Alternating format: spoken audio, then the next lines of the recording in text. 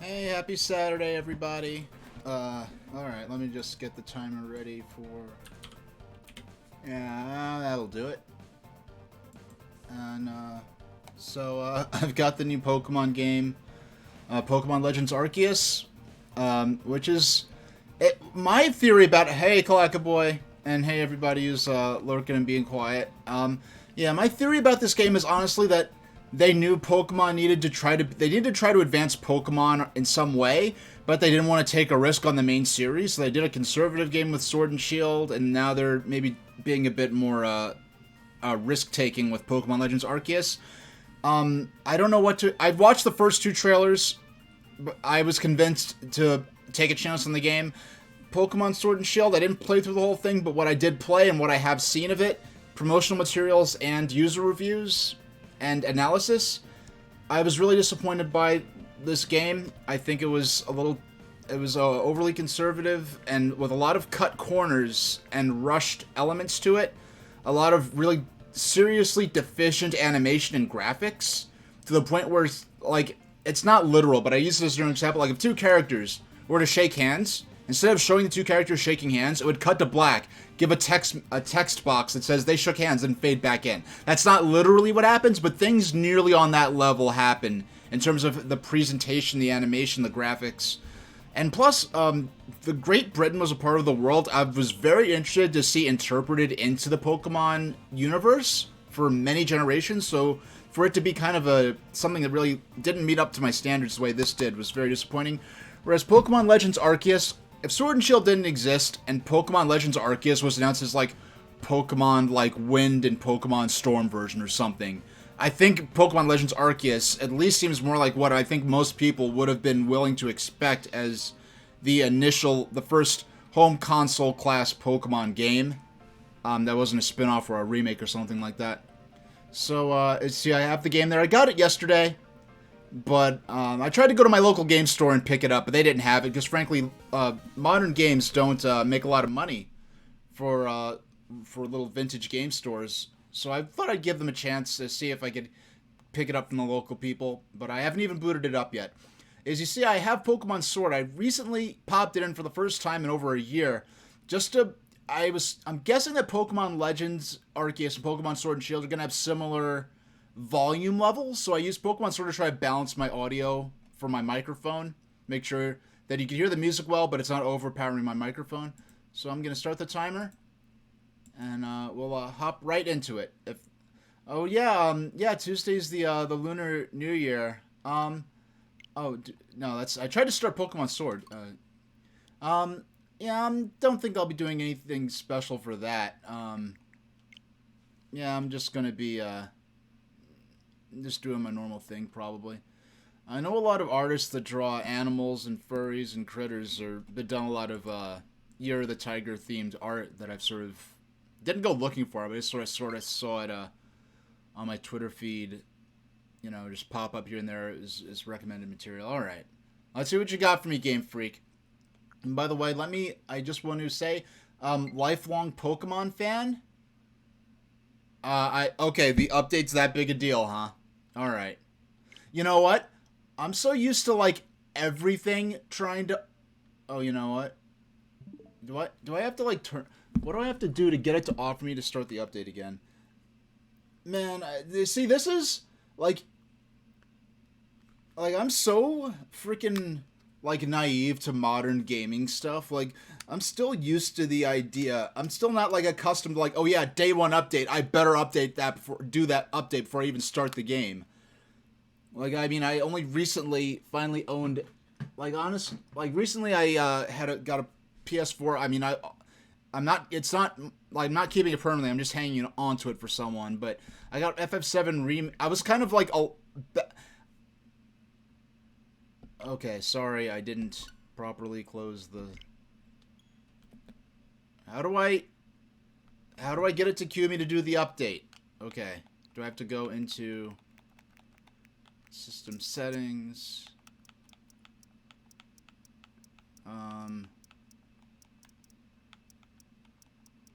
Data management. I guess data management? No. Manage software.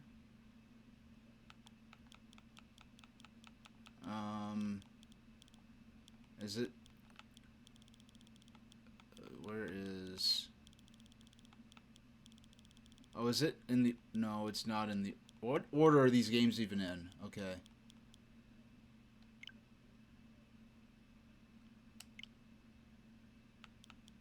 Archive software, delete software.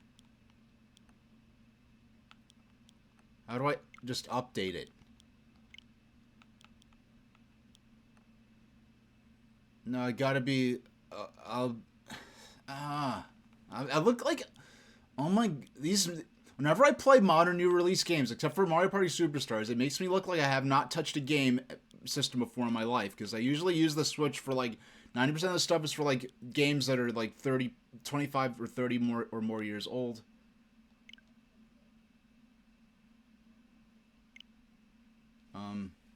I guess I gotta remove the game card.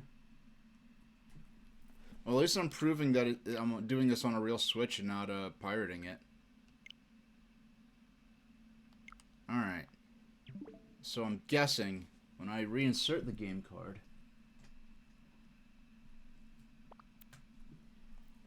There we go. Oh yeah, but with PS4, I didn't realize that you have to install the games and you also have to have the specific disc in, even though the game is installed. Okay, so now we're doing the update.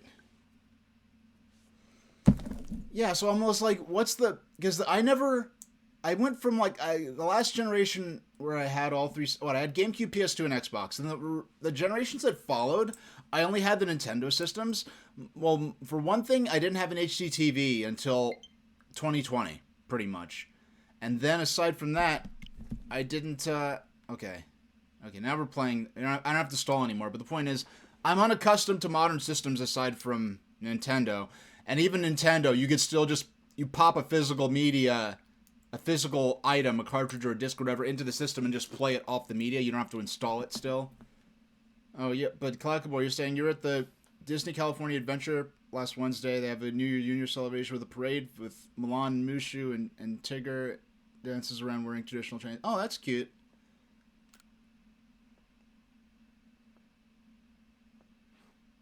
Okay, whenever you see... Okay, wow, okay, auto-saving. I don't... Like, I haven't even played that many games that... Like, Breath of the Wild is the first game I think I played that has auto-save. Oh, wow, we're... This feels deep already. This feels like freaking Breath of the Wild already. Though, to be fair, this does also kind of feel like one of the first of the Pokemon Mystery Dungeon games for GBA. Welcome to my realm, located beyond both space and time. Okay, this better be Arceus, and unfortunately I can't impersonate the voice from the English dub of Arceus in the Jewel of Life. And I cannot impersonate Morgan Freeman. And I don't want to do an old medieval king, like medieval European king voice either. Welcome to my realm, located beyond both time and space. I mean, and of course there's no voice acting. Honestly, like... I'll take what I can get. The fact that I bet, like, there were arguments across a boardroom table as to whether or not they should even make a game this, across a game this, to make a game even this, much of a departure from mainline Pokemon. Oh, I know there are all kinds of, meetups and stuff at, amusement parks and stuff like that. I don't know much about them. I couldn't really tell you much about them, but... I know they definitely have meetups and stuff like that. It is well that we're going for full Jamesian English. Okay, we're really we're going to like the King James Bible-esque language there. It is well that thou art here. Oh, I am that which humans call Arceus. Wow. Okay. No sense of mystery here. I thought they were going to leave it ambiguous and... Okay. Now, I wish to know thine appearance. Oh, wow. So the generic, like, ye oldie versions of the characters from Pokemon Diamond and Pearl, those are just the default characters. Alright. Yeah. Okay. Yeah, not... not many options here. Better than nothing, but it's like, heck, I remember. Okay, whatever. We'll choose that guy. What is thy name? Wait, aren't you supposed to be a divine being or something? Why do you need to know my name? Are you gonna ask for the numbers on the back of my my credit card next? All is correct and as it should be. I like them leaning into the this H. Soon thou shalt find thyself in a world strange. Oh, okay. Are we going?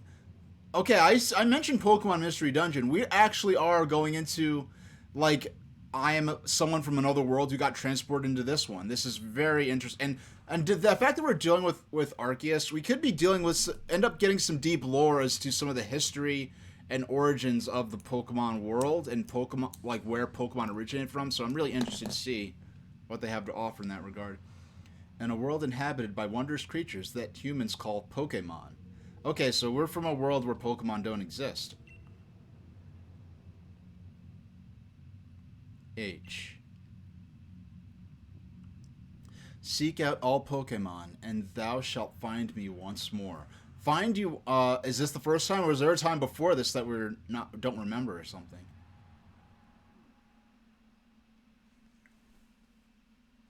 And I'm sure, now that we're gonna probably be dealing with mortal humans, okay. Wait, this shirt looked... This kid's clothes... Alright, so we're supposed to be a contemporary human. Alright, so we're traveling back in time from a world where Pokemon don't exist, because he's wearing contemporary clothing.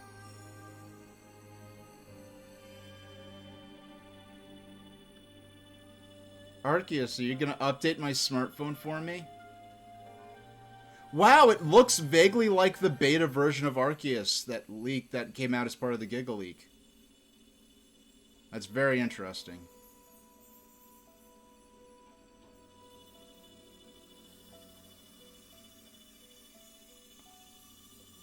Oh, we got that fetal infant imagery. And I think God just blessed our smartphone. Okay, let's see what we've got here.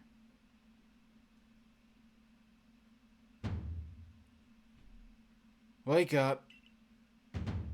Oh, don't... Oh, do wake up, won't you? Okay, are they gonna do this drum beat thing every time they talk, or is it because he's yelling? Once again, I mean, I remember when I started Zelda Skyward Sword, and, like, even in Skyward Sword, the lack of voice acting was really jarring. At least there was some in Breath of the Wild, but here it's just... But the fact that they've come as far along as this with the presentation, as far as what I've seen in the first two trailers, I think is more than I really could have hoped for, because I otherwise would not have expected a game like this to exist to begin with. So let's get into it.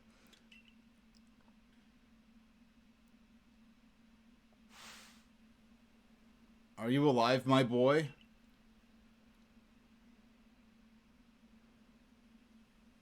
Okay, so we're already... So this I mean, we saw this from one of the more recent trailers. That was whatever trailers in a major presentation or whatever. We have all this symbol that resembles the Team Galactic symbol from Pokemon Diamond and Pearl. And it seems like what they're gonna... I mean, I want to see how close it is, but it seems like the impression is... Oh, you're going to a Lunar New Year festival in the city tomorrow. Alright. Wait, hold on. I want to just test something. I'm going to just... Alright, I just wanted to make sure that that was appearing on my chat is appearing on stream. Okay. Interesting choice of music so far, but... No, it seems like what they're going to be getting at is that Team Galactic, the evil organization from Pokemon Diamond and Pearl, was sort of intended to be a revival of this organization that existed in ancient Sinnoh, or the Hisui region as it's called at this point, that was actually dedicated to like developing and founding the region and improving relationships between people and Pokemon, and then Cyrus brought it back as Team Galactic and corrupted it. Gave me quite the shock falling from the sky like that. But thank goodness you seem unharmed. Who are you? Where am I? Where am I? Who are you? Where am I? I'm more interested in where and what you tell me about this world. Alright, this is Prelude Beach, of course. Dear me, did the shock of your fall somehow addle your memory? I must say, your clothing is unusual. You wouldn't happen to have an acquaintance in these parts, would you? You know, it's interesting, because I feel like for the tone they were getting at is that Arceus was explaining what Pokemon were to us as though we would know, but this shirt would imply that either we live in a world where Pokemon exist as like video games and stuff like in our own real world where I'm broadcasting this from, or that Pokemon just exist because there's a Pokeball motif on a shirt. I doubt it. Or I doubt it.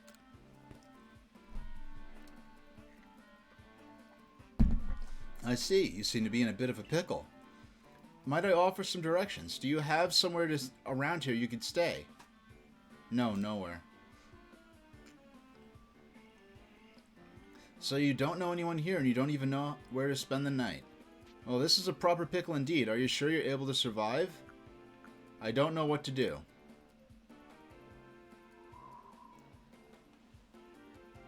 Oh, by the way, I already know who I'm picking of those three. I see. Well, no gentleman would abandon a person in such need. Crew. Foom. Plish Splash. Oh, I'd completely forgotten. I had just caught up to these three runaway Pokemon when you tumbled out of the sky. Hey, TurboGrafx. Yeah, it's a modern video game for me. I had a little teething troubles where I had to... I started the game without updating it. One of my chat was like, no, you really want to do that update. So I had to figure out how to do the update because I have this Switch and like 90% of my gameplay has been stuff that's 20 to 30 plus years old. So, yeah, it's weird not being in 4x3. I miss having all that cool space to put my box art and all that kind of stuff in the game. You caught up to these three runaway Pokemon when you tumbled out of the sky. It's almost as if they knew you'd appear here. Ah, but do you even know what a Pokemon is? Okay, that's kind of wild. Like, imagine if someone appeared from our world from the skies like, oh yeah, I don't know where I am. Like, oh, have you ever heard of animals? There are things that live in this planet. Like, I want to hear your explanation of what Pokemon are.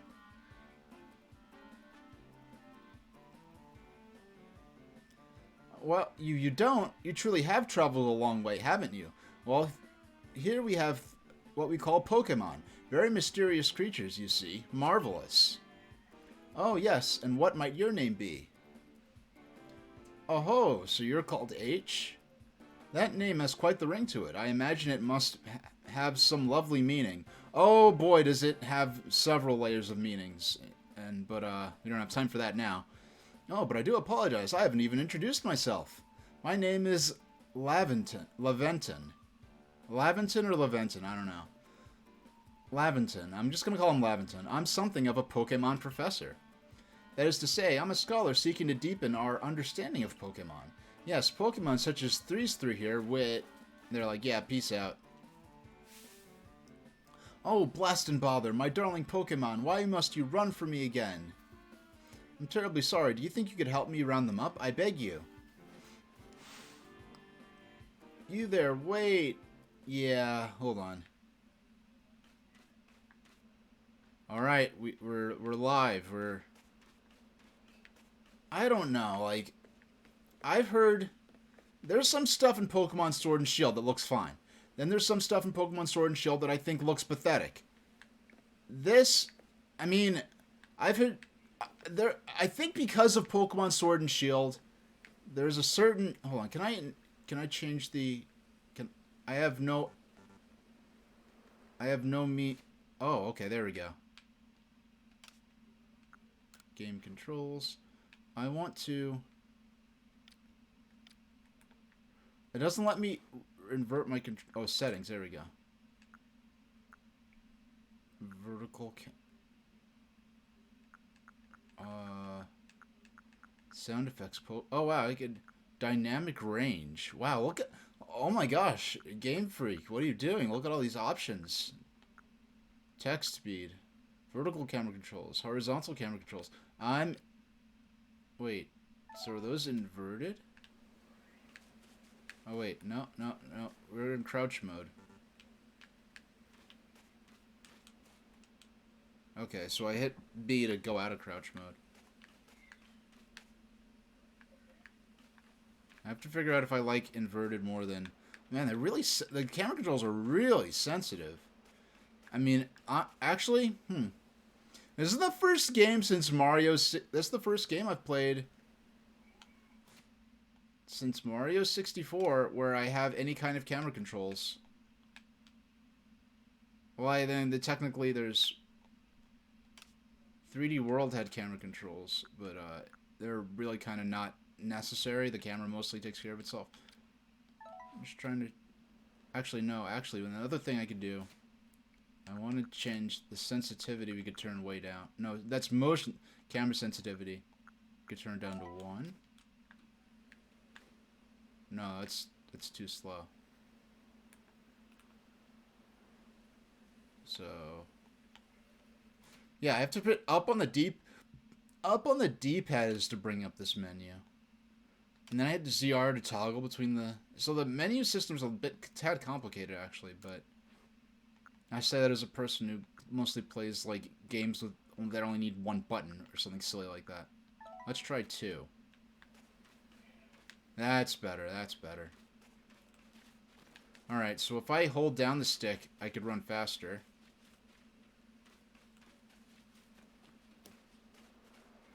No, but because I think of the backlash of Pokemon from Pokemon Sword and Shield, I've seen some people that are intent on taking every single thing that appears on screen and complaining that it's the worst thing ever and that Game Freak should be ashamed of themselves, and I think this looks fine. Now, I mean, I say this as somebody who... My first HD system was Wii U, and I didn't own an HD television till 2020, or an HD monitor of any kind, so it's not like I'm a hardcore graphics fanatic. There's a glowing beeping object over there.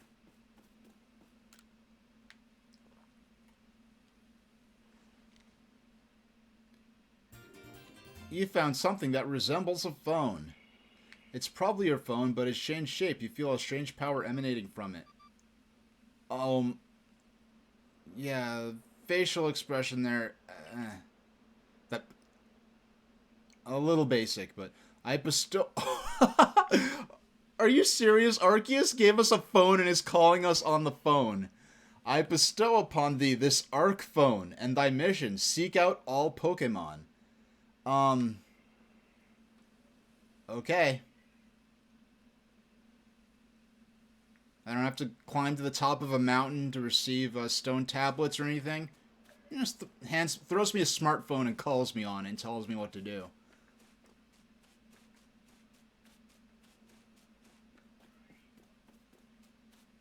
I'm in full Breath of the Wild mode because I just walk up to trees expecting to get apples from them or something. Hey, dandelions. Oh, we won't let me look at the dandelions. Sigh, alas, yet another miss.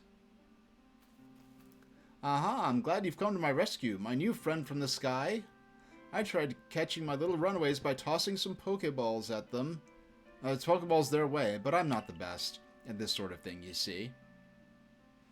I'd love to give you a go at it, but perhaps I should tell you a bit about these 3 first. Now that one is Rollet. Rollet can photosynthesize like a plant, and apparently it battles using its sharp feathers. Crew. That one over there is Cyndaquil. The fire burning on Cyndaquil's back will flare up whenever it is surprised or irate.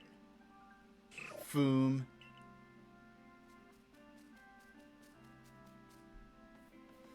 The Pokemon near the pond is Oshawott. Oshawott naps while floating on the water, and it could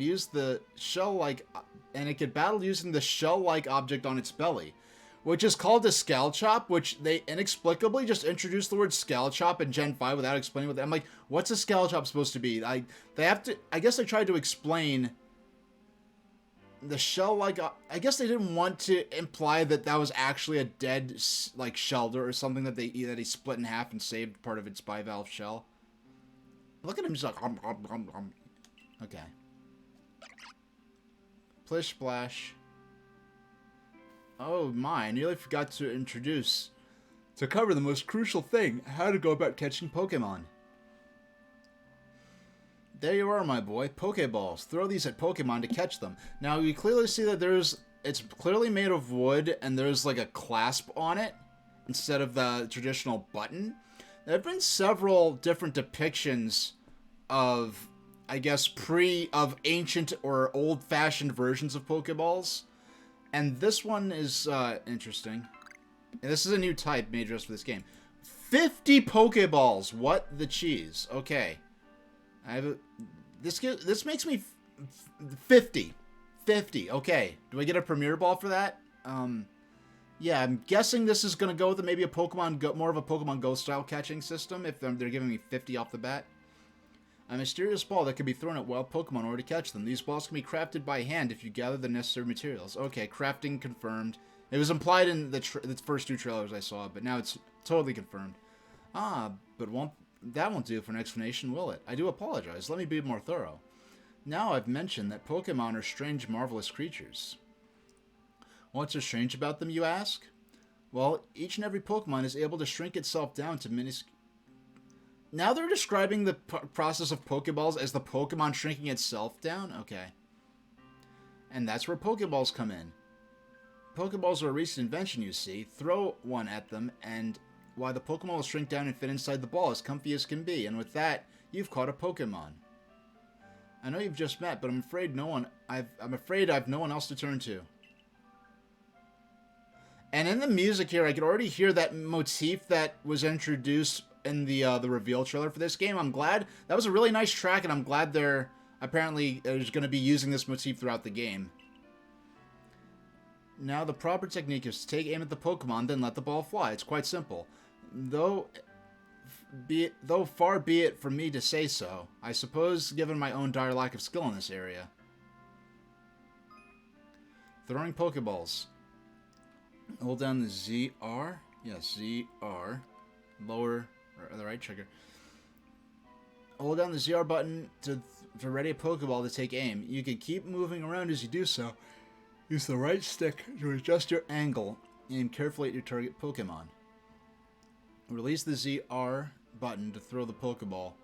If it hits a Pokemon, you may be able to catch it. If you've readied a Pokeball to not want to throw it, press the B button to cancel the throw. Okay, now this right here. The idea of being able to walk around freely. And, okay. Wait, what button do I press? Okay. Oh.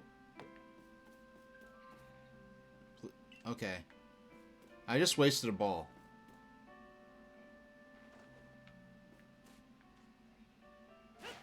No. How do I put...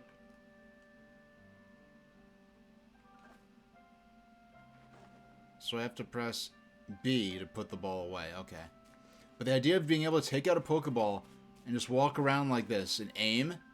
Like, that's something... I don't know why, but I've had this particular image in my head of being able to walk around and just pull out a Pokeball at will and just specifically aim it at a target creature to catch. It's something I've had in my head since maybe 99 or 2000.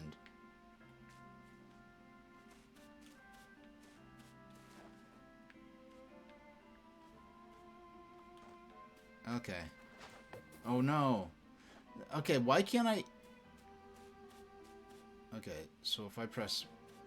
Now, once again, this is a bit more... Like Breath of the Wild, I'll be honest. If you watch me play Breath of the Wild, there was a lot of fumbling around in the menus, a lot of pulling out the wrong thing or taking the wrong action. Where's Cyndaquil? I want to catch Cyndaquil first in case that accidentally... Alright, there we go.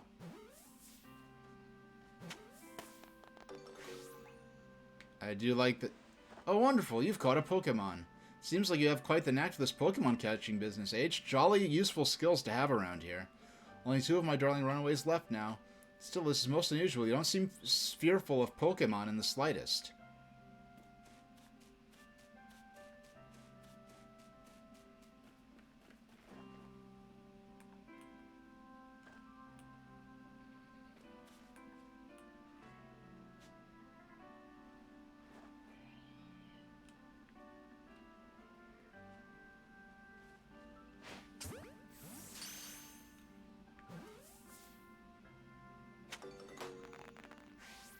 Alright. I can hardly believe it, H. Incredible. You know, many people fear to even approach Pokemon. Never mind catch them. Bravo indeed. Just one more thing. Let's wrap up this Sharpish, okay, shall we? What is...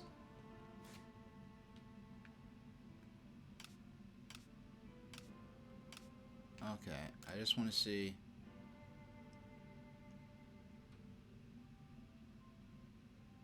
Y is to dodge. Okay. Y is to dodge. B is to crouch or rise.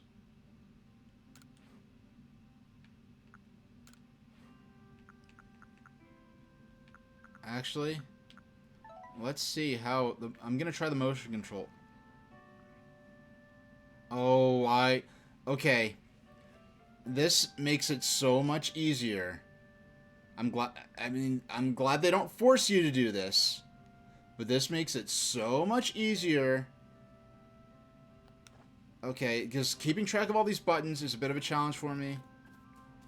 That's one of the problems that I had in Dread. But let's see. Let's try a couple of different settings. Motion. So that's... Oh, that's set for... What is it? Ooh. That's a little crazy go nuts. That's... Okay, I wish... My first actual complaint. I wish there was a motion sensitivity setting between 0 and 1. Like 1/2. That would be nice. But I like this option. Just pulling it out. Okay, let's try this.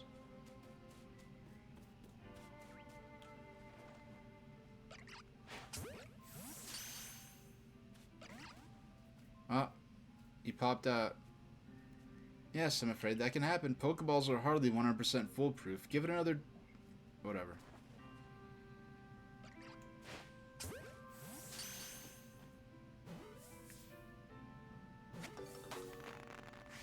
Now, I do like how, like, there's steam instead of that traditional light that comes out. Thank you very much indeed. Oh, what a relief to have them all back.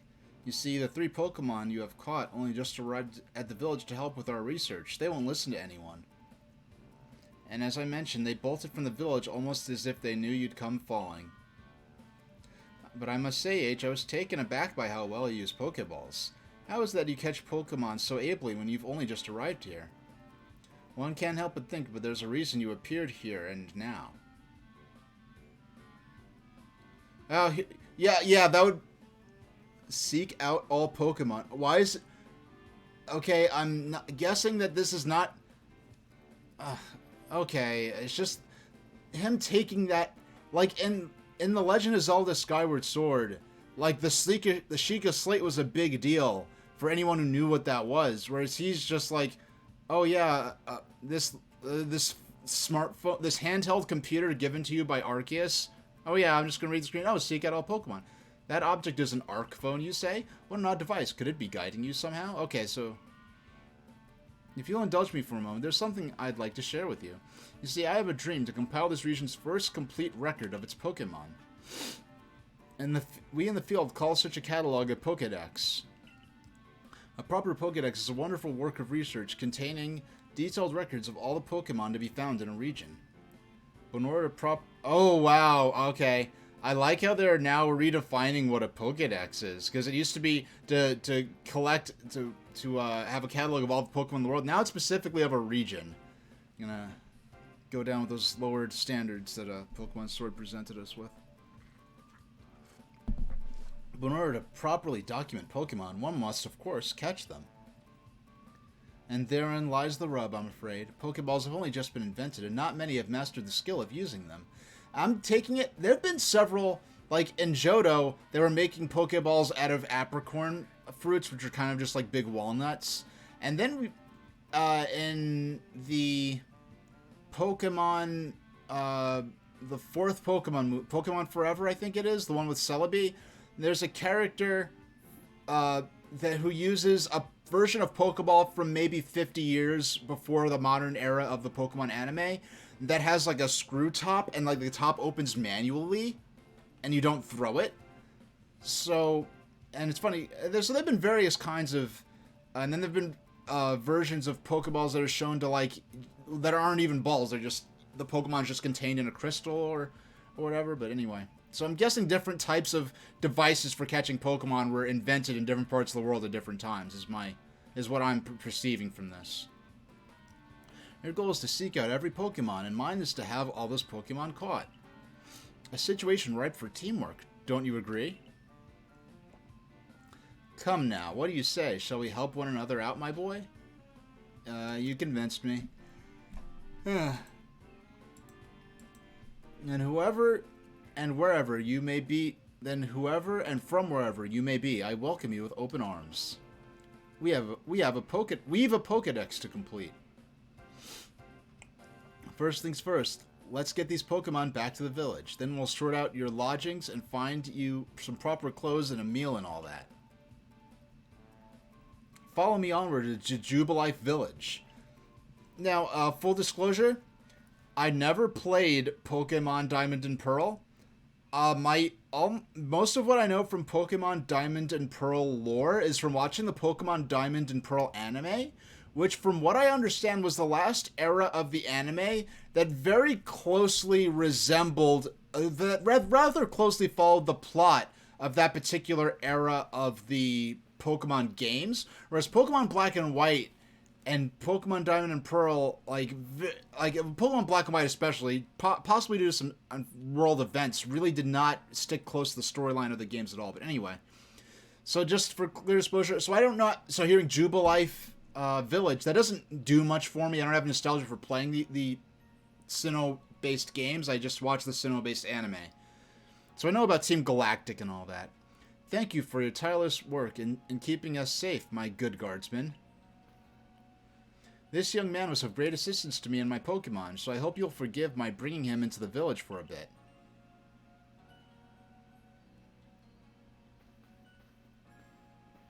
Oh yeah, that's very, very loose, very easygoing border patrol right there. Man. Everything about this is a huge step up, but one of the things they still need to improve on is some of the facial expressions. My player character in particular just seem incredibly basic. But still, I'm just thrilled that this game exists, and it's trying to do as much as it is doing. This way, if you please. Jubilife Village. It's come a long way thanks to the fine people of the Galaxy Expedition. Oh, wait, I could... This area is Kanala Avenue. This village was scarcely built 2 years ago. I understand you must be a tad curious about the village, but do follow me. That's quite the outfit right there. Please, it's not letting me walk fast. Please, why let me stop? Like, Final Fantasy VII Remake didn't do this. Or, what manner of dress is that? Shh, quiet, he'll hear you. Oh no, is he... Really? Really? Look at this, really? Oh, wow, it actually did let me through. That's so silly. That is so silly. Come on. Come on. What is this? What is that? Oh. What is stopping him? What is... Oh, okay. Alright. Bless it. Bless it, bless it, bless it. Does the professor know that, child? Well, no, but like... There are times where you're following a character, and there'd be people, ancillary characters, like random NPCs, you get overhear their conversations. Well, first off, those conversations were actually voice acted, so it was easier to hear them. And then the game didn't penalize you for stopping to listen to them. Whereas here, it gives me these possible world-building things to be interested in, and it's kind of like harassing me out of listening to them. Oh, botheration, I'd almost forgotten. I need to go and report that we successfully recovered the escaped Pokemon. Might I ask you to go wait for me at the canteen? It's just past the bridge there to the left. It's called the Wallflower, it's called.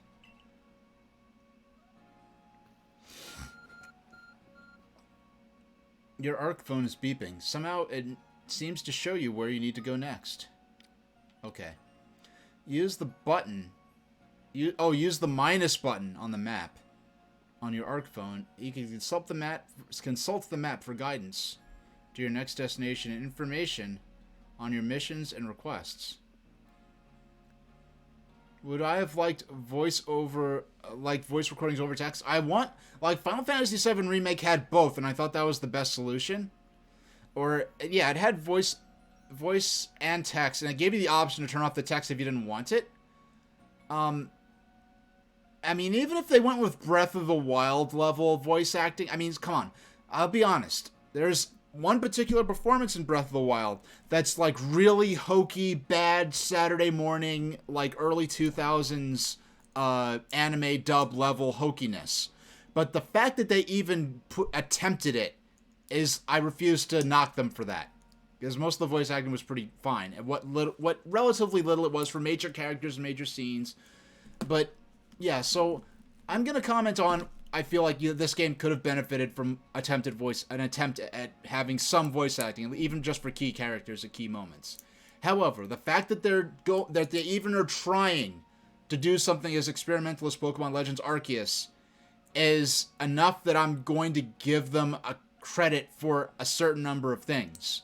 Now, if it goes beyond the pale and I can no longer make... I'm not saying I'm going to make excuses for things I find unsatisfactory, but I'm saying that the fact that they even because they didn't need to make this game. They could have just sat on their hands and made like Pokemon Lettuce and Pokemon Rhubarb in like a year, and just did a rehash of what they did with Sword and Shield with minimal effort to improve or enhance anything, and made just as much money as Sword and Shield. The fact that they decided, hey, we're going to hand off the Diamond and Pearl remakes to... I mean, those are their own problem, but they're going to hand them off to a different company. We're going to do a progressive, experimental Pokemon spin-off game that they've even kind of implied that the way this game is received may determine the direction of future Pokemon games. I'm very excited to see, and I'm happy so far. You'll also see guidance markers when you're exploring the village. If you're not sure where to go next, stop and look around, spot one of these markers. Now, I personally am probably going to be using these markers. I like to progress quickly. If I stick with this game, I want to get through it quickly.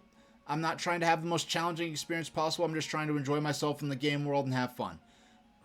Now, I hope that there's an option to turn off those markers for those who do want to have the experience of exploring blindly a bit. Now... okay, so that's the full extent of... head to the Wallflower, which serves as the village canteen. Oh, nice. There's an objective. There's a... I'm guessing that's 50 meters? Yeah, I guess that's how many meters between here and my... now I can just walk up... now I can... this region is huge, and there's lots of dangerous Pokemon, too, but you came here anyway. How come? Back in my hometown, I've got an older brother who's going to inherit the family farm and all, but I'm going to make my own way here in Hisui. So it seems like this region is being newly colonized. Right now, you better head for the Wallflower. All right. Stop it. Hurry to the Nero Tower. Does the professor know that town? We've no food for freeloaders. Survival out there is a daily battle, you know. What manner of dress is that? To catch... okay, they're saying one thing, like, ambiently, but then you walk up and talk to them, they say something specific that's seemingly unrelated. To catch one of those Pokemon creatures, you need to throw a Pokeball at it. If you intend to stay in the village, you should spend some time talking to everyone.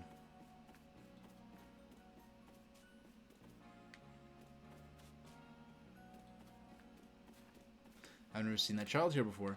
I had a rather traumatic experience when wild Pokemon attacked me. Now I'm scared to even set foot outside the village. Alright, so it looks like they're building more stuff over here. So I'm guessing... that's going to be added to throughout the game. If we guard the village properly, we'll need to partner up with... If we want to guard the village properly, we need to partner up with Pokemon. What an odd way to dress. Is that fashionable where you're from? I'm worried about the state of things here in Jubilife Village. We lack basic necessities, and there are strange people around. Oh, like me? I'm scared of Pokemon. I wish I'd never been brought here. Did Pokemon not exist in this world until fairly recently? Is that what's going on? Alright, I think we've talked to... Any peeps over here? Oh, look, I like... oh, okay, the game, it's like... some of the graphics are like... I like you can walk down this back alley sort of area, but it's like the game's struggling to process me doing so.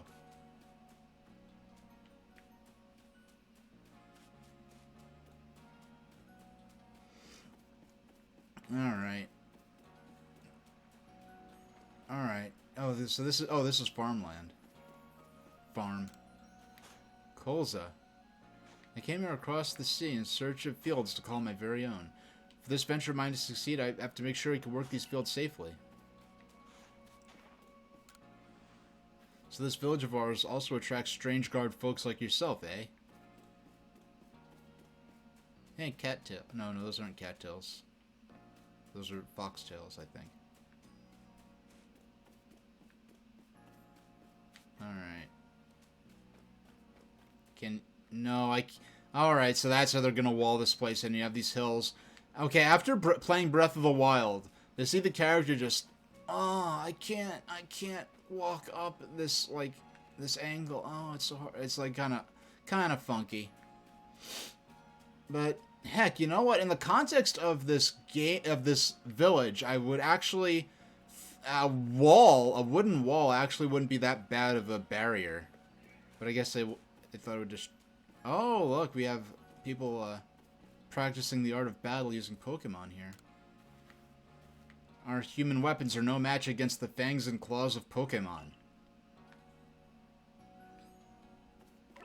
Look at his fierce fangs and claws. We're really scared of Pachirisu there. Kiki. They say that, and then they choose, like, two of the most, like, harmless-looking Pokemon possible. Those Survey Corps people. What is it they're actually investigating? All they seem to do is eat potato mochi at the Wallflower. Are they making some sort of potato decks, or what? Now, I wonder if the long... okay, we have a... Wait a second. He mentioned the Galaxy thing, but here... We have one of their lamps is hung up here. I thought this was a building that was part of a Galaxy facility. Alright, let's go over to the bar. Oh, they're still building this headquarters type building. I wonder, the guard won't let me in. Beauregard. Commander Kamado is fantastically strong. Rumor is he once sent a Pokemon flying with one of those sumo throws he's so proud of. Let's take a bit of preview of some of these shops we'll be shopping at. Now, who might you be? I haven't seen you here in the village before. We don't have currency that we could use here yet. Edith. A new hairstyle means a fresh outlook, and a fresh outlook lets you change your fortunes. Please let me get dreads. That would be really dope. Okay. I've never seen clothes quite like yours before, hon. Where might they be from? Now, I know I'm not... it seems like I'm stalling, but I really want to just make sure there are no unique Wow, they have photography this far back in this world's history. Okay. Pokemon to terrify me. Even going out to gather berries is the worst. Item storage. Now, on one hand, he's not going to let me through. Whoa, it's dangerous beyond these gates. You should stay inside the village. Yeah, on one hand, it's like photography seems a little bit anachronistic for this period of Japan that I think this is supposed to be based off of. But in a sense, if you think about traditional photography, like you're capturing light and shadows in a box using a potion made from animal bones and silver. Like, if you think of it that way, like, photography is kind of it seems like some sort of alchemy almost. Okay. 6. Here we go. Will they let us in even though we don't have any money to spend? Well now, aren't you awfully suspicious? The wallflower is for Galaxy Team folk only. We don't have seats for outsiders. Move along.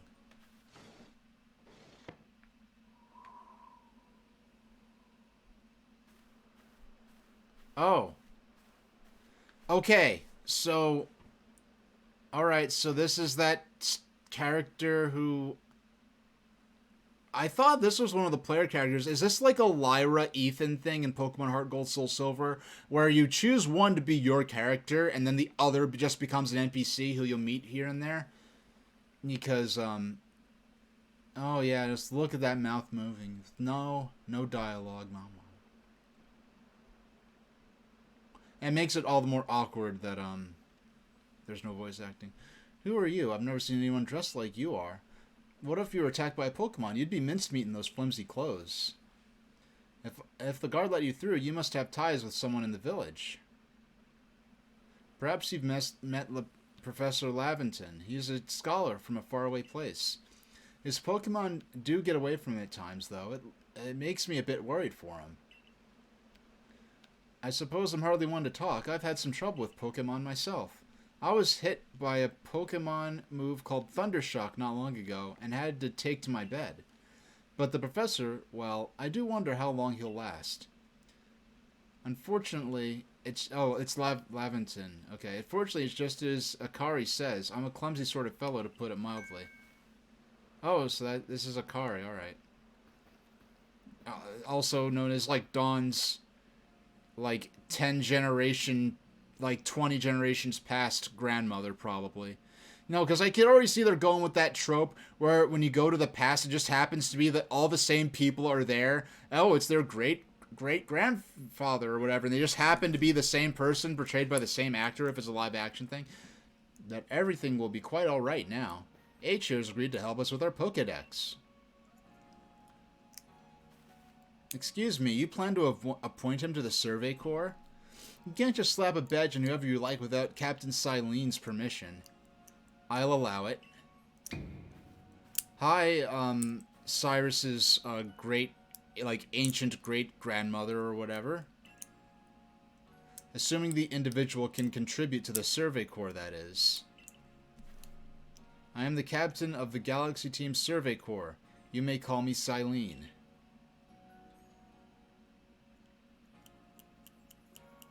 Professor Laventon has told me how you helped secure his Pokemon when they slipped from his control. And now it seems he would like us to feed and house you in exchange for your ongoing labor. You look to be... Oh, that's interesting. They actually nailed down a specific age. You look to be 15 or so. Quite old enough to work for your keep. But we can't simply take on a stranger who wanders in among us without any idea of their skills or origins. Tomorrow we shall see if you can prove yourself worthy. Oh-ho, a most reasonable decision, Captain. Now, would you care to join us for a meal? I'm sure you've got plenty of questions for our visitor. Do I get a training uniform or something? Or am I just going to run around looking like I was just out at the mall shopping? That's quite alright. I prefer to eat alone, so I appreciate my meals without distraction.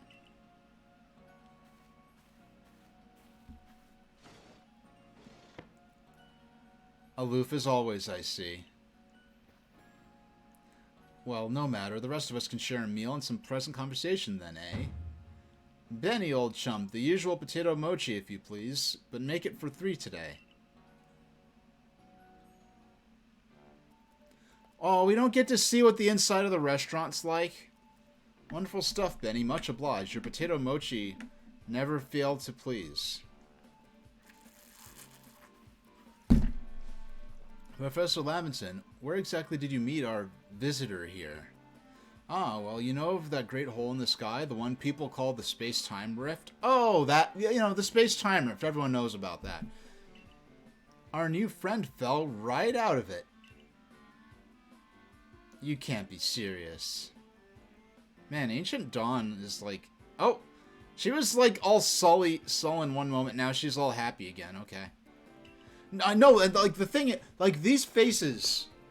I mean, I say this. Look, like here's my Ertl Mavis right here. All right. So I'm not saying this because I hate Thomas the Tank Engine, but the way these characters' faces change is like how the faces changed in the model era of Thomas the Tank Engine, where it would just cut and then go back, and they just have a different, completely different expression. And that was because they were limited to what they could do with the live-action animation, whereas here, like, you can't animate the face changing from one expression to the other. The faces just, like, swap out like a jump cut between expressions. Now, you already know there are many Pokemon here in the Hisui region. That there are, in grass and forests, by water, or wherever they like. Our job as the Survey Corps is to research them and find out what kind of creatures they are. Well, we know this much. Pokemon are terrifying creatures. But it's impossible to know what kinds of powers they might possess or what sort of wondrous things they can do. But that's where H will come in. He successfully caught 3 Pokemon. 3 of them in quick order, you understand. Nobody in the Galaxy team is capable of a feat such as that, which means I could finally begin our Pokemon research in earnest. 3? We hardly have time enough catching even 1 when wild Pokemon come after us. Ah, well, to be perfectly fair, the Pokemon that fled to the beach weren't on the attack. But the key to catching Pokemon is getting close enough to aim your Pokeball well, and it seems our new friend is fearless enough to do just that. Does the Survey Corps really have the leeway to be enjoying a leisurely meal with this outsider? Your captain just ordered 10 whole portions of potato mochi, you know. The slow progress in that Pokedex of yours clearly has her on edge. Well, I'm sure we'll rein in the good captain's stress eating soon enough. And now, have your fill, H, and think, if you make it into the Galaxy team, you'll never have to worry about a meal again. The team provides all its members' needs, even if said members fell out of the sky. Oh yeah, we can't show them eating. We just cut to black and we just get to hear some tableware sound effects. Like, that's the kind of stuff that has me, like, seriously unimpressed with Pokemon sometimes. Like, safe moves. Alright, where is... Yeah, there we go. Yeah, just stuff like that. Cutting to black, and then instead of just actually showing us what happened. That was quite delicious indeed. Yes, the food was lovely, but more importantly, you have to remember that H has a trial to pass to join the Survey Corps, don't you? Not to worry, I have complete confidence in H's skills. Let's hope it's not misplaced. H, was it? For tonight at least, we will provide you with a place here to sleep. You may use our quarters there. Okay, so we don't sleep in that main building. But if you fail to pass the test we put you to tomorrow, you must move on. You will be expelled from the village to meet your fate and perhaps your death in the wild. Gee whiz. I can't let... Either I make the Galaxy team, or I can't even, like, try to get a job at a shop in here. Like, gee whiz. Alright. I mean, it seems to be their town, so... Captain Silene's somewhat like Hisui in that. They're both quite harsh. Now, she simply puts on a stern front to help keep us all safe. At any rate, I think it's time we turned in for the night, eh? It's a good thing we can't fall out of the futons we sleep in here. I imagine our new friend has enough falling for one day. And with that, I bid you both a good night. Yes, good night. Do we get to see our... Oh, okay. A rift in the sky. People falling from it. The world is full of mysteries.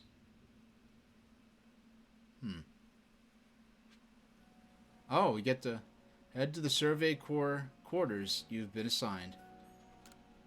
They say hunger is the best seasoning, but I rather rely on the quality of my softfoot roots to make my potato mochi tasty. I'm guessing softfoot root is something that we'll be able to forage for and craft with later. The captain of the survey corps, Silene. I wonder if anything actually scares her. Who might you be? I've never seen you in the village before. Alright, so we... Alright. Oh, there's some Pokeballs. Yeah, we don't have any money yet.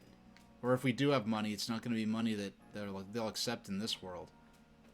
It's implied we come from the real world. Okay.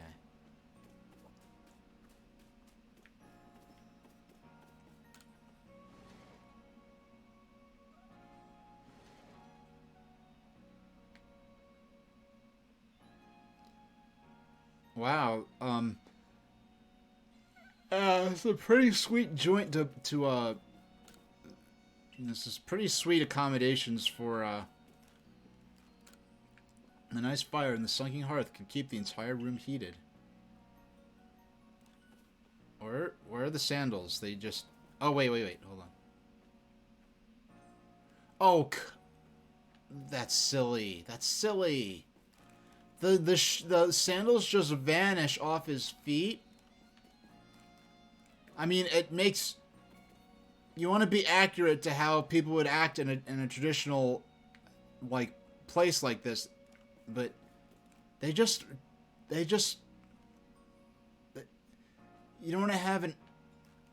I mean, even if they were just off when he walked in, that would be lazy, but... They just vanish off of his feet. Okay. It's a jug used to store drinking water. It has a lid on top to keep debris from falling in.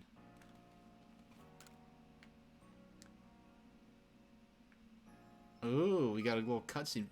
Checking survey tips. Survey tips contain all sorts of useful information to help you carry out your survey work in the Hisui region. Read them anytime. Simply press the up button to open.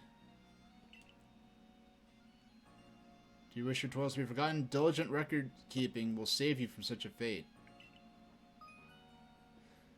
Press the up button and use the LZR until you reach the save screen. There's an autosave function. You can disable autosave. Okay.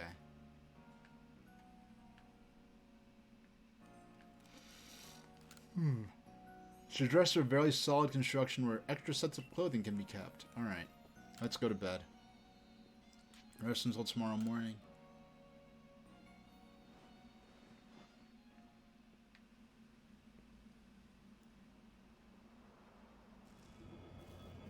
Oh, we're getting some...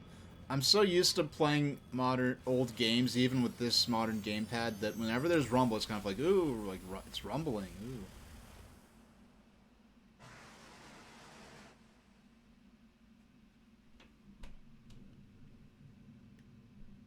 The next day... Glad they established that, I wouldn't have known. Good morning, H. Are you up? Quite some lightning last night, wasn't it? Today's the day of your trial, so let's give it our all. Go to the Galaxy Team headquarters to hear about your trial from Captain Silene.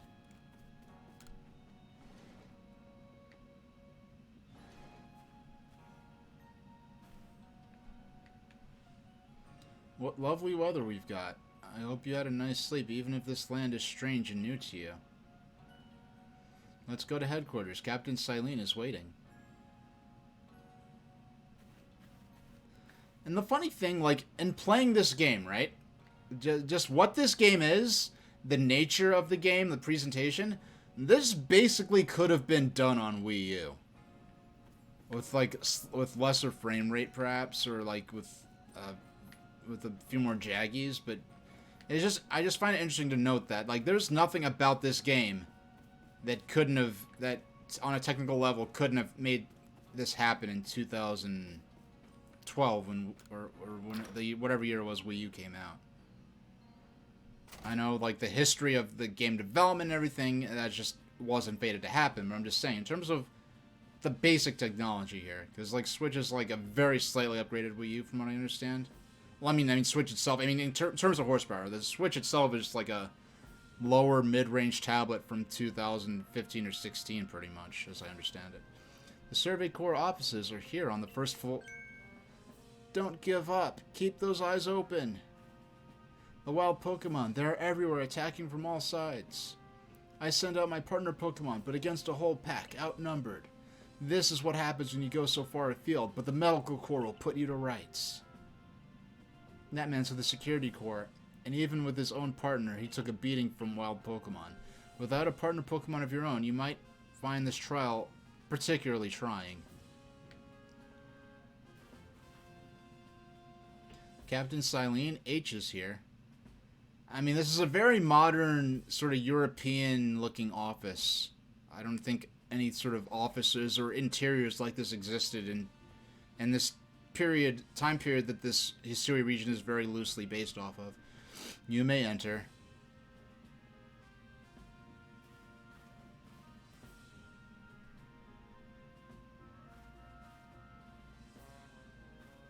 Let us get straight to it.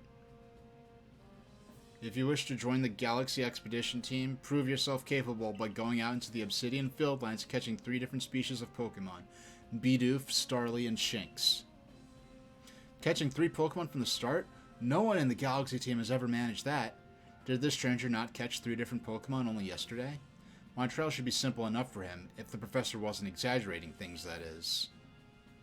The Galaxy team does not have the means to provide for those who only take without giving. If you wish to stay, you must prove beyond any doubt that you will be an asset to our cause. I will lend you one of our Survey Corps satchels to carry whatever you may need in the field.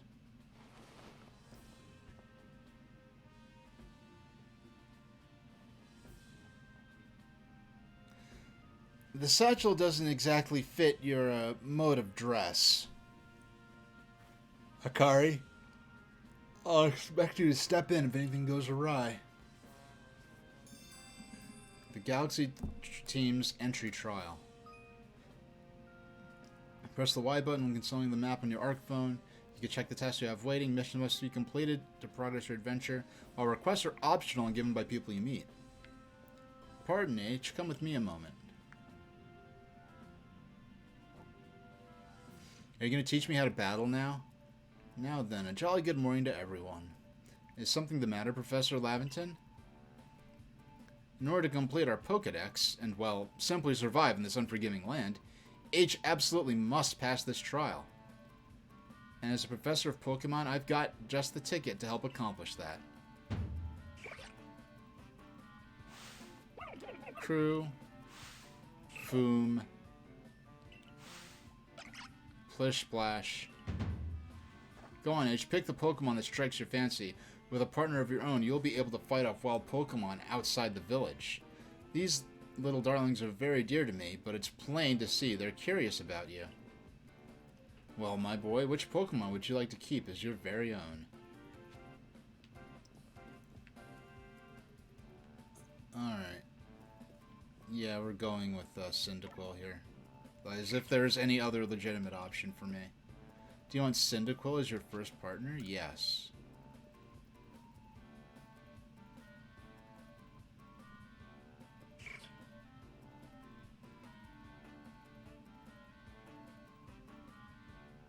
And with that, one of the Pokemon you caught at Prelude Beach for me will now be yours to keep.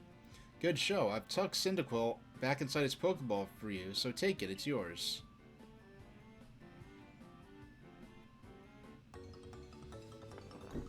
I saw... Okay. No, just knowing what I know from Pokemon Sun and Moon, from some of this nonsense I've seen in Pokemon Sword and Shield, and even stuff I've seen in Pokemon in Final Fantasy VII Remake, and FF7 Remake has much higher production values, so I think they can get away with it a bit more. But, like, in Final Fantasy VII Remake, whenever someone hands a small object like a key card to someone else, or if someone is handing someone what's implied to be several coins, they block the shot in a way that doesn't show them moving, the coins changing from one hand to another, because I don't feel like they felt confident in the animations for, like, moving small objects from one person's hand to another, or something like that. Larger objects, yes, but not small things like coins or key cards. There you have this huge Pokeball, this big object, like the size of a softball, and they very clearly blocked that shot specifically so that we didn't have that, so that we couldn't see him handing the Pokeball to our player character. So, like, there are rough edges and, like, improvisations are still visible, but once again, I'll accept more of a little of that here, just because I know this game's kind of experimental, trying to, push the boundaries of Pokemon a bit. And I'm not a graphics fiend. I mean, I mostly play, like, 35-year-old, like, Game Boy games and crap like that, right? But just looking at the Galaxy Team logo on the professor's pocket, it is so pixelated. It looks like they saved the thumbnail of the image off of, like, looks like they Googled, like, Team Galaxy logo, saved the image, the thumbnail, and not the full-size image, and then slapped it on the shirt. And because it's so pixelated looking, just simple things like that should just look a lot clearer. So I don't even mind about, the shadows are a little bit pixelated, but just things like that seem like, okay. But anyway, word of advice, my boy. Please pay. Now, mind you, I am enjoying this and what it represents a lot more than I was Sword and Shield at this point. So I'm having a great time, but I'm not gonna make stuff up about when I find things to be substandard. To which Pokeballs are empty and which ones contain a Pokemon. Wait a second. Wait. No. Cuckoo. Plish. They look as though they're cheering on their friend Cyndaquil. Or perhaps they're jealous that it gets to help you on your trial. Or with your trial. That could well be. They did go dashing from the village when H fell out the sky, after all. Well, not to worry, you two. I'll have you assist me with my research for now. Crew. Plish Splash. By the way, what species has Captain Silene charged you with catching? Well, that's smashing. All of those species can be found in the Obsidian Fieldlands. Let me give you some Pokeballs to use during your trial, then. Do I get to keep 20... So do I have only 20 Pokeballs, or do I have 20 plus the 50 I was given before? Which would put me on the better part of the way to 100 Pokeballs in all. Those Pokeballs may be handcrafted, but they work a treat, as you've already... Okay... Why? They're trying to say, like, yes, these Pokeballs aren't made by a machine because it's handcrafted from wood because this is ancient times, right? But the language here implies that, I don't know, that they're non-handcrafted Pokeballs already at this point. Like, they're already mass-producing them in a factory, but like Silphco or Devoncore or something like that. But we'll keep going. You'll have this trial cleared in no time. I guess you're finally ready. Now, and I just want to make something clear. I haven't played that many modern games. I don't play that many games with a lot of dialogue and things to comment on. But what I'm saying here, what I'm saying is basically what I'd be honestly thinking as I was playing. And I'm just saying it out loud so that the people watching can get a sense of my feelings and my experience of the game. I'm not just trying to sort of make up stuff to talk about. These are things I'd honestly... Like, when I play Pokemon Sun and Moon, I'd think about things like that as I was playing. I just didn't have anyone to talk to, so I just kept it in my head. You'll have to leave the village for your trial. Turn left after you exit headquarters, then turn for the gate. There should be a quest marker type thing as well. So I only have 20 Pokeballs. Depart for the Obsidian Fieldlands from Jubilife's front gate. So... That's the front gate. Oh, so that's the... You know, we entered from this gate. Because we walked past these buildings here. And went to the Galaxy headquarter things in the center. Now, it's nice to get a good sense of... Wait. Okay. Okay. I could zoom in a little bit. Yeah, we walked in... This gate I thought was the main gate. Like, traditionally, you'd expect the main gate to have, like, the grand view of the city. But here, the main gate's actually... Oh, the front gate is actually over here to relatively what I could probably more consider the side. And then the Galaxy Hall is right there. So that's what the building's called, the Galaxy Hall.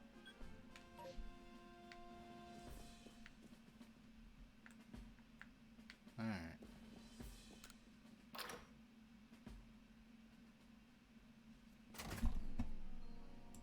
Now, I don't know what time of day it's supposed to be here. Commander Kamado's fantastically strong. Okay, we read all that already. I wonder what a Starly would look like. You could... Wait, hold on.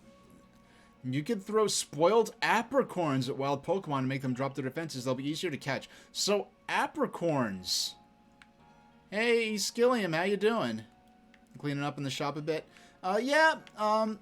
Not perfect, but I'm having a much better time than I was with Sword and Shield, and I'm giving it a little slack considering that this entire game is an experiment to sort of push the envelope of Pokemon, but so there are some things I think are maybe a bit subpar, but overall, but the fact that they mentioned apricorns here, in Gold and Silver, apricorns were supposed to be some of the earliest, were used to make the earliest Pokeballs. I mean, I'd rather see, like, hollowed out apricorns being used as Pokeballs. I guess they wanted something that was a little closer in design to traditional Pokeballs for the sake of the imagery of it. Because that Pokeball imagery is such a strong part of the Pokemon brand. I've seen clothes like yours before, where they might be from. Alright, so we're about to, wait a second. Oh, okay. So I press X, I swap between my Pokeballs, and just the fact that I could do this, No. Oops, I didn't mean to throw that, but the fact that... You see what that is? That's my little leg bounce going. That's my little leg... But the fact that I can play, I pull out my Pokeball and I could just walk around like this and aim, and I could use the motion control to do that, is really cool. You don't have to use motion control. You have to manually turn on motion control.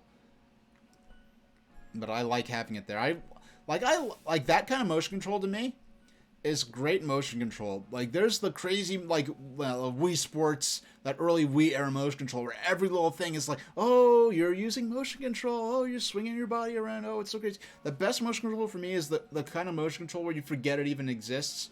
Like when I was using the bow and arrow in Breath of the Wild, and I just, like, use my Pro Controller, just aim, fire, and I don't even think about, it's just as natural as a button press.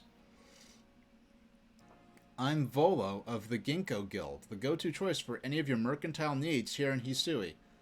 Okay, so basically, hi Beetle. I heard talk about you. Fell from the sky, didn't you? Now that's a tale I'd like to hear. Oh, and you've a Pokemon. You're certainly full of interesting surprises. Investigating the odd and novel is key to a good merchant's success, so what do you say? How about you and I see how our Pokemon stand up to one another in battle? Sounds good. We need to... Let's see what Pokemon battles are like in this new format. I like you better and better. What a delightful find. I've also heard about this trial you're to attempt. Your 7-year-old is in the house playing Pokemon Go Pikachu for the first time, and she's doing great and really excited.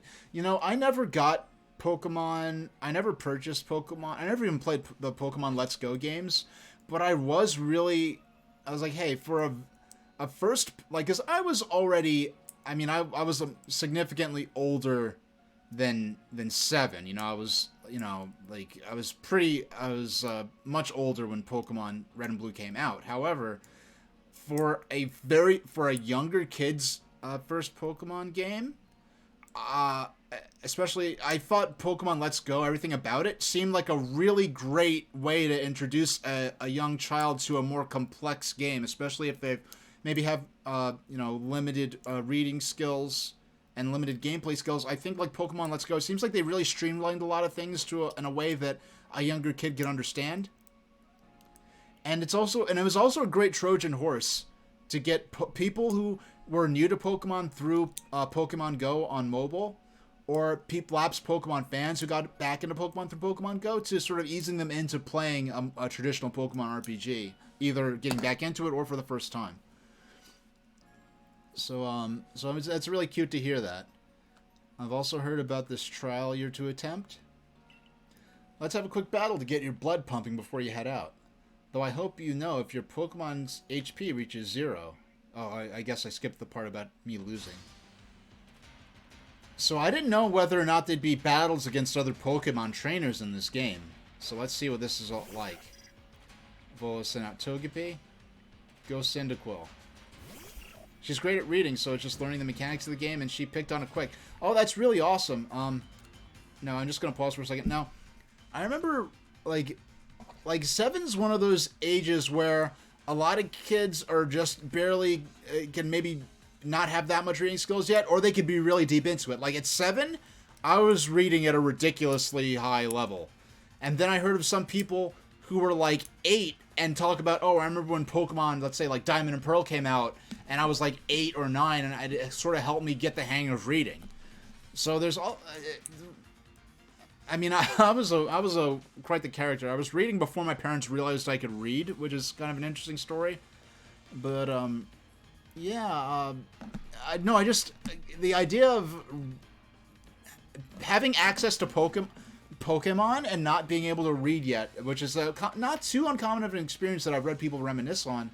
Now that we're at an age where people might have played their first Pokemon game at like 2006 or 7, and they're older teenagers or adults now. At super accelerated rate, 2nd grade, and her teacher's making her read 5th grade and above to keep her challenged. Yeah. Okay, so fight. So no, so I could run around. I could run around. And so we could fight, and we could choose quick attack.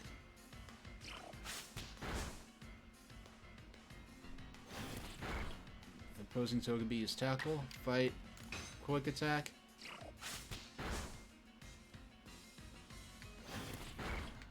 Oh wow, okay.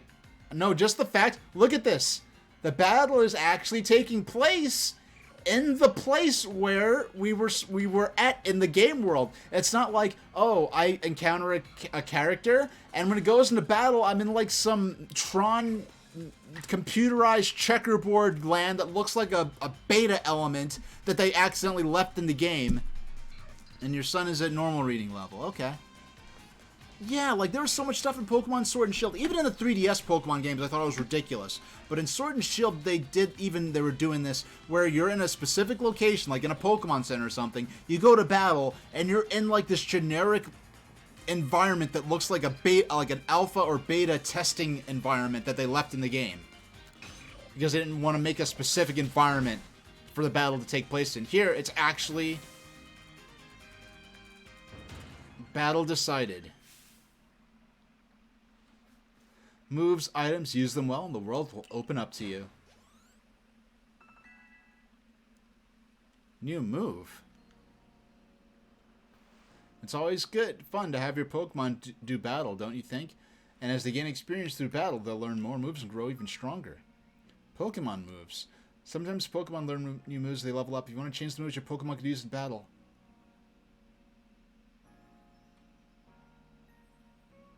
What?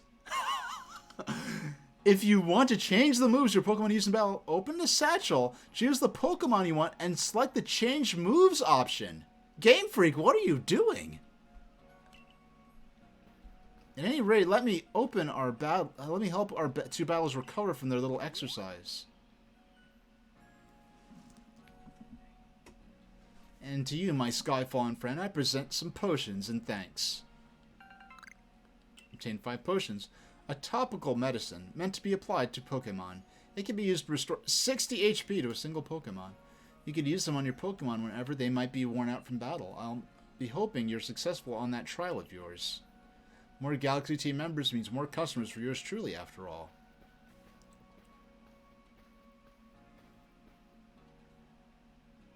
Did I get any money for that battle? Oh, it's seriously not only can you catch Pokemon, you could lead them in battle. On to Obsidian Fieldlands. When you're leaving Jubilife Village, make sure you choose a destination from your map and tell the guardsmen where you're going. That way someone can come to your aid if you're knocked out by a Pokemon. Your trail begins just a short way past that front gate. Alright. And so I'm going to open the... Okay. Okay, so our items and our Pokemon are in the same. Check summary. You know, it's funny. I just realized there's no option to nickname the Pokemon, that's a shame. I hope maybe I'll unlock that later. We'll find out. This Pokemon is Hasty. We met each other on first... Huh.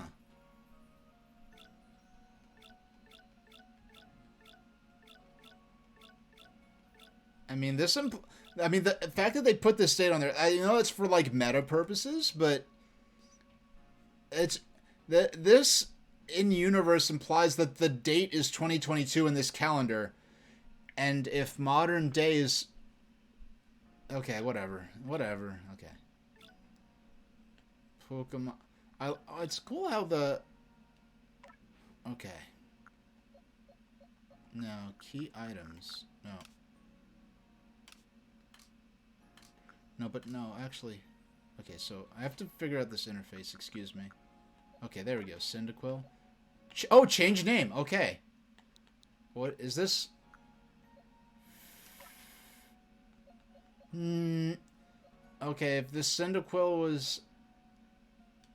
You know what? Forget it. We're gonna name this... That's so cool. You could just... It just occurred to me. You could just change the name just on the fly.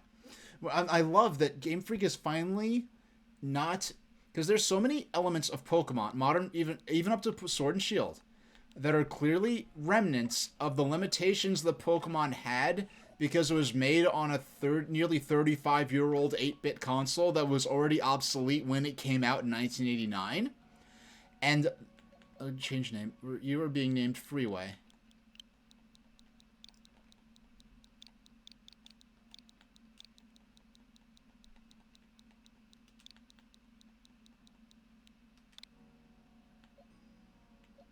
But change moves, huh? Yeah, so I mean, you could actually change out their moves like changing out equipment on an RPG character. And when you get to it, what is Pokemon? It is an RPG with recruitable characters as your party members. And so, yeah, you could change out the like yes, I want to stop for now. But the fact that they've even, or regardless, even if this had the same presentation as Pokemon Sword and Shield, the fact that they've changed just concepts like that as much as they have would have been significant. Now, that's our first manual save of the session. Now, do I have money?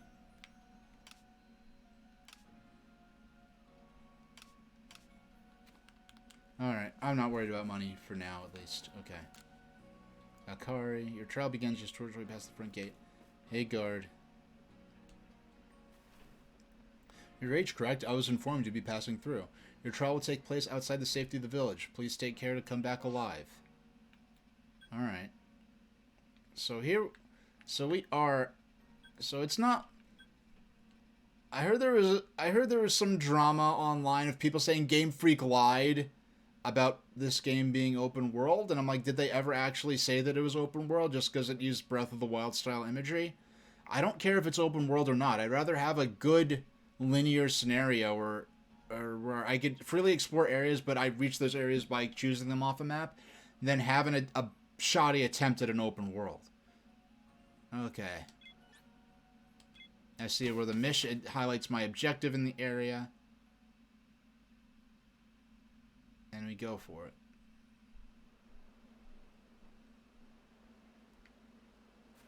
What's this campsite? This is our base camp. The last safe haven before you reach the wilds. For your trial, you must catch 3 species of Pokemon. Bidoof, Starly, and Shinx. Are you ready to get started? Oh, Professor, is something wrong? Well, you see, Captain Silene got a hold of me after you left. She impressed upon me that I bear full responsibility for whatever happens to our sudden guest. That unsparing Captain, but what help can you offer out here, Professor? To be honest, my dear girl, I don't intend to lift a finger. H's talents are the real deal. He'll pass with flying colors, you'll see. So the responsibility for him still lies, in fact, with me, then. Well, I'm sure H will be fine. Let's begin the trial. Alright. Catch a Bidoof, the first Pokemon species you'll need for your trial. Alright. What can I do here? Craft? There must be some kind of workbench. Okay, so we can't access this yet. Rest.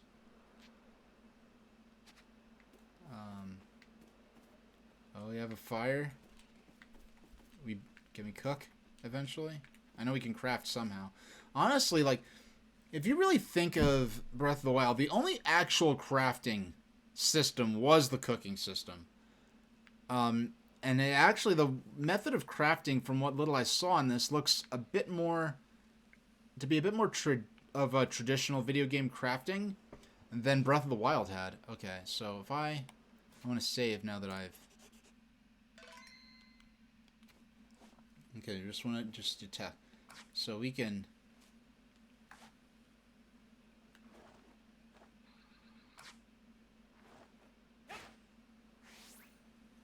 Alright, so I could only... Oh wait, what's this? Oh, I could let them out in the campsite. Let's play. Let's play. I want to boop your long little snoot. Alright. Why can't I pet? I want to pet. I want to pet. Please let me pet. Okay, fine. How do I... Okay, I don't think I could put them away until I leave the area, I guess.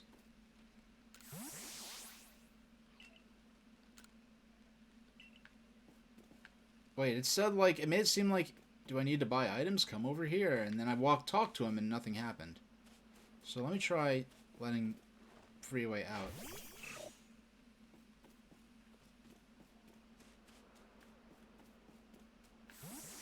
Alright, there we go.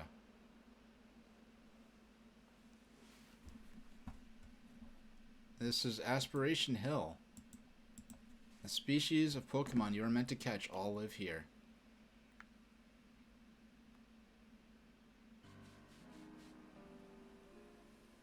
Oh, I gotta turn up my music a bit here.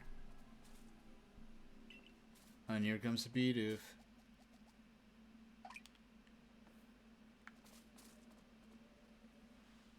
The key is to aim carefully. Not that you seem to need my advice. I'm just sharing what I know. Hold down Z, L to focus on a wild Pokemon. Z, L. Alright. And yes, I do have to look at the gamepad. Whatever. Hold Z, L. This technique comes useful in aiming.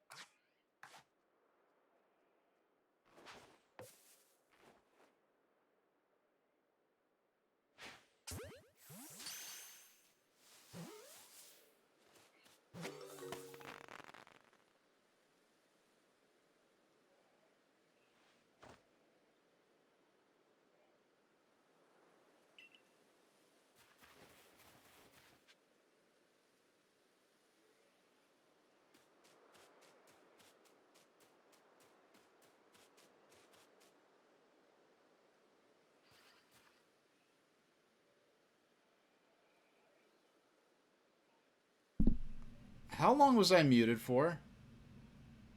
How long was I muted for? What's the last thing you heard me talk about? I'm interested. Thanks, by the way. No, at some point I must have...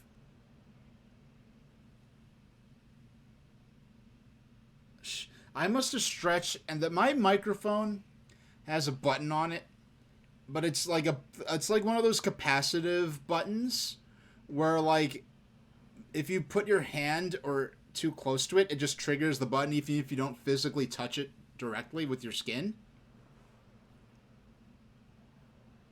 Yeah, no, I understand. Like, I play all retro stuff, so I'm kind of blown away by the graphics when I otherwise wouldn't be. I mean, Breath of the Wild looks better. Like, Breath of the Wild clearly is the superior looking game, but in terms of the graphics alone, the fact that this game looks this good and that they've done this many new things just with the battle mechanics alone is, like, if they had tried this hard, even with all the problems I pointed out, if this was just Pokemon Sword and Shield, and the first generation of Pokemon for Switch, not counting Let's Go, was just, okay, we're gonna go back to Ancient Sinnoh and we're gonna try this new concept. If that was just the next generation of Pokemon and Sword and Shield as we know them didn't exist, I would have probably defended it from all of its shortcomings and said, hey, this is great, but they're actually progressing and moving things forward, because they very easily could have just made an up-res 3DS game with the same formula as traditional Pokemon and called it a day. And relying on tropes and Pokemon series tropes and technical limitations that date back to the fact that the original Pokemon and its systems and its methods that became traditions and standards for the series were originally just in place because of the fact that the series was made on a system that was considered withering technology when it came out more than 30 years ago. So the fact that they've accomplished this much, I'm actually pretty pleased with, because I was ready for a lot less than I was prepared to enjoy this game a lot less than I actually am. So if you're having a more complex experience, I'm interested to see what you think. But have an item at the ready if you want to send out a Pokemon, press X. Have a Pokemon ready but want to throw an item, press X. Okay. So there's a number of things, like try throwing Pokemon. Your Pokemon's bought rocks or trees like this to have an investigate. If your Pokemon finds trees or other berries, oh, okay, so my Pokemon are the ones that are going to forage for berries and stuff like that. Your final hurdle, catching a Shinx. Alright. Like, the trees. I'll talk about the trees for a second. And these trees, too. They really flirt. The trees definitely flirt on that line between being, like, bad and just being stylistic. Like a stylized sort of look. And I think it's a stylized look that just doesn't quite work that well. Like, because I've heard people talk about the trees, like, they needed a bit more work to make the effect work the way they intended, I think. They look a bit too much like origami, maybe, but it's not something like where, oh, they're clearly they're just sticking 2D sprites that rotate towards the character, or something really blatant like that. And I do believe there's an element where... Wait, so... Pokeballs... X... Oh, so I could use...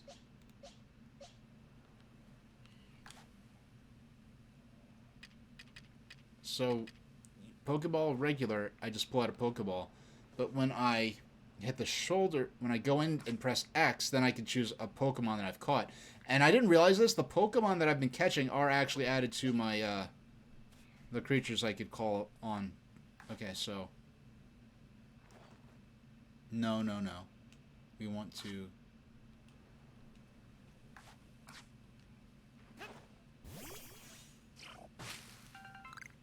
Hey.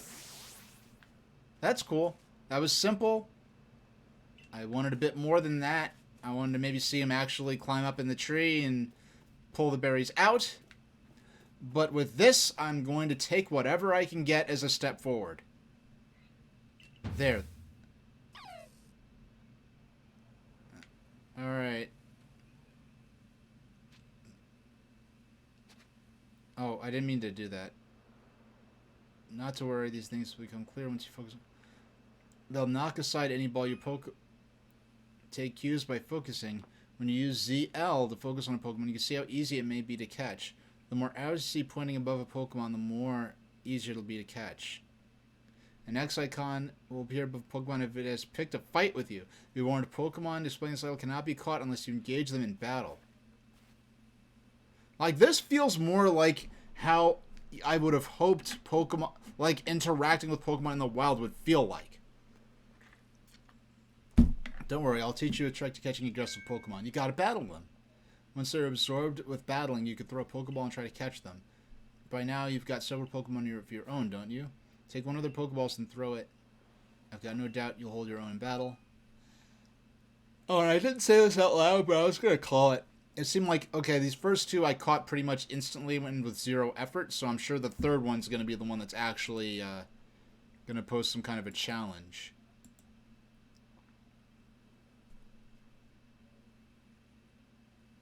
Okay. Alright. Oh, you want some of this? Oh, wait, no. There we go. Now, so, like, this part... Like, yeah, it's not like the... Yeah, so it's semi-turn... I like this sort of intermediate between being fully turn-based and being fully live-action. Okay. So we're gonna throw a Pokeball next. Items.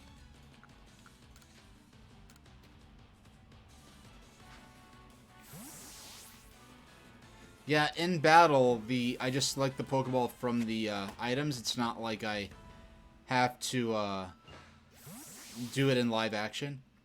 You approached those Pokemon without a hint of fear and caught each one. You're like a gift from the sky dropped to us. With your order aside, I think the Survey Corps has a real chance of compiling a complete Pokedex if we've been ordered. This is wonderful. I'm so curious on why you came on Earth. You came falling from the sky like you did. But for now, let's tell the professor we're ready to head back.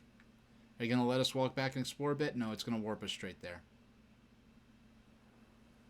To the campsite. I thought we'd go all the way back to the base. I mean to the town.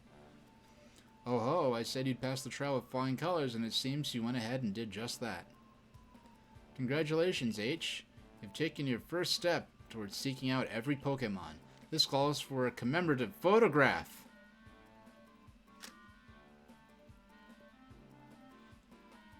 A bit anachronistic, but we're in a world with magical creatures, and we're time traveling, and God upgraded our cell phones, so we'll just run with it. Now then, we'd like to report to Captain Silene. Now then, we'd best report to Captain Silene. Time to head back to Jubilite Village, eh? Yeah, when I'm reading text in these RPGs, this is the only... Actually, it just occurred to me. This is the second RPG I've ever played on stream. So it's my second time using my voice this much. But one thing I found is that, I guess my brain kind of tries to do this predictive text thing. So I'll start reading, and then my mouth will say a word that seems to make sense to come next, and it's not what's actually on screen. In time, you'll be able to send the Pokemon you've caught to live in the village pastures. You could bring up to 6 Pokemon with you into the field, in theory, though we've never had anyone skilled enough to do so. Come now, you two, let's not dilly-dally. Captain Silene waits our reports at headquarters. I bet Captain Silene will be pleased.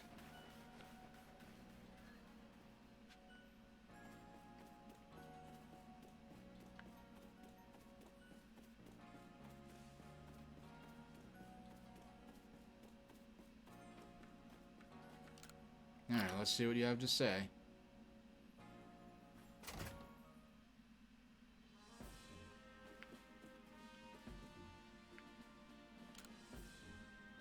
I bet Captain Silene will be very pleased. Okay. Yeah, you can't. I can't even read those.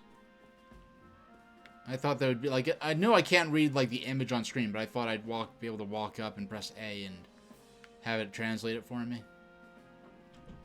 Can I walk around the office? Pessel. It's safe here in Jubilite Village. Don't forget, you can always return here to rescue and recover. This looks like a... You got jacked up, boy. Let's talk to you. No, you need your rest, I guess. Wait a second.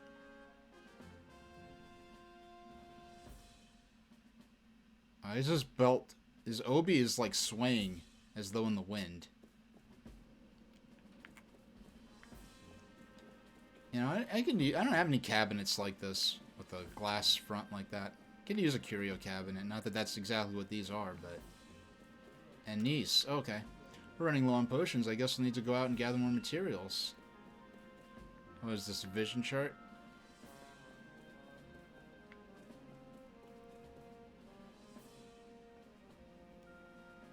Seems we won't have to leave you to die after all. Congratulations. You've passed your trial. You can hold on to that satchel. You gonna give me the uniform now?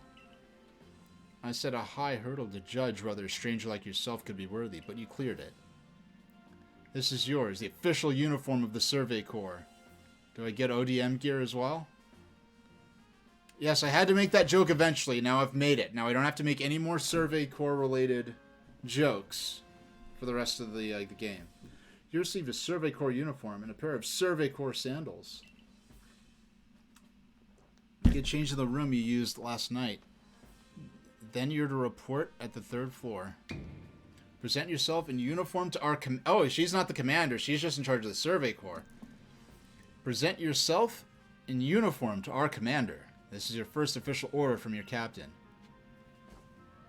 Use the mirror in your quarters to change to your new Survey Corps. Oh, what's... Oh, this is the professor's room? What's this? What's this? Well, this machine just... yeah, this looks about like a couple of centuries, from the future here. It's hard to guess what that's supposed to do. Okay.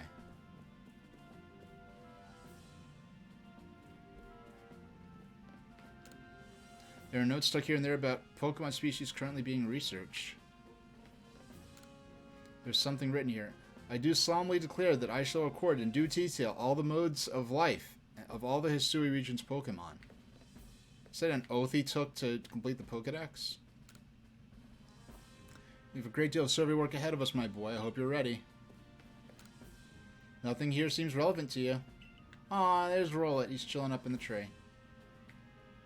Yeah, that style of leaves, that's very clearly like a choice. It's not like oh, didn't feel like making good graphics or something silly like that. So where would... Okay, so if I didn't choose Cyndaquil, I guess he'd be chilling in this fireplace type thing. Because Oshawott has a little pool, and Rollet has a tree. What are these? Oh, is this a job board? You could read some of the Survey Corps notes. Diligence is to be expected. Lenience is not. Alright, so this is a... It's like a... Not quite... This is a pseudo-military sort of organization. Yeah, I thought I'd get like a little dorm inside that building. Yeah, I get this whole apartment, this whole tenement thing to myself here.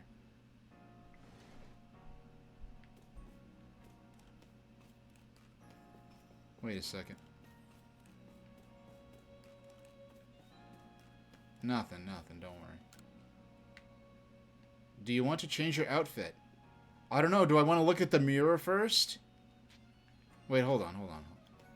Oh, come on.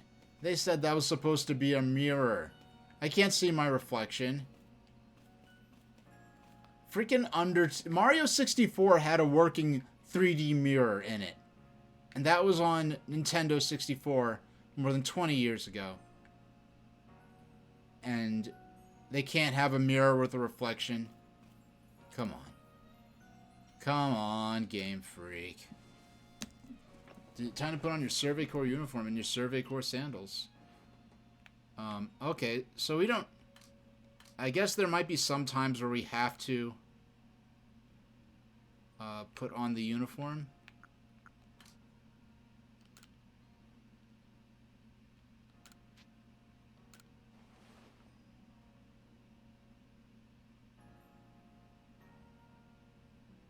You changed into your Survey Corps uniform. Alright, time to take back Wall Maria. Oh, I said I wouldn't make any more, No, the thing is, like, I saw a video on how they programmed the mirror in Mario 64. They very clearly went through a lot of trouble to do something that system theoretically should not have been able to do. But it's like...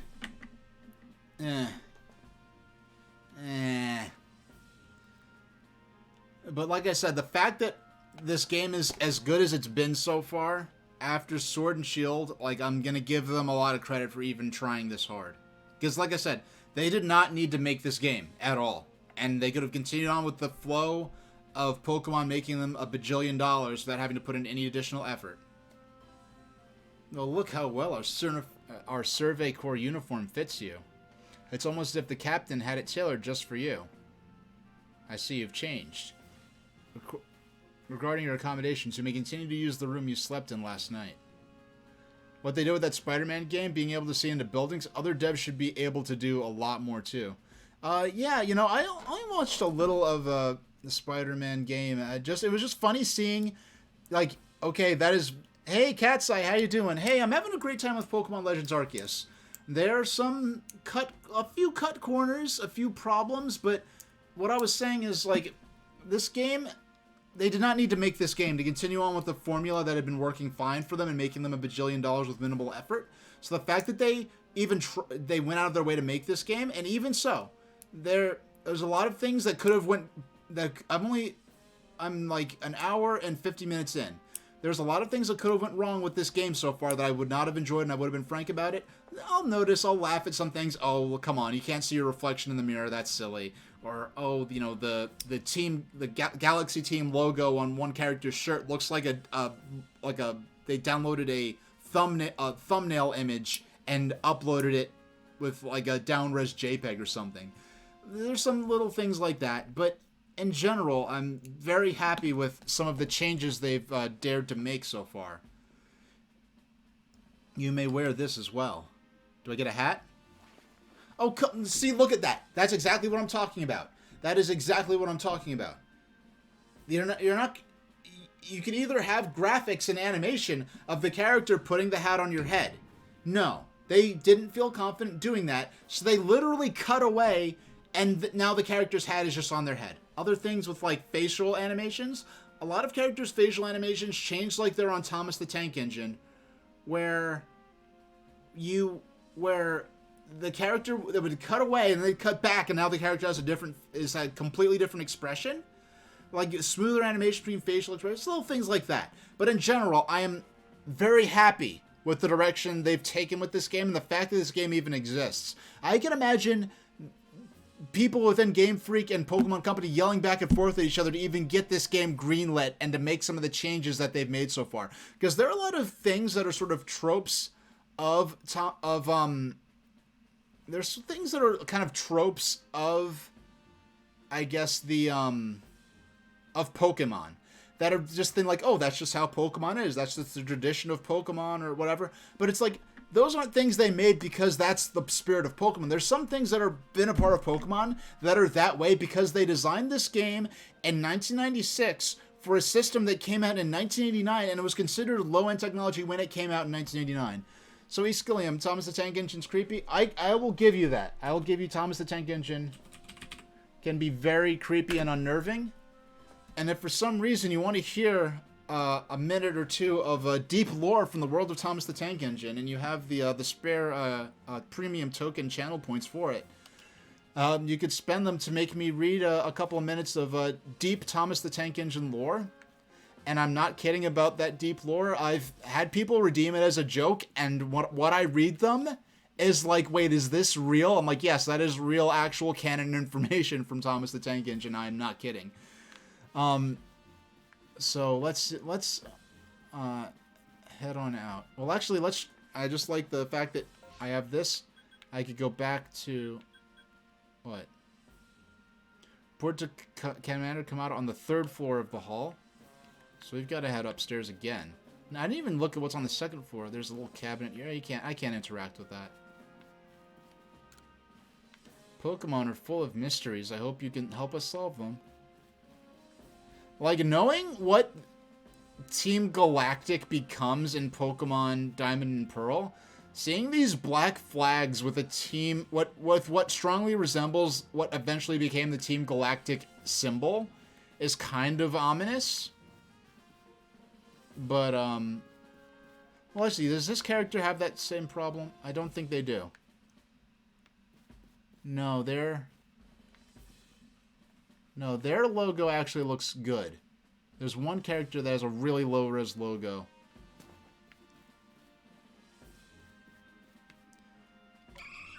Hey, Eevee. Oh, I want to put you in my Pokeball. Oh, I hope we can... Yeah, there's got to be Eevees in this game. Yeah, the Thomas and the Magic Railroad movie. That was a really strange movie. Maybe we ought to build some spare logics in case anyone else falls out the sky. Yeah, that was a very strange movie. Because basically that was an adaptation of Shining Time Station, which was kind of a spin-off of Thomas. And, like, basically they made a movie based on Shining Time Station at least 6 years after, like, several years after any kids who actually grew up with that show on PBS would have been way overage for Thomas-related stuff. I have been waiting for you.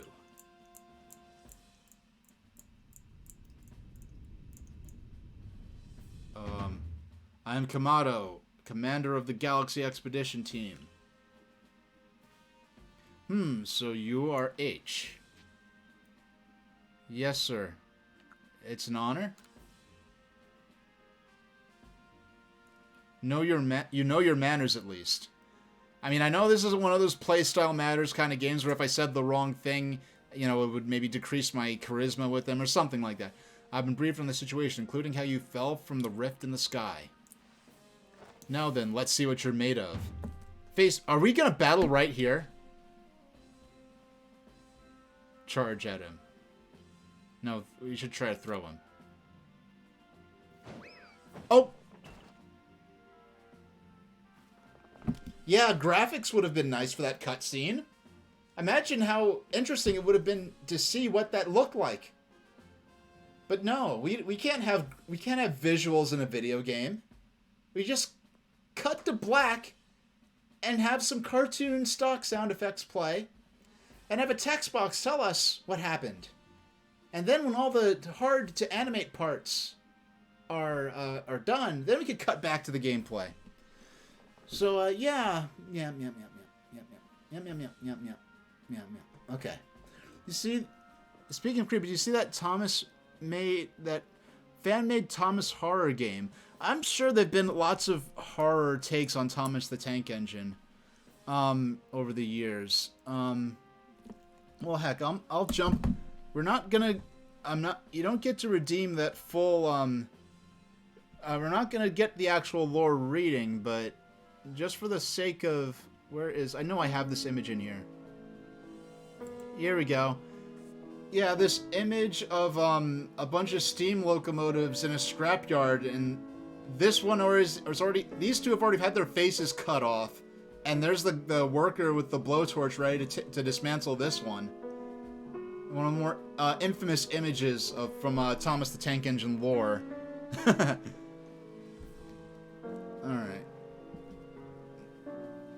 Please go. Okay, there we go. That was a. You've got some fight in you.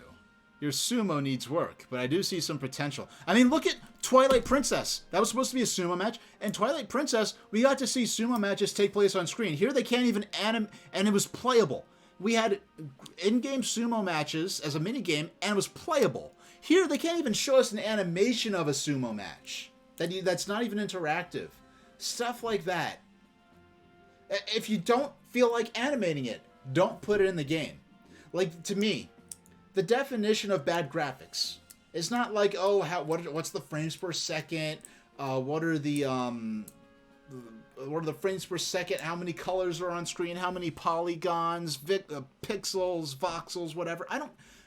The definition of bad graphics to me are graphics that do not depict what the developers and creators intended for me to believe is taking place within the game world to the capabilities that the hardware is capable of displaying.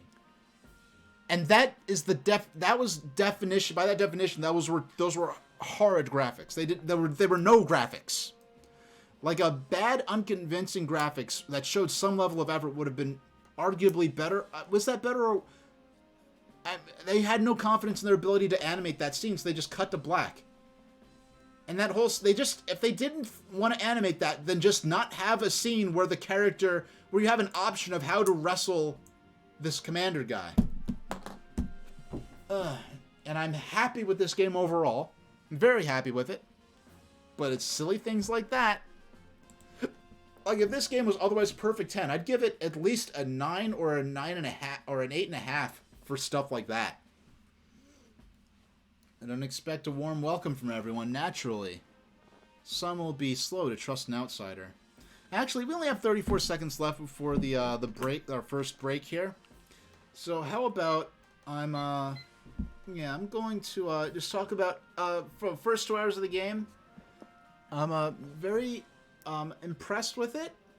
I'm impressed by how much I've enjoyed it, because I was prepared. Because from some of the talk I've overheard, I was ready for an absolute train wreck.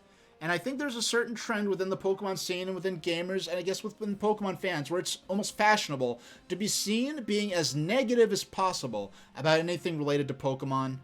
There's nothing that could have satisfied them or made them happy about this. I guess I wasn't going to be one of those people, but I was ready to enjoy this and to be a lot less impressed than I am. That being said, there are a lot of clear-cut corners, but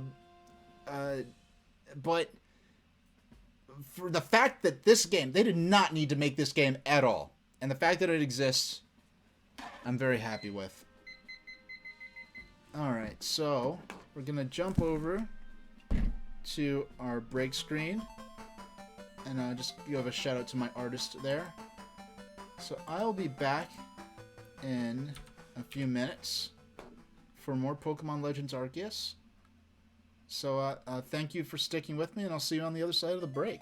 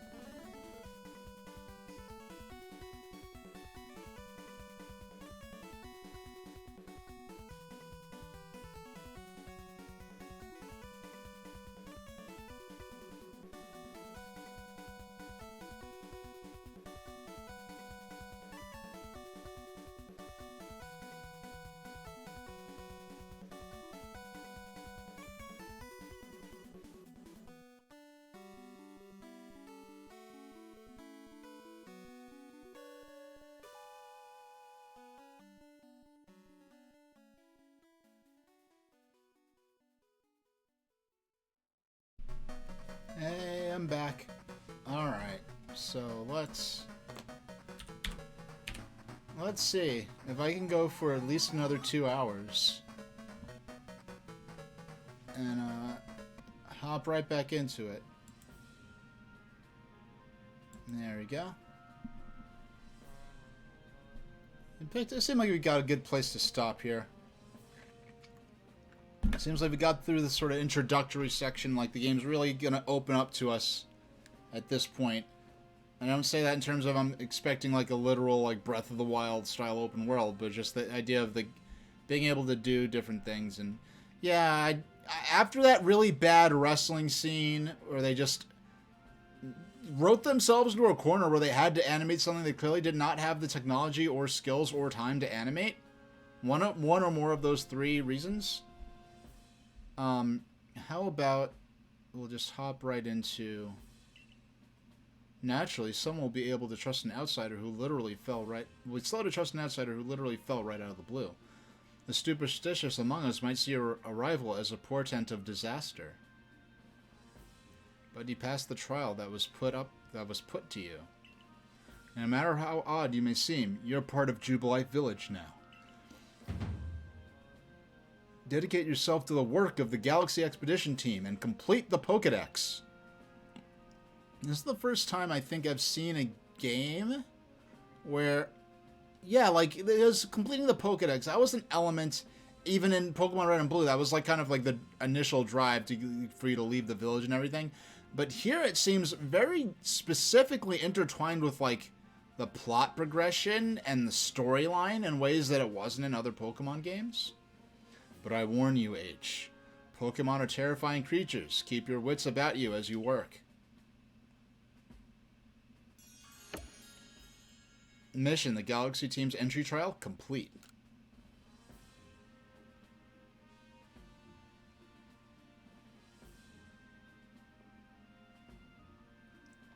So the commander has also accepted you. But understand this, you begin as a no-star recruit among our ranks. In other words, you have no rank at all.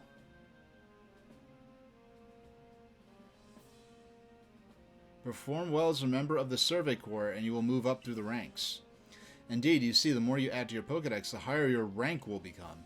And working on the Pokédex will also, of course, bring you closer to that goal of yours, to seek out every last Pokemon. Here, you will need this. You obtained a recipe for crafting Pokeballs.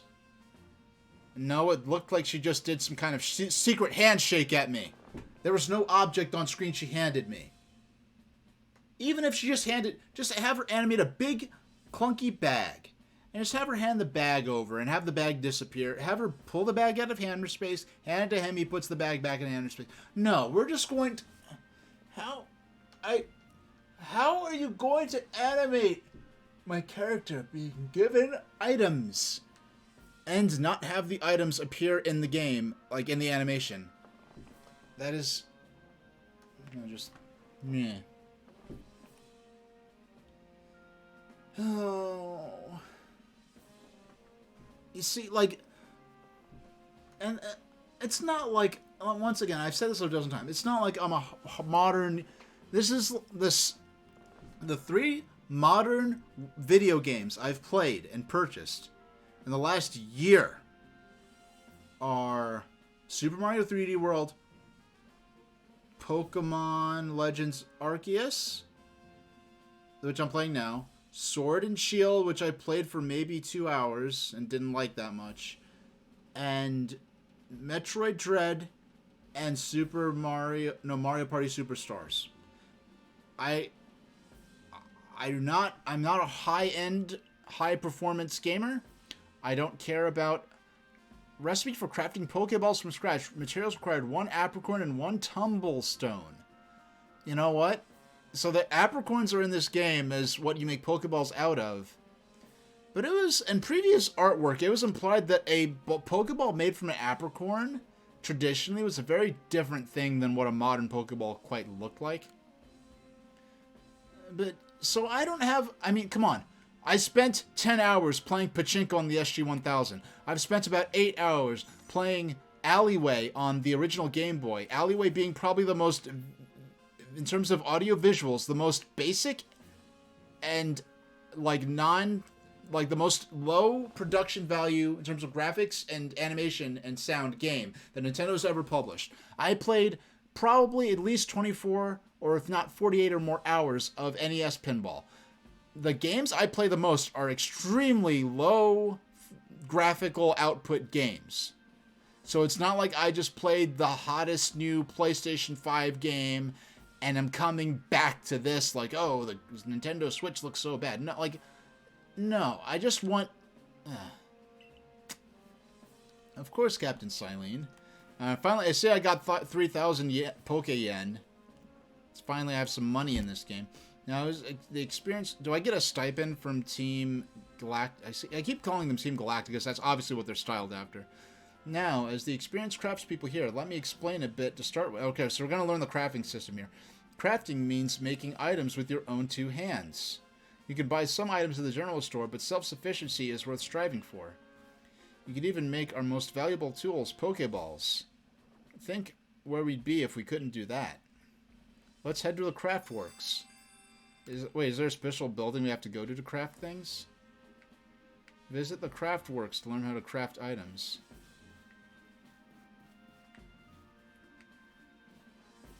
Okay. Yeah, I was looking for the marker telling me which way to go.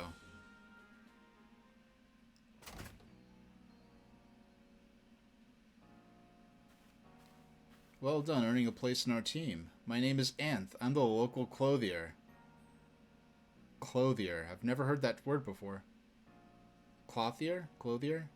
I would typically... I guess a tailor, would just mend clothing, I suppose. Is that what it... And mend and customize clothing? Is that what they're getting at? A professor asked that I ready you a change of clothes, so here you go. I hope they fit. You received an everyday kimono and a pair of everyday trousers. I hope you'll avail yourself of the village's humble shops. So I don't have... Why would I... okay, let me see what these new clothes look like.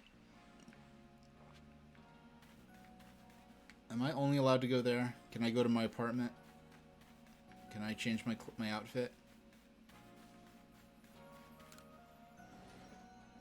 I want to see what the other clothes look like.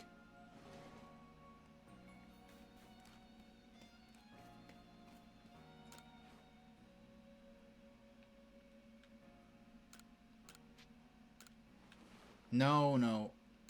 I want to put on... I want to wear the... Okay.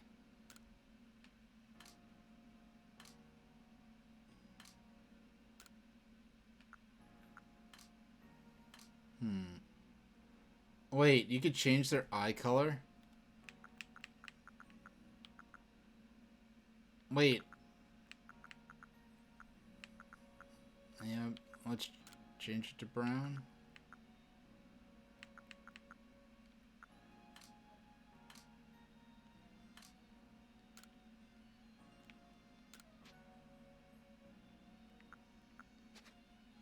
Yeah, I want to stick with the survey. No, I want to put the hat back on. There we go. There, now I have the full uniform on. Okay.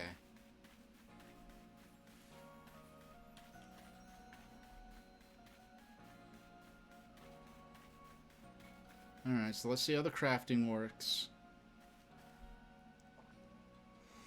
You can use the workbench here at the Craftworks anytime you need to make an item in the village.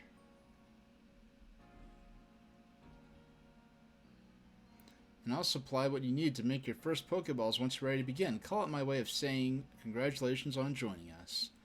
Just spend the money you got from the captain on clothes or whatever you think is best. Go to the workbench and choose an item to craft, in this case a Pokeball.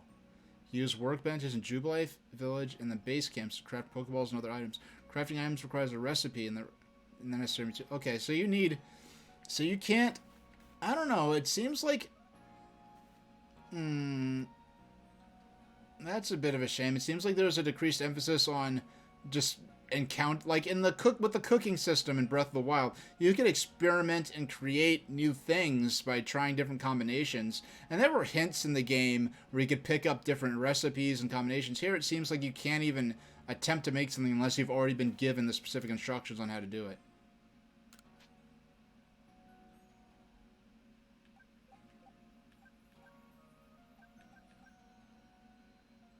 Tumblestone. You made 5 Pokeballs, put them in your satchel. Okay. Oh, that was an actual mission. Wow. Oh, that's some fine craftsmanship. Hard to believe this is your first time stepping up to the workbench, my boy. You recall, of course, that Pokemon possess the odd power to shrink themselves. This is the first time in all of Pokemon lore I've heard the Pokeballs being described as, like, they shrink themselves down to fit in the balls. When with the Pokeballs we craft, we can make use of that power to catch them. The sense I always got was that they were just being transformed into energy that could then be stored in a smaller form, and that's something because there was actually in Pokemon the movie Arceus and the Jewel of Life, which was the 12th Pokemon movie. Yes, it was the 12th Pokemon movie, Arceus and the Jewel of Life. They go to, like, a time period that's implied to be akin to ancient Rome, and it's before the creation of Pokeballs.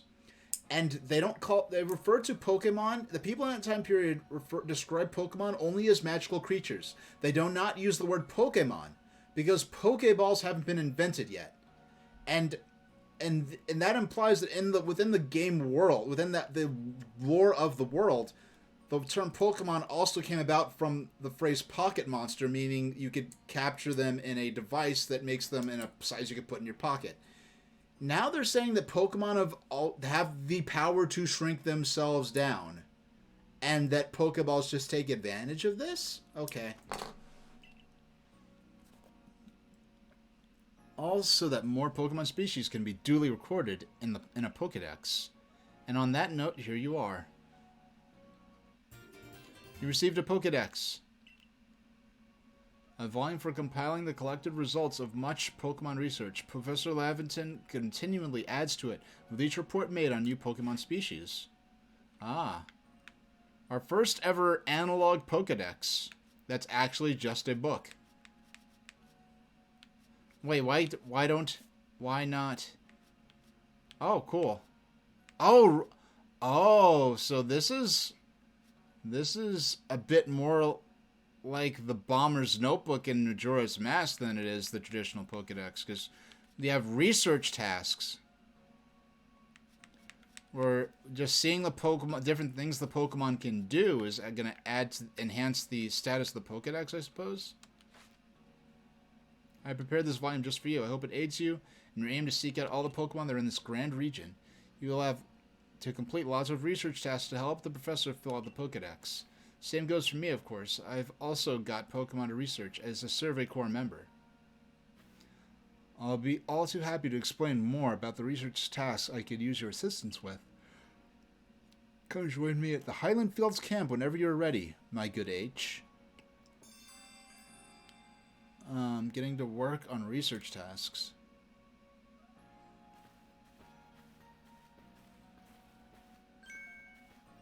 Excuse me, but I couldn't help but overhear. If you're going to the Fieldlands camp, would you mind taking care of a request for me? I'm standing guard, so I can't leave my post, but I'll be here at headquarters if you want to talk about it. This guy, people who have something else will have a request icon. If you feel the request, may get a nice reward. It's probably some good items or something. This guy vaguely, in the vaguest sense possible, reminds me of Wooker. So there's this Pokemon called Wurmple. Have you heard of it? Yeah. Well, you see, I was having a chat with Professor Laventon. He told me that after a Pokemon gains a certain amount of experience through battling and the like, it will sometimes change its appearance and become stronger. He said it was a phenomenon called evolution. Some Pokemon can undergo evolution, which changes their appearance and stats. If one of your Pokemon has met the requirements to evolve, you'll be able to select the Evolve option Oh, we can we manually elect to evolve now. I like the, oh my goodness, this game. And so I decided to raise a Wurmple myself and have it evolve. You're part of the Survey Corps. If you catch a Wurmple, would you let me have it? There'll be a reward in it for you, I promise. Just get me a Wurmple if you can. Request 1. Wurmple can evolve. Let's save. No, I have to press up. Can I get a photo? I want a photo of me in my uniform. I want a photo of me in my Survey Corps uniform, not me in a random shirt from the real world.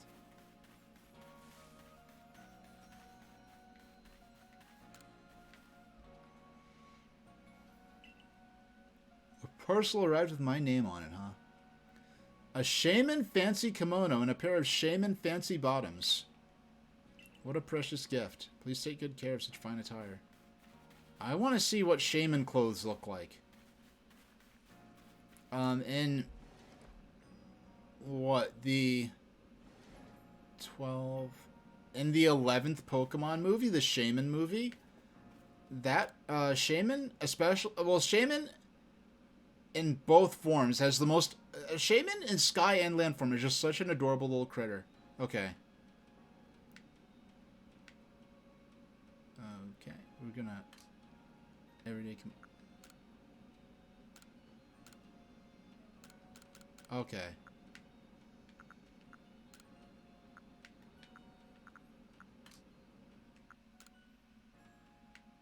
Oh, okay. Yeah, not really feeling it. I don't know, like the bow on the back makes me wish it was a Sylveon outfit. But, yeah. No. Okay, why? Yeah, of course we're gonna do our mission wearing our official Survey Corps uniform. What else? What else would I want to wear, honestly?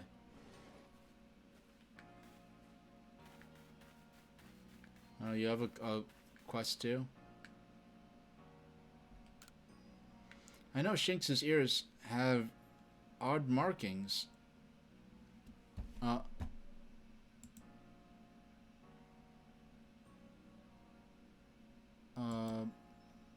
I still alive? What happened?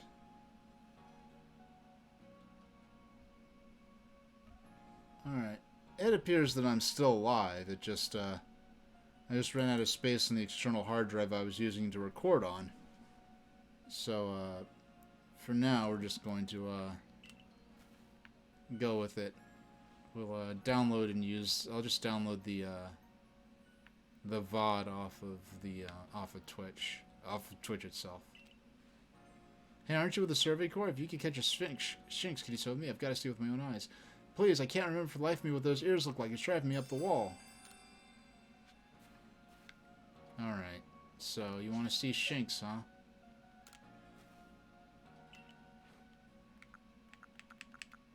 Look at that face. What a cute face. Okay. Let's have a peek at those round ears. That's it. Its ears have that yellow cross pattern on them, kind of like a star.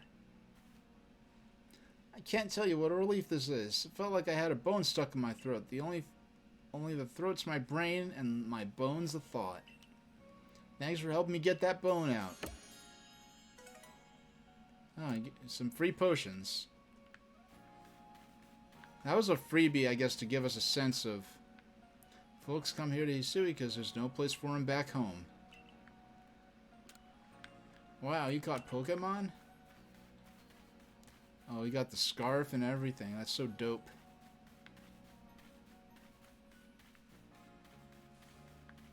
Let's see. Will you let me get some potato mochi now?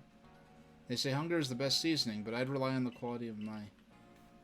Oh, really? Oh, that's... You're gonna have a lore around the Survey Corps that there's this restaurant that they love to eat at. You're not even gonna let us see the interior. It's stuff like that that makes me, like, really kind of sigh. I wonder what a Starly would look like. You're the newcomer who fell from the sky. Are you heading outside the village? Of course you are. The Survey Corps must have to get out and about to compile that Pokédex book they're working on, right? Well, on your way, kindly do me a favor. Find out all about Starly. Pokemon certainly are terrifying creatures. But when I see Starly, I feel simply whole. Not that I have the least desire to actually touch one, mind you. Please let me see Starly's entry in that Pokédex the moment you've completed it. Alright. So I've got it... So let's take a look at that again. Oh no, it's down to see the Pokédex. Okay. There's Starly. Okay, so...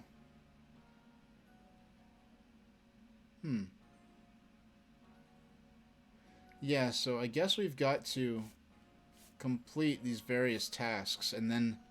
Oh, and there's a research level, so let's see. Cyndaquil?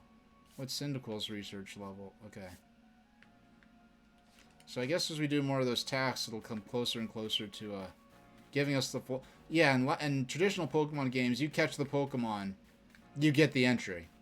With this, it seems more like...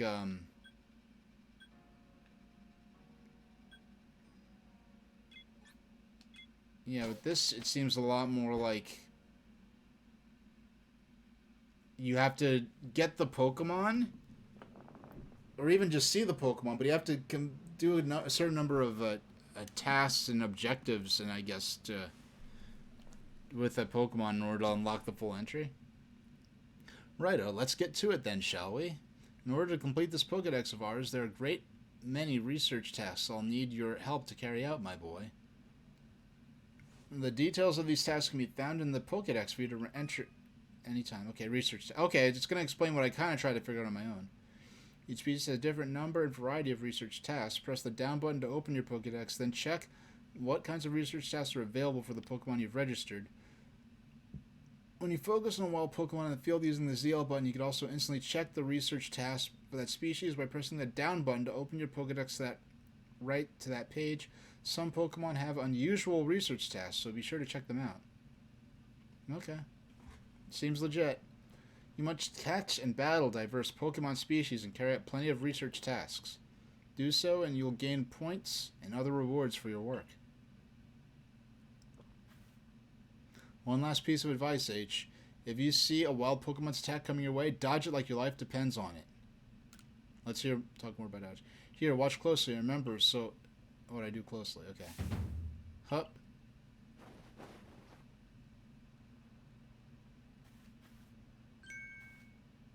That beautiful flowing bit of gymnastics is what we call a dodge. If you're light on your feet, you could dodge out of the way of wild Pokemon's attacks. That way, hopefully, you could avoid taking a beating and blacking out in the wilderness. The security corps had to collect me when I got the business end of a Shinx's Thundershock. But don't worry, I've got lots of experience to draw on. I'll teach you plenty.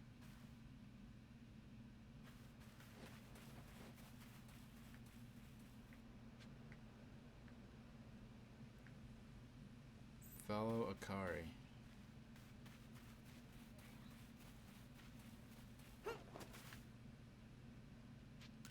No, okay.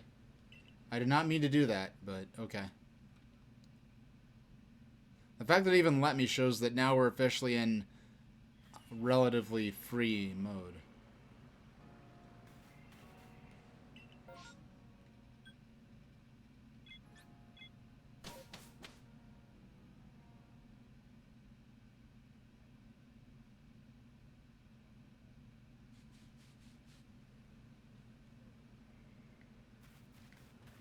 I mean, this honestly looks like I should just be able to walk down that path and walk back to the village. So choosing it off the menu, it's suboptimal, but...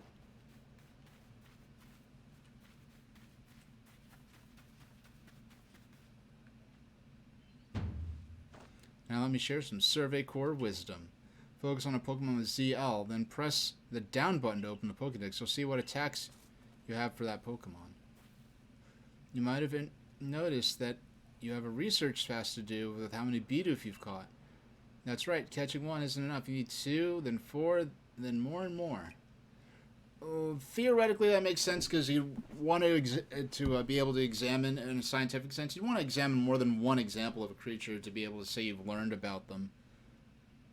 And it's time to battle Pokemon. Remember the captain's switching wisdom. If you have items out, press X to ready your Pokemon. Okay.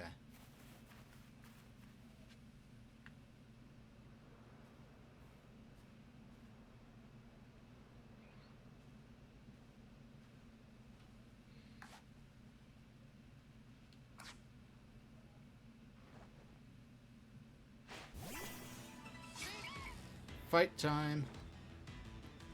Alright, Shinx. You're a little underleveled, so let's see what we can get done. Yeah, he only has quick attack so far.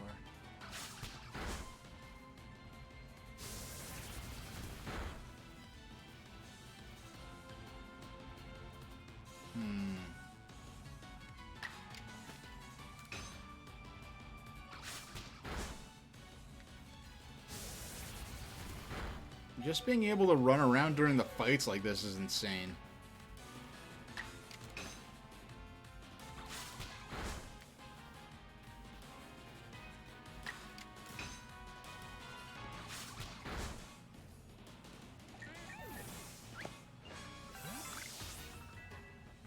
Okay, we're on that all the Pokemon gain experience thing. Okay, fine. Fine. Alright.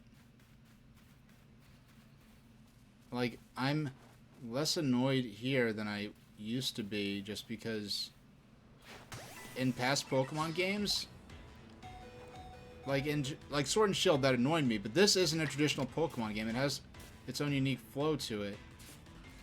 So I feel like it makes more sense maybe with the flow of this game.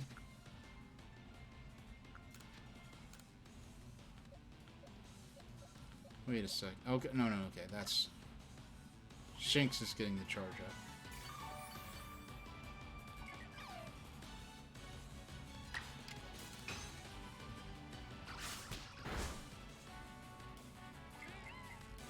This time we're gonna try to catch.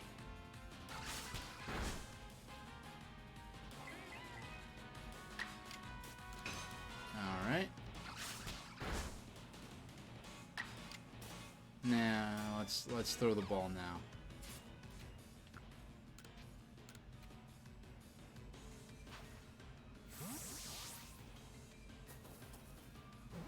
Come on. Okay. Oh, we got it.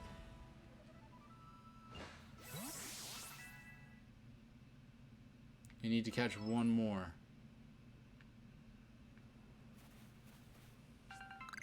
Hey, we got an item. Medicinal leak. I'm guessing...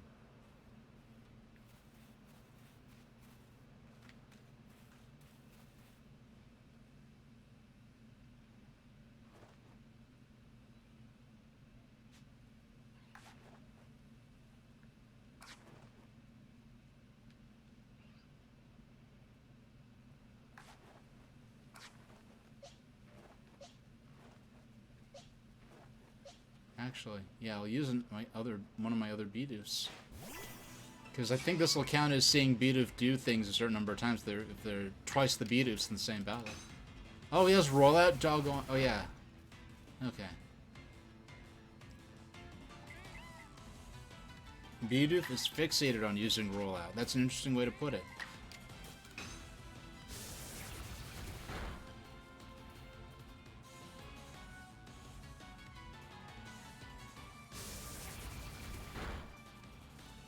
And he's flat out knocked out. Alright.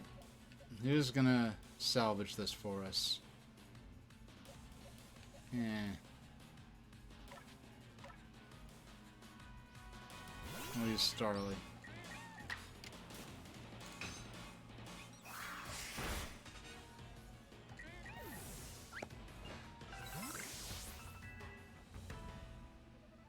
Starly evolved a little bit.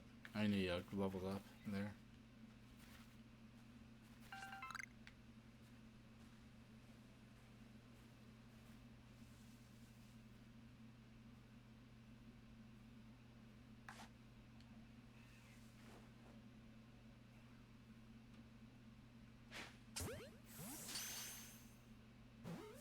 Get.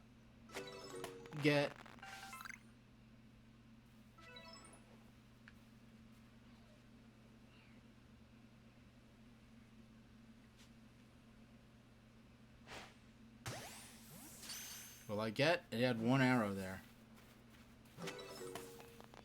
Hey, 3 out of 3. We completed a task. Oh, now we have to get 5? I thought it said 3. Now it wants 5. Oh, that guy wants a Wurmple.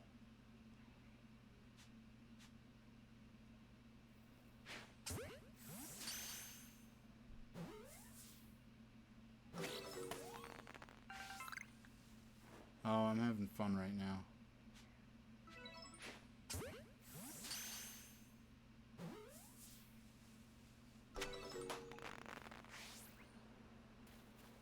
I catch one more.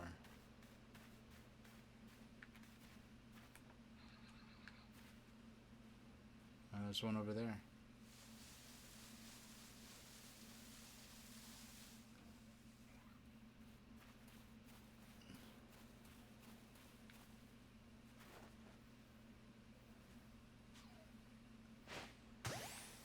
Now imagine a game. I love a game. Yeah, when you do this open world type thing, this more open greenish setting is the more obvious and probably safer bet to go on. But now imagine if they did a more like suburban or urban kind of region like Unova, like chasing Pokemon around like down alleyways and stuff. Like that would be cool too. Come on, the next. Oh, okay, this is... And they wanted to copy so much of Breath of the Wild. And in Breath of the Wild, my instinct is to run up to rocks and stuff and see if I could climb and get any... Is that a wild Shanks? Is that a wild Shanks? I think you're going to start a fight with me if I don't get this. You're gonna be mad. Okay, we caught you. And we level them up by catching. That's cool. Are you gonna block me off in this area until I do a certain amount of stuff? The many strong Pokemon that make their home on the other side of this bridge. I can't let you pass unless you're a first-star recruit. Then you'd probably be alright. Okay, fair enough. Fair enough. I'm not outraged by every second that it's not fully Breath of the Wild open.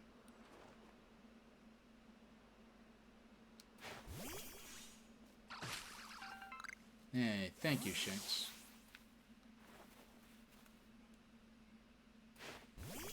I could just throw them out into the grass? Are you sneaking with me?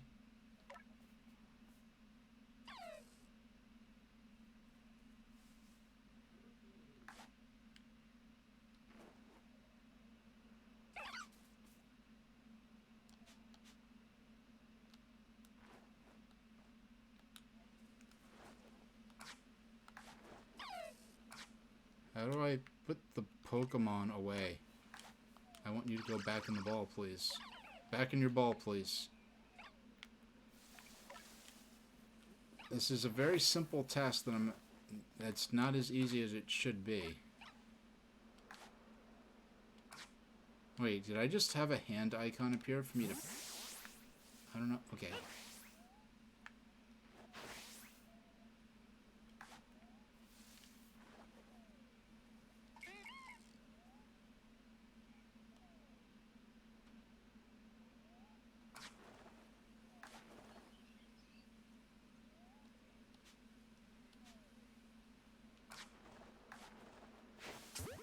Okay, so I have to hold the trigger and then release it to throw the ball.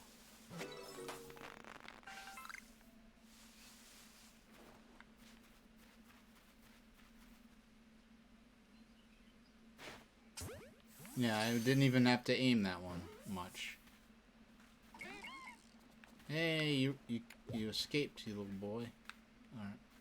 Where are you at? Oh, he fled, huh?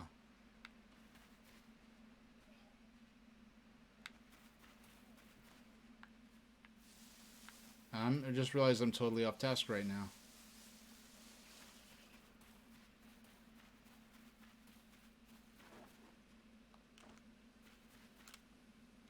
should have your Pokemon Smash opening sparkling rocks for you. You'll find tubblestones inside. Okay. Are these... Is that such a...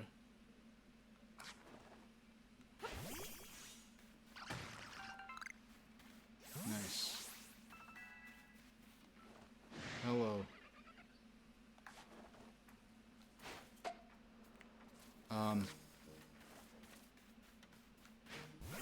Are you starting something? I threw a Pokeball. What I meant to do. Have fun, boy. Oh, I toasted him. Doggone. I didn't mean to cook that weasel's goose so thoroughly.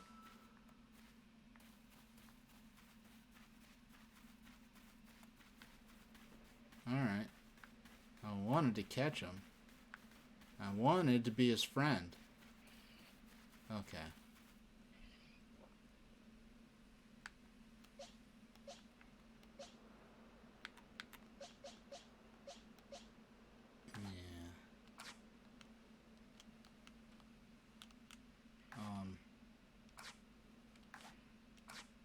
Yeah, there we go.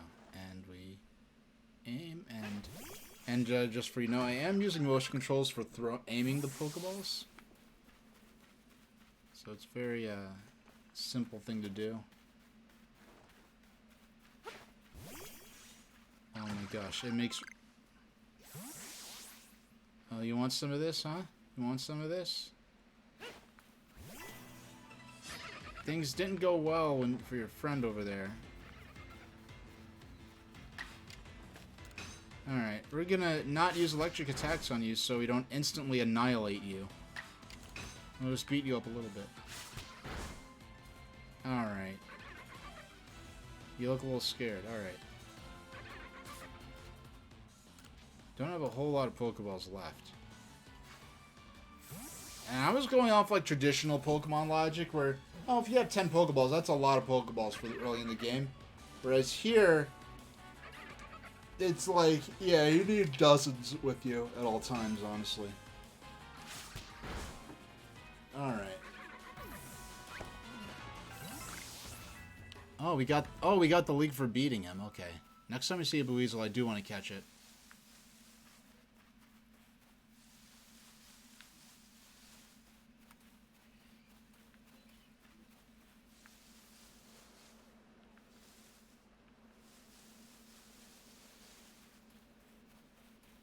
Alright.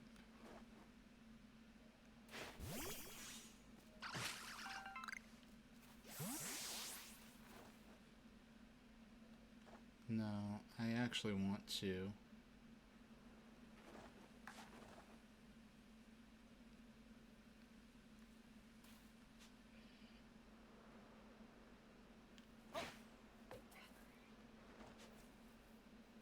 I missed.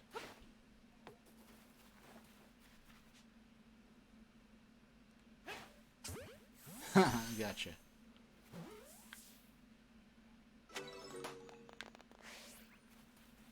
Hey, more stuff to craft with.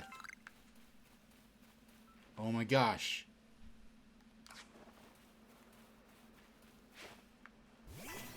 There's no way. We've got to have you. Alright. Oh, and they're a boy too. Alright. No, excuse me.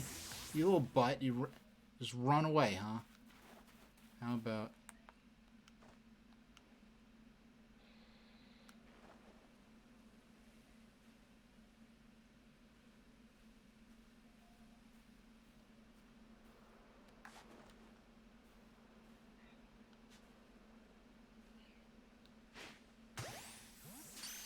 Will we get you?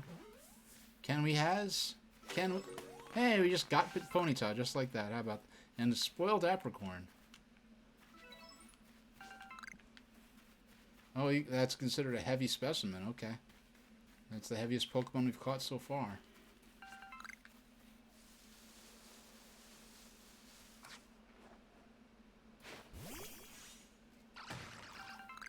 I mean, so far, we played so much of, like, the story stuff and the setup stuff, but actually playing... I mean, this is in terms of the battle, of the complexities and the mechanics and stuff, this is by far the most complicated Pokemon game I've ever played. This is frankly, in terms of... Oh my gosh. Why is there just a Rapidash just out there? Oh no, that's her... Is that Mommy? You gonna run back to Mommy? Okay. Alright.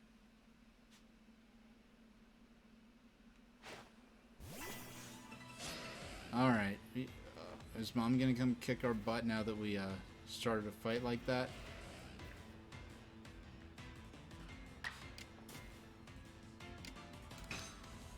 Let's see. Alright. Oh, okay, these guys are quick. I really cannot believe you're just running around in the over... I do like...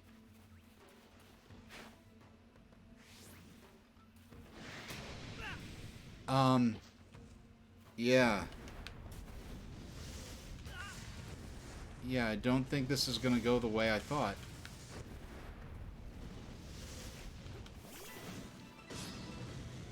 Okay.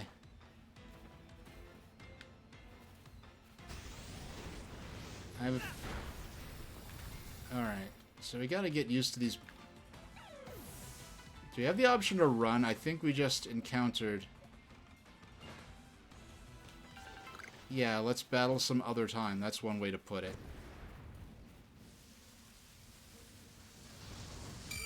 Wow, it like... Okay, it didn't just...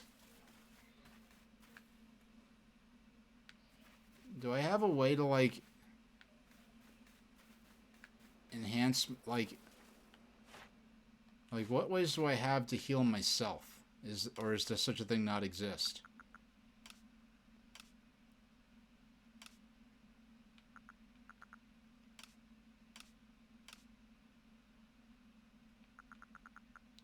Okay, I have... Wow, I actually have nothing left. Even if such a thing did exist, I certainly don't have it now. So, let me get Freeway out.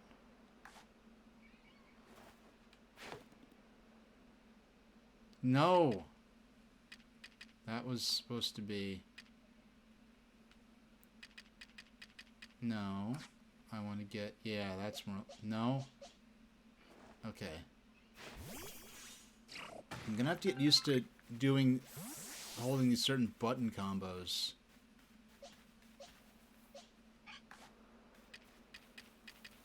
Yeah, yeah, me without my Pokeballs. Alright. Yeah, I think that big Rapidash, or I don't know if that was a big Rapidash or is that just a normal Rapidash, but there was fire in their eyes, and it looked like some kind of boss encounter, so... wait, I thought I saw an item over here that I thought I was aiming towards. Okay, there it is, there it is. Medicinal leak. Let's...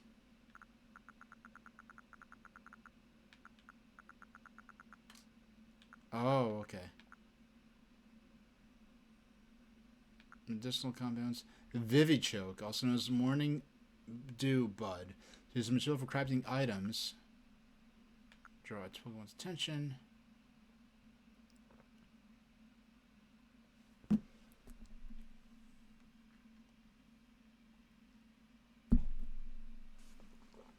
Its proper name is actually Brown Apricorn. Tumblestone.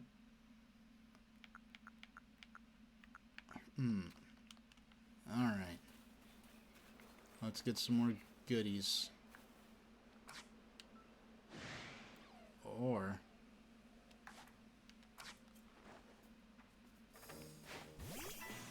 Alright. Let's use this female beat if we have.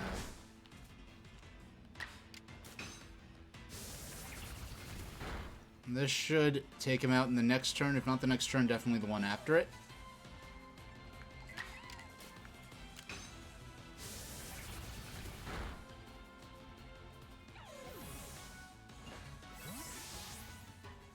Hey, what's up, H?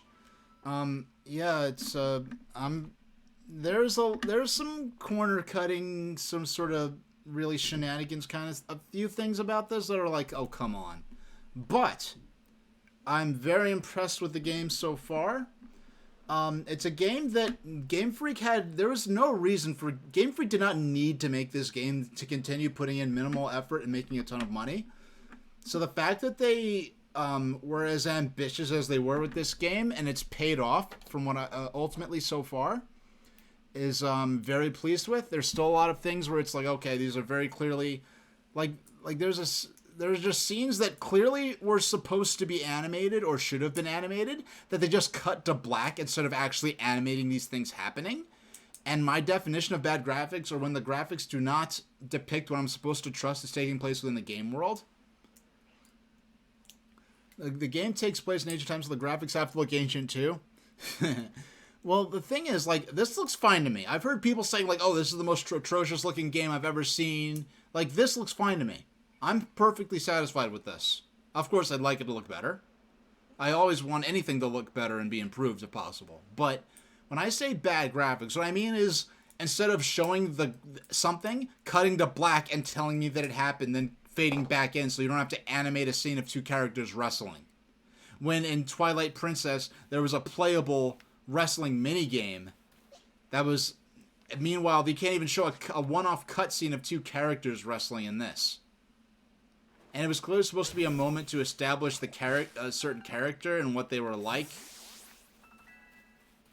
And it's a character we'd heard about before that, they're really good sumo wrestlers or whatever. So then you get the character, you have the opportunity to sumo wrestle them, and it just cuts to black and tells us what happened and plays some cartoon sound effects instead of actually showing us what I'm supposed to believe took place. Now, this whole scene, the game intended for me to walk up to her and her show me some things about, I guess, doing the stuff that I'm doing now. Instead, I just ran around just catching Pokemon and battling. And what I said about being satisfied with the graphics, I'm someone who is outspokenly critical about nearly every aspect of Pokemon Sword and Shield. So I'm not trying to just give Game Freak butt pats, right? I'm not just trying to apologize for the game, even if things are substandard. I think the things that I'm happy with, I've been happy with. The things that aren't, I've been frank about it. So let's do some crafting. Now, it's kind of funny. Breath of the Wild, for all its innovation and good execution of open world game design, didn't really have what would probably be considered crafting in the traditional sense, which is what we're seeing here. The closest it had to crafting system was its cooking system. But the cooking system let you experiment and try and discover things on the fly, whereas this cooking system this crafting system, you seem to need a specific recipe. We could craft up to 23. We're going to go ahead and craft 23. Now, it's funny, we crafted them, but there's nothing satisfying about the creation of the items. The little sound effect, you don't see the item sort of, even if they just show the little JPEGs of the representation items moving together and just turn into a Pokeball, even something like that, I think would have added a lot of satisfaction to that process. Now let's take the rest here.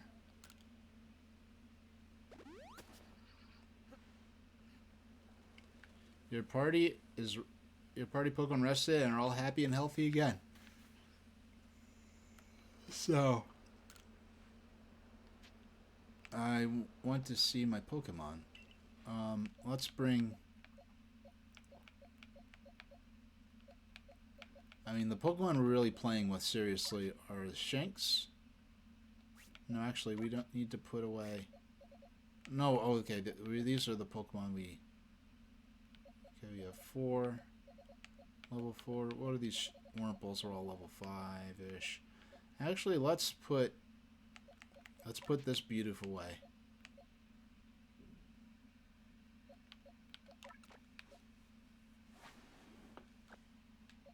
Starly.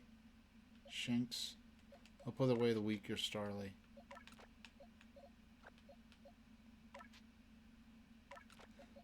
Yeah, and we'll focus on... Are any of these... We'll Because we're going to need to evolve Pokemon for our Pokedex, so...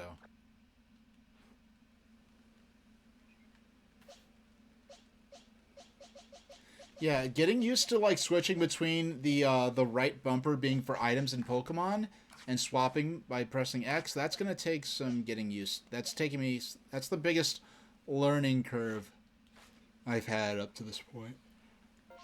Oh, let's see. Horseshoe Plains. Okay, we went all the way over here. This is where, I guess, all this Ponyta were hanging out. And the Rapidash. Oh, we could warp to the camp at any time. Oh, we could place stamps like in Zelda. Now, sorry if placing stamps, that was a standard thing in other games. It's just that, you know, Breath of the Wild's my main point of reference. Now, Now, we encountered what looked like some kind of boss Pokemon that was actually attacking us directly, and we had to dodge out the way. I think we barely survived that, actually. We have to go to up? No. You have to go up? No. How do we save? Oh, okay. Alright, you know, I was like, why is I can't find the menu where I saved at? Because before I didn't have this ID card thing on the menu where I had the option to save. That's what messed me up. Let's go over to Dawn, as I keep calling her, because she's clearly supposed to be an ancestor of Dawn. Oh yeah, I'm enjoying this a lot more than Metroid Dread. Metroid Dread, I'm going to make time for that game. I have a certain way I want to approach it. I'm going to do Metroid Dread off stream. Yeah, I'm going to do it if I Metroid Dread as a Let's Play. I can't say how far I'll get or if I'll finish the game. But yeah, that seems like something where if I'm not also... I think you've got it, but as a reminder, don't forget to open your Pokedex when you focus on a Pokemon to check your research task for it. It's ZL then down. Try checking your tasks for Starly next. Or if your tasks can't start without being started. Sorry I'm yawning so much. I'm more stimulated than I seem. I'm just getting a lot of yawns out today. Alright. For that task, try catching them while hiding in some tall grass. I'll wait for you to go up ahead. Catch some once you've finished some task.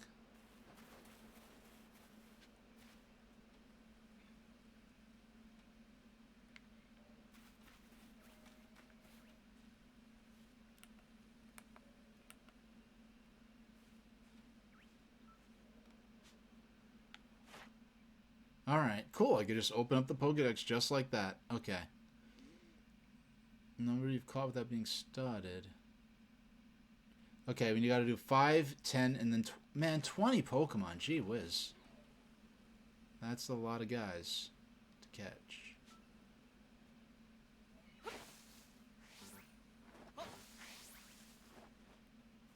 No. Okay.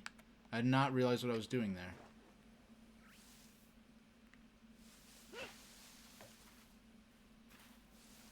Okay, I made a fool of myself. All the Starlies think I'm a huge dork. I just want to get this root. I want to get this herb.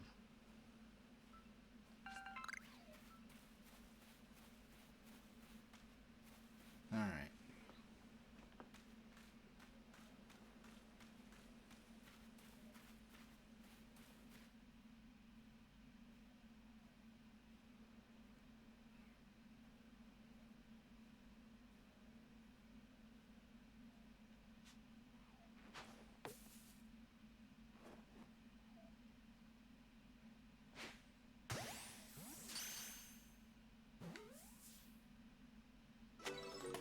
Got...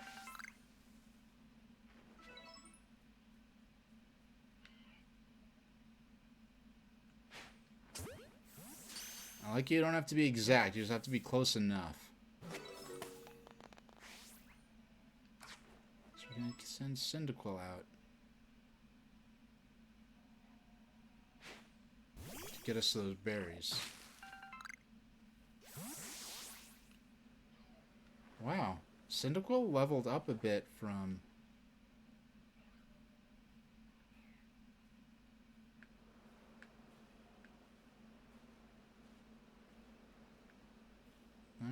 Oh, there's a Shinx. I want to get some more Starlies.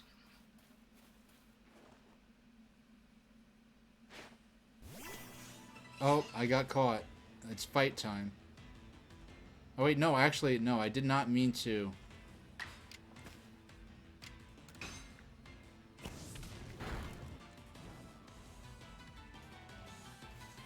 Alright. I want to see what happens. Okay, I was going to try to get hit on purpose by the attack, but... Grit Dust. We'll have to learn about that later.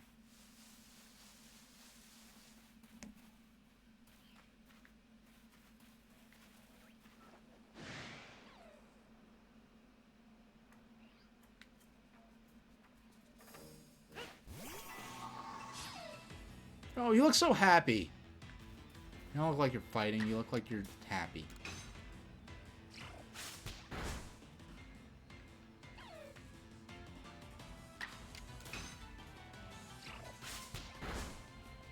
Okay. Cherry Berry. Alright, let's take a look at what some of these items do. I promise I will not attempt to paraglide off of this, this cliff here. I know that's a different game. Oh, how about that?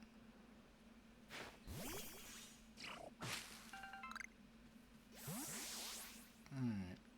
Yeah, just doing little things like that gives them more experience, which is cool. That experience isn't just from battles. Okay. Now let's see. No, that's the Pokedex. We're going to go up arrow. Medicinal compounds. They're known as the Wayfarer's Friend. Ending a Pokemon may stun the Pokemon. Oh, okay. So I have to think of these like Pester Balls and Pokemon Snap. Okay. Vivichoke. Restores Vitality. Okay, so this is a revival here. Grit Dust. Mysterious dust that can raise the effort level for one of a Pokemon. The effort level. I'll have to learn more about... That's a new stat that I never heard of before. Effort level. I'll have to learn about that later. Cherry Berry. A berry that can be fed to a Pokemon to cure its paralysis. You could also throw this berry near wild Pokemon to draw their attention.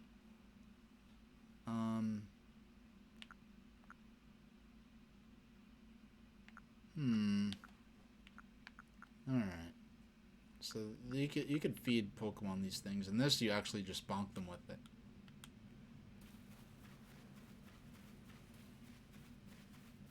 Wait a second. What is this? It's like the look at this. Look at the polygons here. It's like the grass is...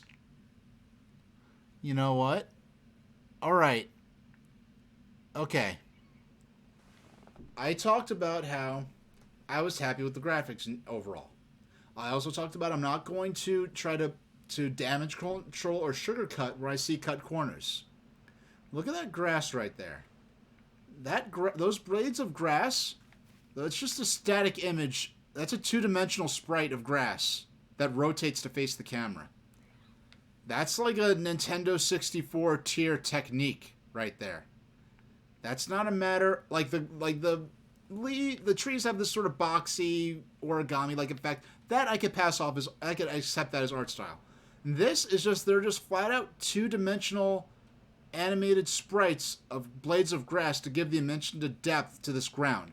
I would have accepted not having that there, but that's actually not why I was stopping to look to begin with. And like the same with the flowers. Okay, stuff like that, that's weak. That's lame. Alright? But what got my attention here is look to the right of my character near the edge of that cliff. It's like I could see through the polygons. I could see like the inside of the polygon that like this rock face here, it's like they made several transparent layers of grass. They're trying to create the illusion that there's depth to this short grass. And it's made this weird thing where I can see through the polygons and I can see through the inside into the inside of the boulder. Like, stuff like that, like, that's not cool. That shows that this game could have benefited from more time in development. However, the fact that this game exists whatsoever, I can imagine them having to fight to even make a game as different from traditional Pokemon as this. A lot of the yeah, there's like this weird effect, and I don't know if that's supposed to be lighting, but that's clearly not something that's supposed to be taking place within the game world. That's some kind of weird some effect of the way they layered these polygons on top of each other or something, and it doesn't look good. Alright? It just doesn't. And I'm not going to pretend it does. I'm not going to say, oh, you should just ignore it. No, like, they put it in the game. It's there for me to see. I have the right to comment on it. It's not my responsibility to find reasons for myself to accept something that would not be accepted in a mainline Zelda or a mainline Mario. Now, that being said, let's ruin the Shinx's day. How about that? Okay. You know, she's sleeping. Let's, no.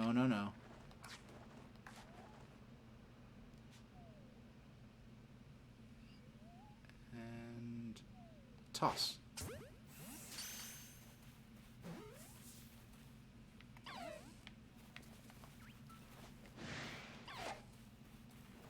Oh, now you want to fight, huh?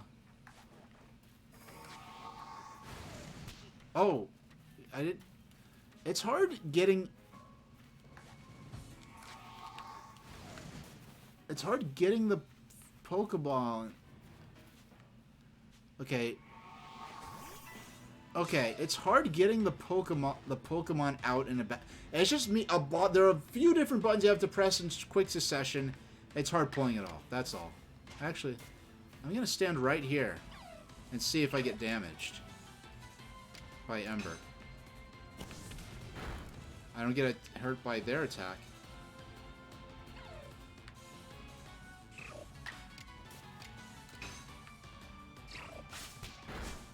Will you... No, he fainted. Yeah, it seems only outside of battle can I actually be damaged by the... Yeah, I can't unsee that now. Look at all those dozens of like, sets of grass that are just rotating the face of the camera. Like, that's how the trees in Mario 64 worked. Because they didn't want to waste resources on rendering a fully polygonal tree. Breath of the Wild didn't do this. I would rather the grass be... that's just lack of polish. It's a cut corner. I'm not going to sugarcoat it. I'm still happy with the gameplay overall. I'm still happy it's been ambitious as it has been.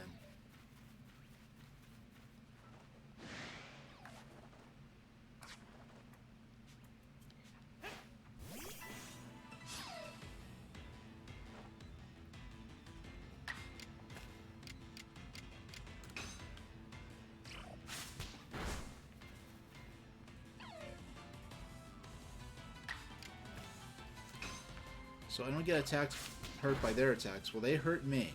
If they... Yeah, during the actual battle mode, the Pokemon can't damage the player. Okay. I'm just trying to get a sense of the rules of how all these new mechanics work.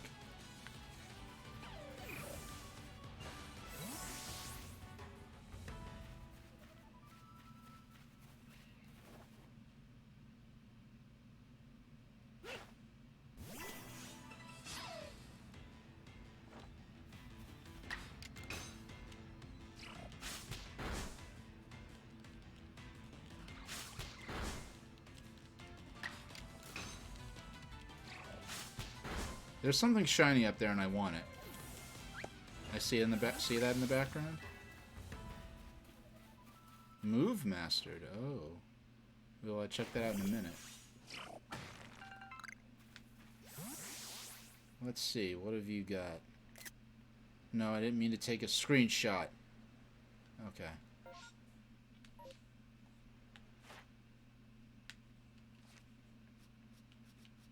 Hmm.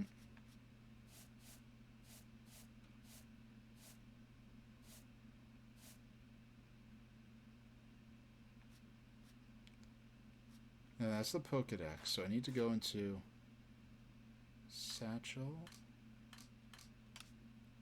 I need to go into Pokemon. Okay, there we go. No. I say I could add items to my favorites. That's cool, but change moves.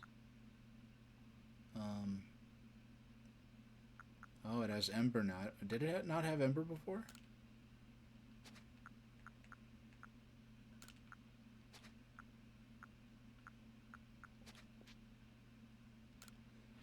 What's... Yeah. Was there another Pokemon that got new moves?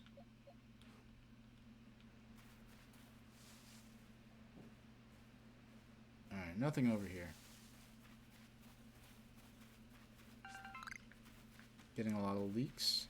I feel like the leaks are going to be the new version of, like, Hyrule Herb.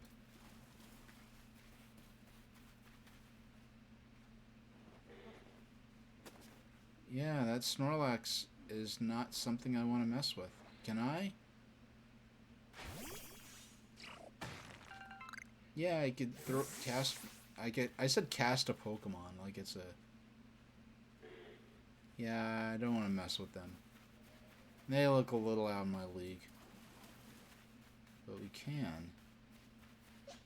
Actually, let's have Bidoof do some of these item getting tasks for me. Because they do get experience for that. Which is really neato, actually.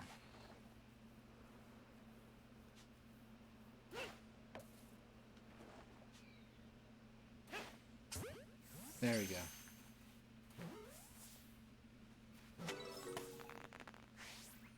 Wow, they get a lot of experience for catching Pokemon.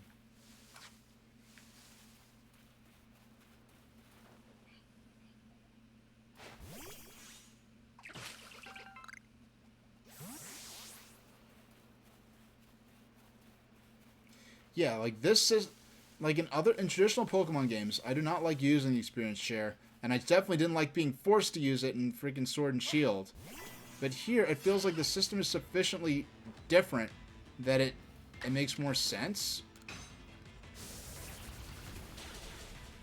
Oh boy.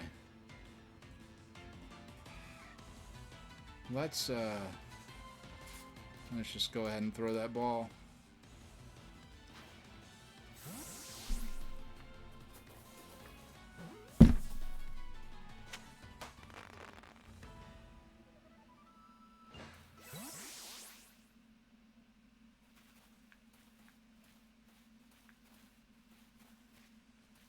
Alright, got some more.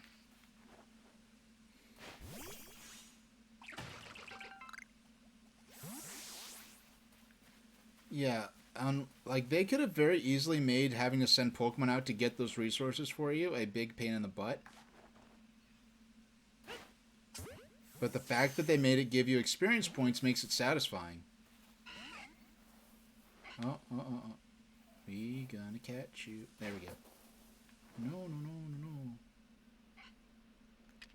Actually, no, we lost him.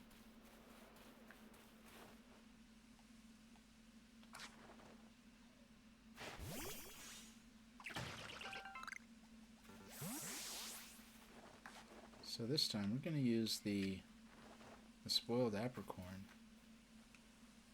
I forgot I had the sneak button. No wonder I've been getting caught so much lately.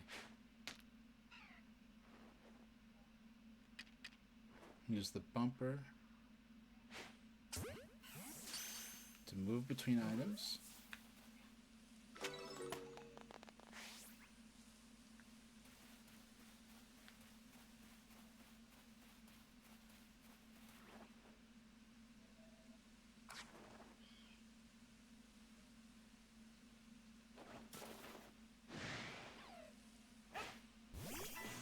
Fight time. Alright.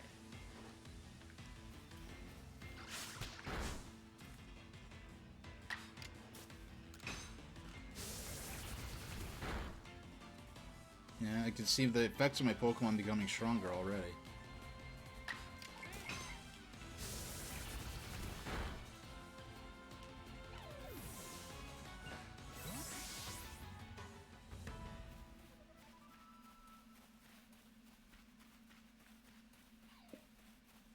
Ooh.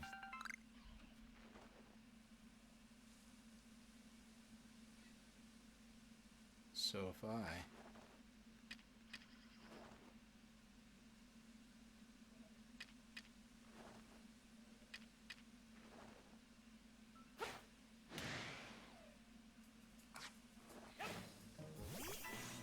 Alright, I tried to throw a spoiled apricorn to distract them, but... Oh, no, that was to actually hurt them. That's to get them agitated or something, or to... so that they lose a tempo in the battle.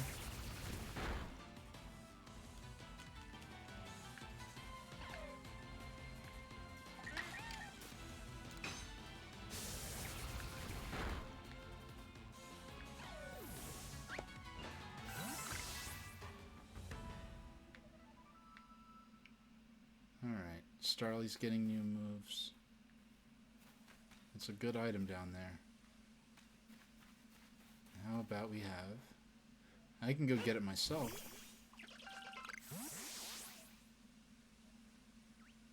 Huh.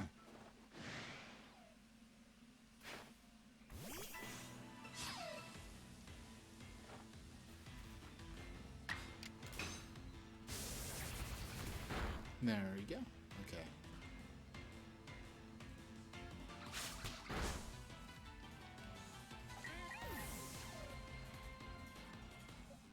Yeah, so I really don't mind. I do this a lot sometimes when I'm actually leveling Pokemon up. I'll just battle... Wait, are they going to get... Actually, what I just did won't make any sense. Will they get experience points even if they fainted? I wonder. Let's see. Even if they're not awake at the time.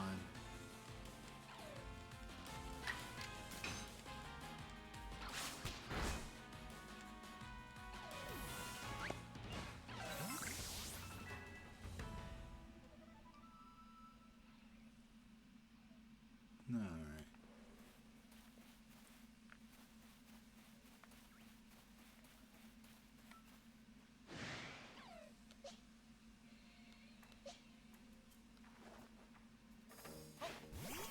It looked like you wanted some of this, so... Oh, you just got a bubble milk tea? Awesome.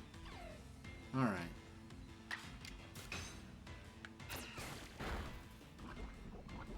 Oh, nice. You got a poison on the first. Let's try to catch this one. Let's see. Yeah, this game actually gives me more reason to use different types of Pokemon and use different abilities than previous Pokemon games otherwise might have. Let's see. Well, I mean, going by traditional Pokemon logic, this Pokemon should be pretty easy to catch at this point.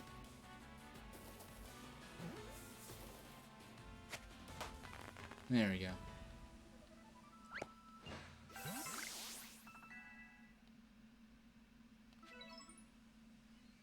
Uh-oh. Wurmple can evolve now. Now let's check out... Okay, so... Up. You got a Wurmple. You have Evolve. Wurmple is ready to evolve. Do it. Do it. Yeah, let's do it. Let's see how the evolution looks.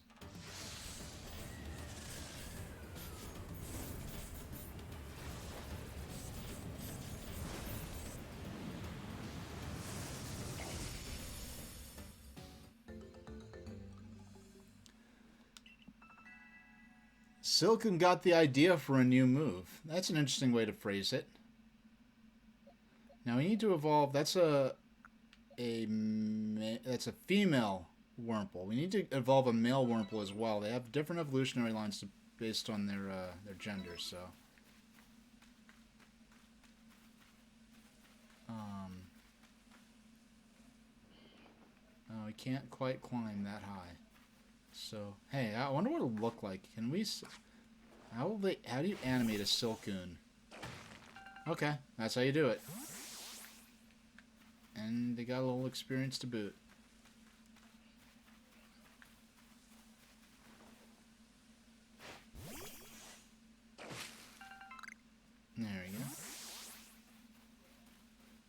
what I do... Okay. That's a... That's Shinx's evolved form, and it's big. Don't want to mess with it.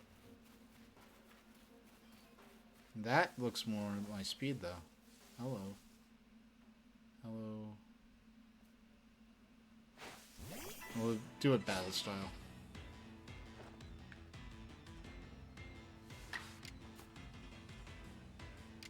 Tackle. Yeah.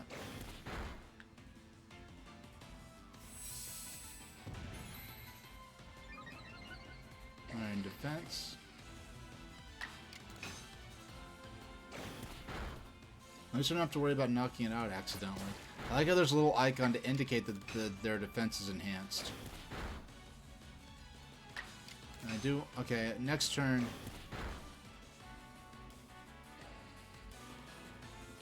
Alright. Now, let's throw that ball. Yeah, the outfit is cool. The beret is a little... as I understand it, now, if someone could lecture me on ancient Japanese clothing, I don't think the beret was a popular style in Japan several centuries back. But, look, let's try the ball again. Their HP is a little lower now. But the beret was to tie in with the outfits of the trainer characters in Diamond and Pearl, so... There we go. Well, the first Silcoon we actually caught ourselves.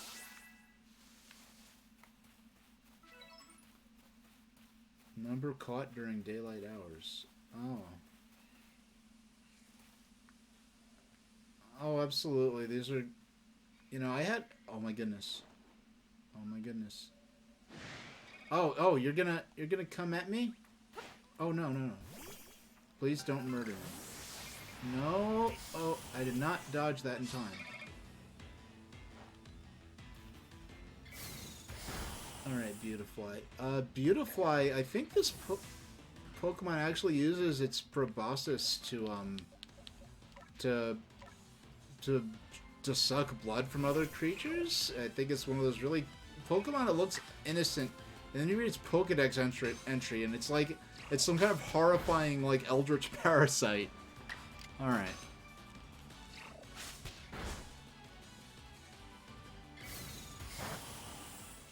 Alright. Sorry, Freeway.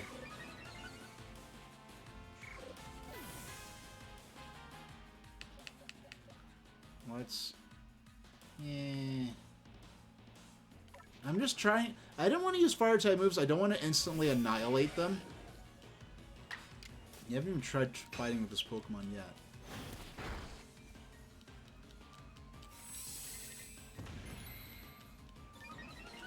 If this Pokemon ends up being... If Ponytail can learn Stomp in this game, I'd love to see what that animation looks like.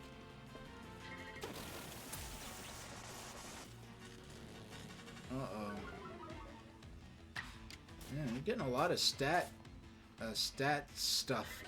conditions coming into play now. It's time to use...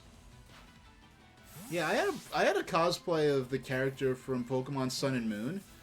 The male default clothing. But frankly, that character is probably the most normal dressed character out of all of the Pokemon main character default outfits. So I would go to actual Nintendo and Pokemon events, and people did not realize what I was dressed like. Why I was anything worth noting about my dress style. Like in that spot where there are those ridiculous little sprites, why can't they just make this grass half the height to have shorter grass? Instead of, I mean, and once again here, you have this 2D grass here. See, look, there, that grass is all just a single blade. It looks like one big long blade. When you turn the camera, it turns into like a big patch of grass in 3 dimensions. Okay. Actually, hold on. Now, I believe... Now, I could warp... That's cool. I could warp back to the camp at any time.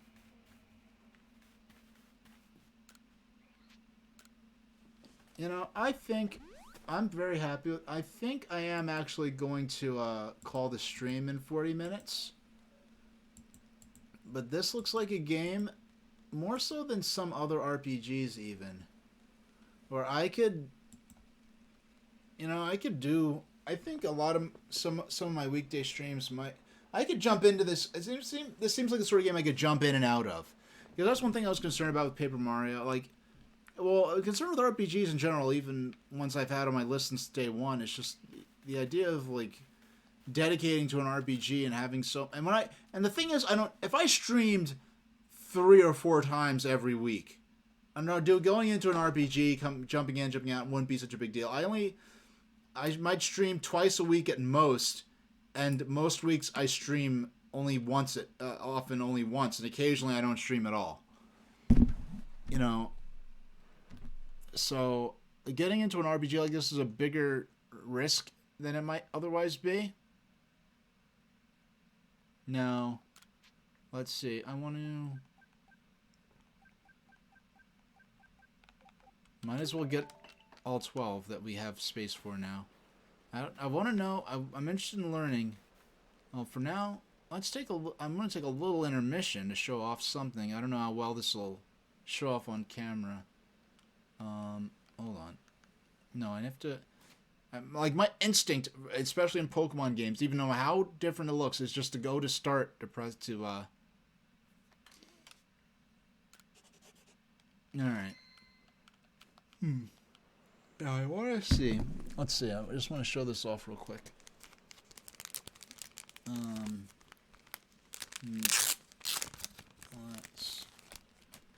So I picked up some new cards for my collection.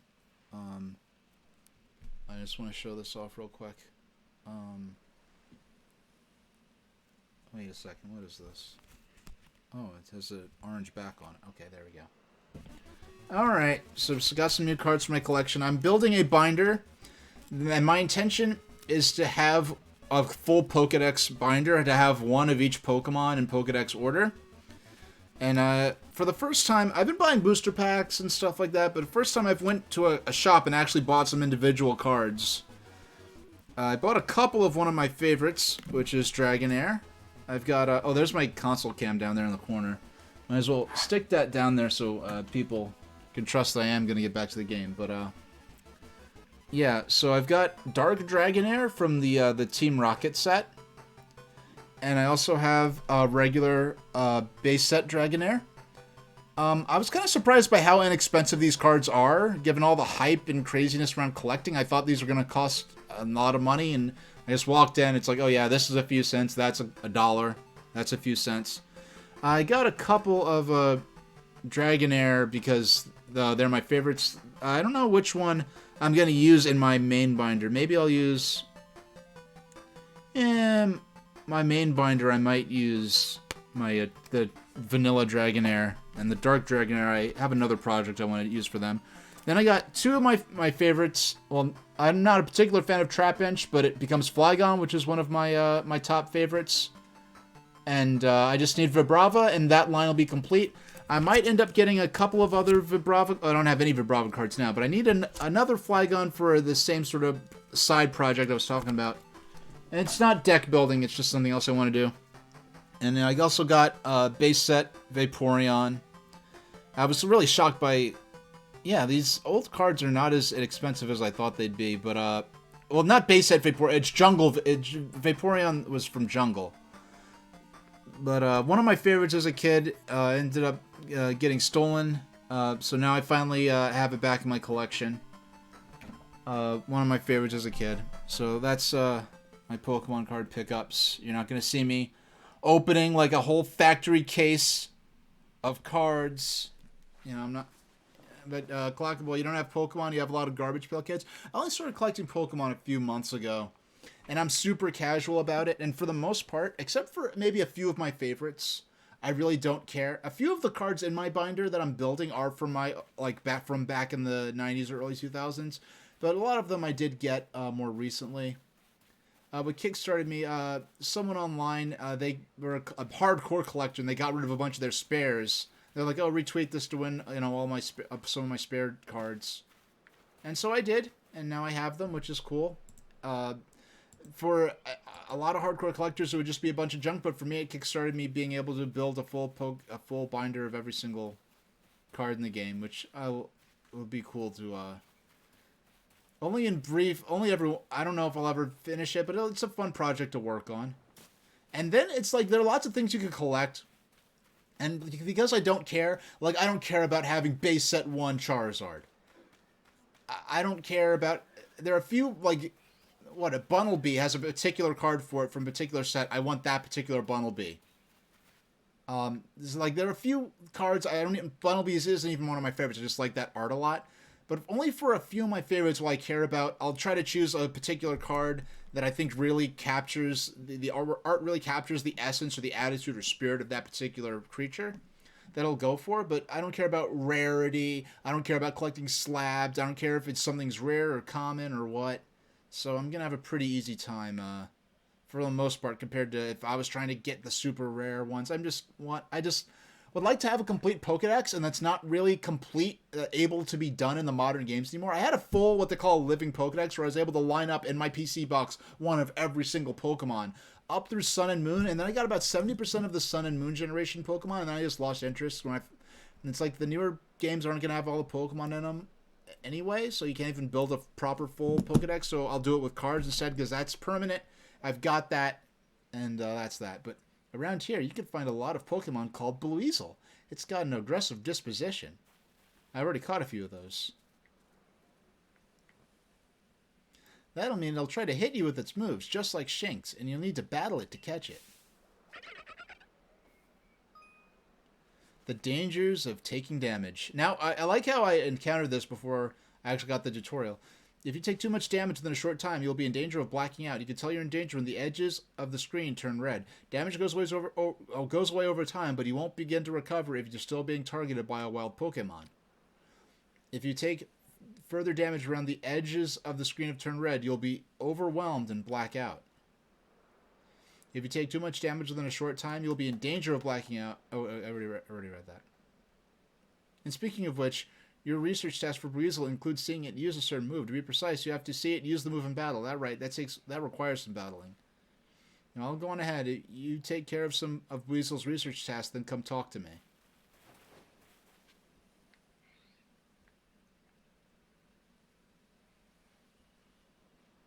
What are? I'm going to tiptoe up to them. Yeah, there's no audio graph like in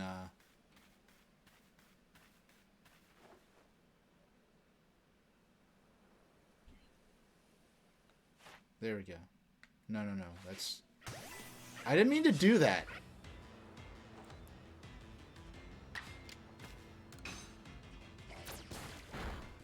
Okay.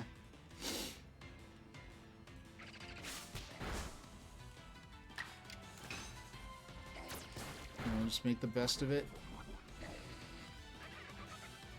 Alright, you're poisoned. Let's see if I can get...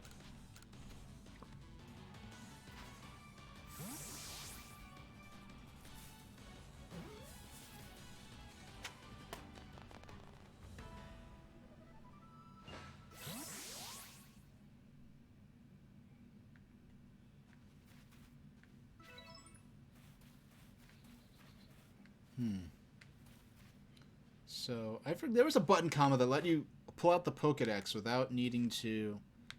Yeah,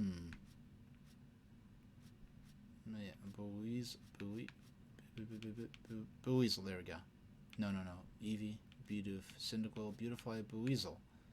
No, how did I just need to look at... There we go.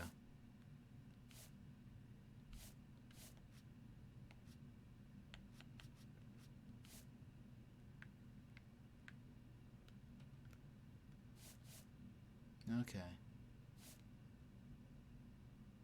Research tasks for Buizel. Okay, there we go. This interface can be a little tricky to figure out sometimes. Okay.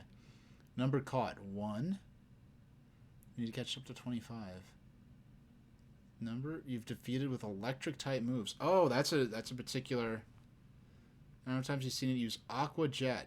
A number of different forms. There are different forms of it too. Okay. So how about we get out Shinx and we hunt down some more Buizels. Let's go into stealth mode.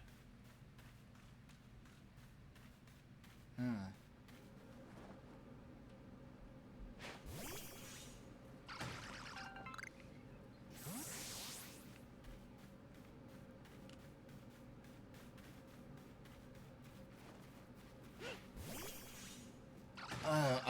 I can't tell you, and it's funny because I've been using motion control throughout this entire playthrough.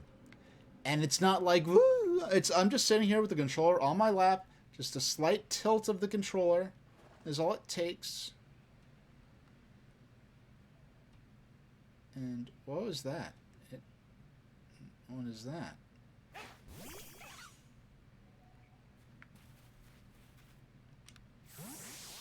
Okay. At least I think I've gotten the hang of putting them away quickly.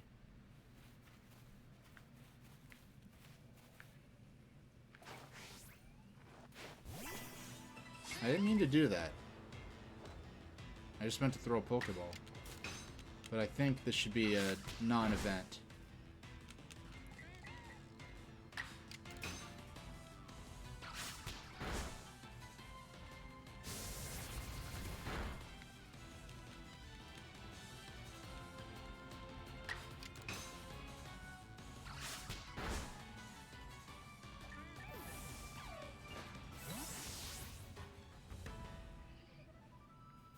Okay.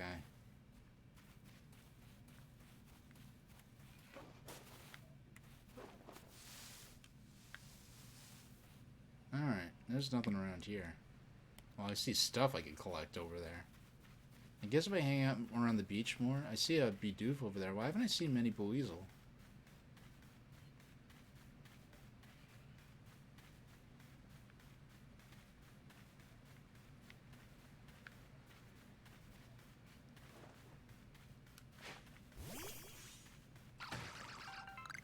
Alright. Getting a lot of Pokeball making supplies. Oh.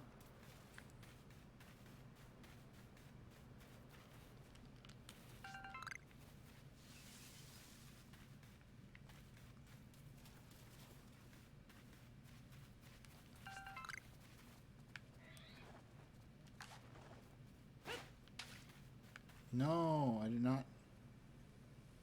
Little guy.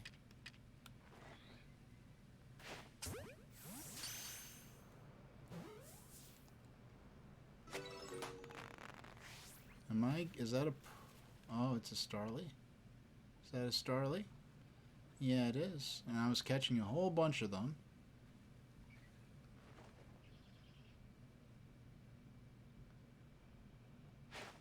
Stealth catch. Oh, no. There we go.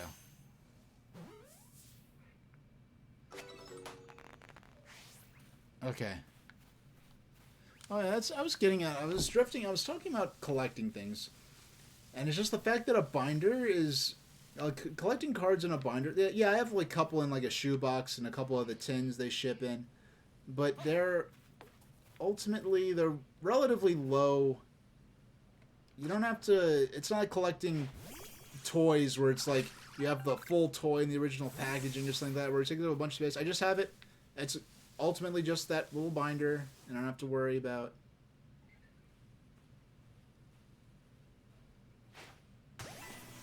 Oh. Did I throw an item and not a Pokeball? Yes, I did. I mean, I wandered completely out of the habitat where I saw the Buizels hanging out in before, so...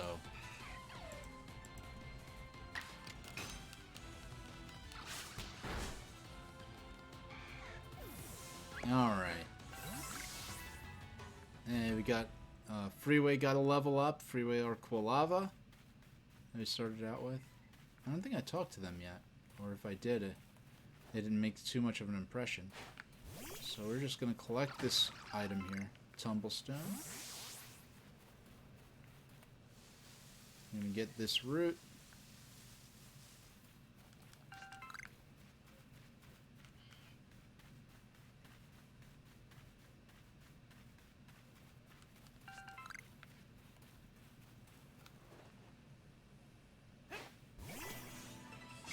Let's get some more EXP.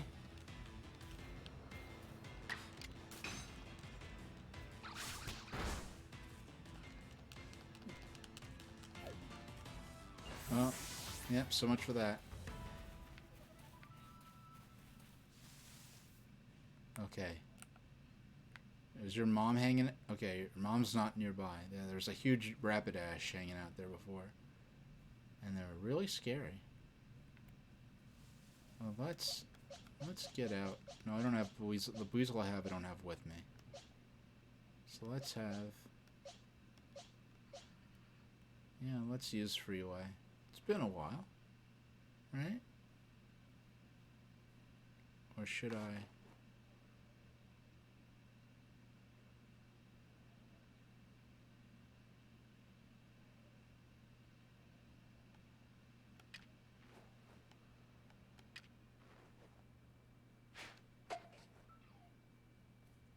Oh, I thought they were supposed to eat the food. It, like, scared them away. That's some butt. Alright.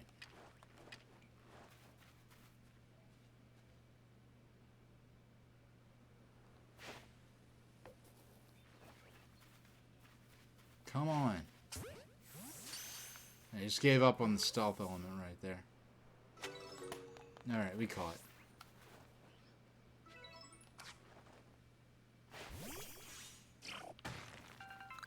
And more tumblestones.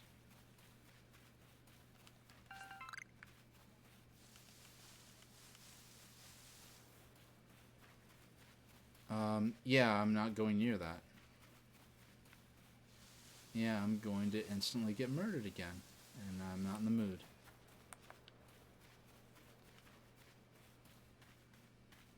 Please do not walk directly towards me. I'm trying to get the stealth catch in. Oh.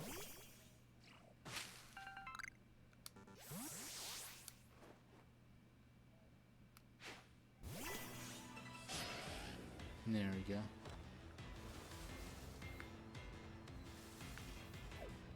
Okay, yeah, they're just like, yeah, forget that.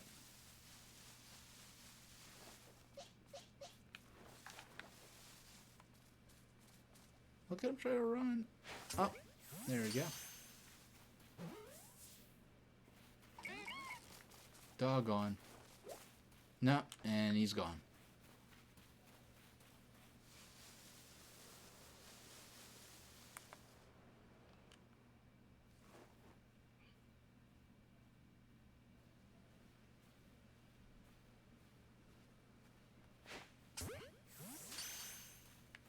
Do we get? Do we get? We get. Only 4 more without, We just happened to run back into her again. I wasn't really looking out for her. But since she happens to be right there, let's talk to her, see what she has to It seems like we've been figuring out on our own a lot of what to do. And I'm very interested in seeing if I were to go to someone else's... I want to look at Pete Doerr's stream of the first couple of hours of this and see how he goes about this. How he took to it, his perception of it all. Your own crafting kit.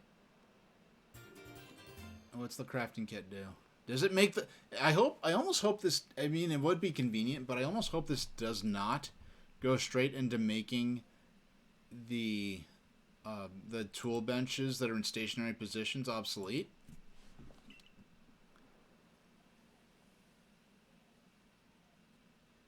A kit containing everything you might need for crafting, even when there's no workbench around. However, you can only use the materials you have in your satchel. I guess there's going to be an element where you could... Oh, I don't know, a workbench. Do you get to use what's in your satchel as well as stuff you have in some kind of storage system? You can select the crafting kit from the key items pocket in your satchel to craft items wherever and whenever you like. However, unlike at a workbench, you'll only be able to use the materials in your satchel, and you won't be able to craft more items than your satchel can hold. Okay, I see. The limitation makes a little more sense when they explain it in detail. You received a rest. Yes, we could do potions now. With a crafting kit, you can craft items anywhere using materials you have in your satchel. So long as you've got an apricorn and a tumblestone, you can make a Pokeball anytime. Or with an Oron Berry and a medicinal leek, you can make a potion. So do heal your Pokemon. So I could heal without using potions, and if I have no potion, like you could go back to the base, but then you lose whatever progress, or you lose the wherever you were at in the area you were exploring. Cover your Pokedex will tell you what tasks you finished and can report.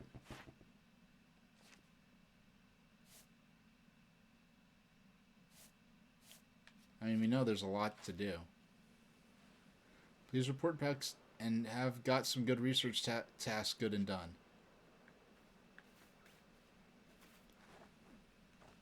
Yeah, I like how this isn't super like, oh, it's not, it's very loose. It's very open-esque. It's very like, okay, just do this at your pace, and when you think you're ready, you can go back, and if I've gotten enough of these research tasks done, I guess then I could progress the scenario in regards to the storyline.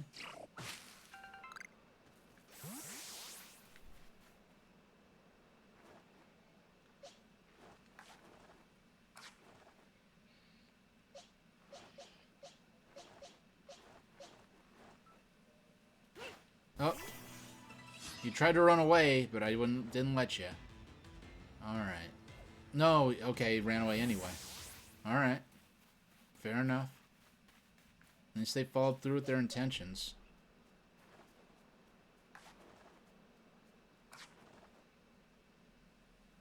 And they're gone.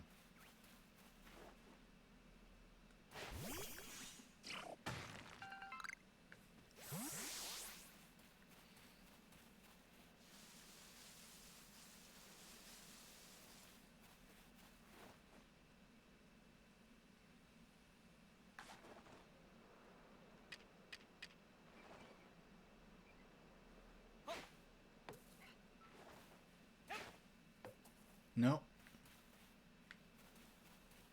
And unfortunately, we're not running on Breath of the Wild logic where you can go over and pick up the Pokeballs after.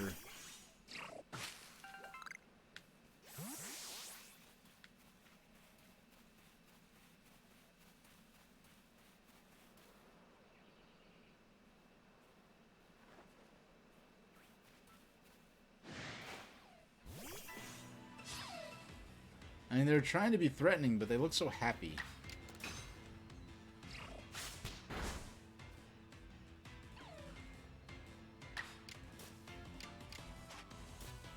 Man, I think this is the first game I've ever seen where Cyndaquil can learn Rollout. That's a move I associate not with Cyndaquil. No.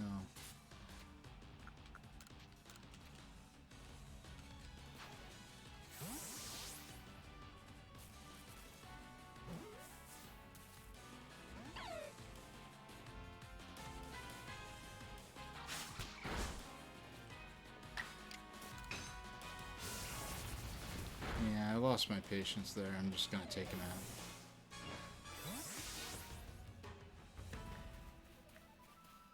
And there are plenty of other Cyndaquil I can pugilize with.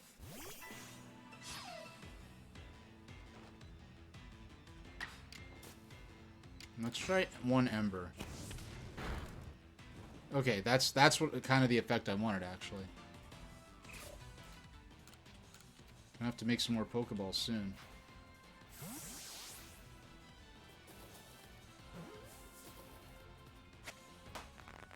Alright.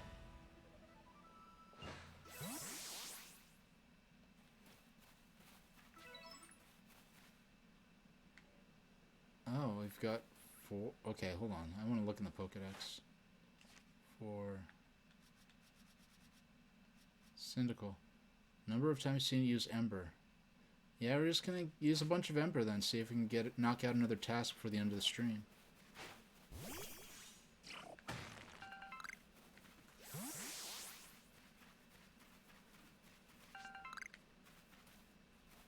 Over that way. Is that where that huge Rapidash is? Oh, wow. I actually climbed on top of the rocks.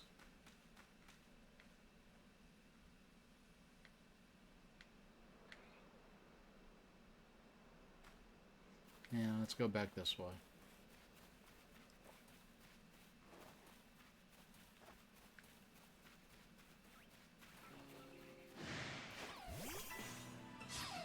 Wow, some environmental music actually kicked in for a second.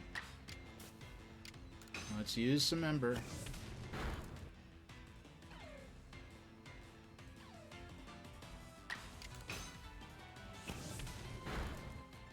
You're knocked out.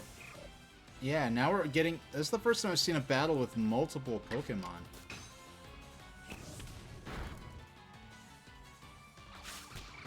Yikes.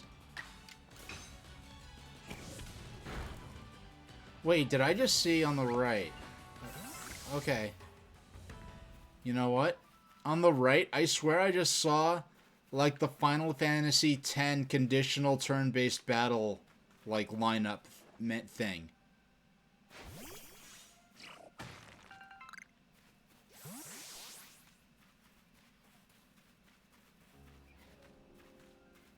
Okay. Oh, music hype. Music hype.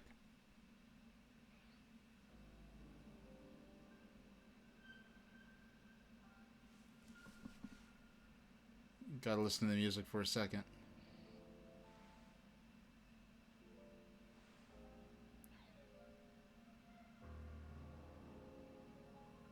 I love this kind of music. I listen to this in the car, even when if it's not game related, stuff like this.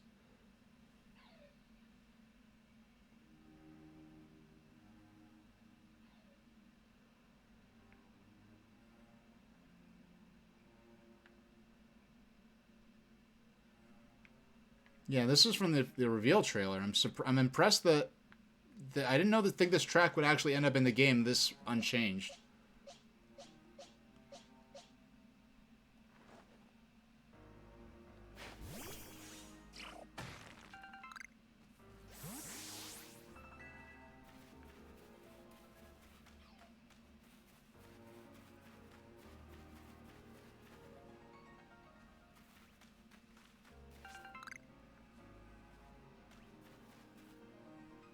Look at how's it going?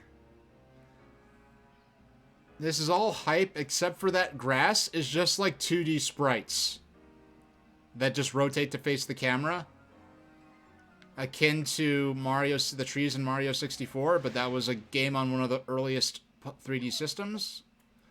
But that being a complaint I'm not letting go of. I think that's a genuine complaint. I think they could have done better than that. However, I'm very happy with the game so far. I'm enjoying it more than I dared imagine. Yeah, I was ready to like admit like, hey, I'm not feeling this. I'm done with modern Pokemon. I might stream this one more time to put in another 4 or 5 hours, give it a fair chance. But I'm actually genuinely enjoying this. This is something I'm not going to dread coming back to periodically. And because I don't stream all that often, going into an RPG like this is kind of a big investment in terms of just, I mean, like, there's so many games, and we've hit music hype now.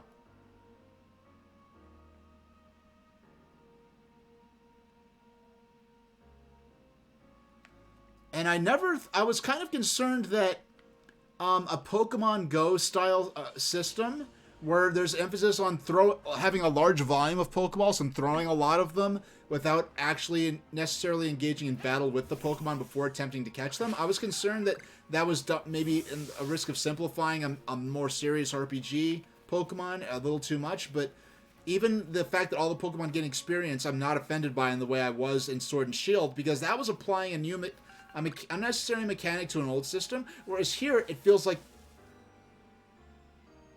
oh, the music.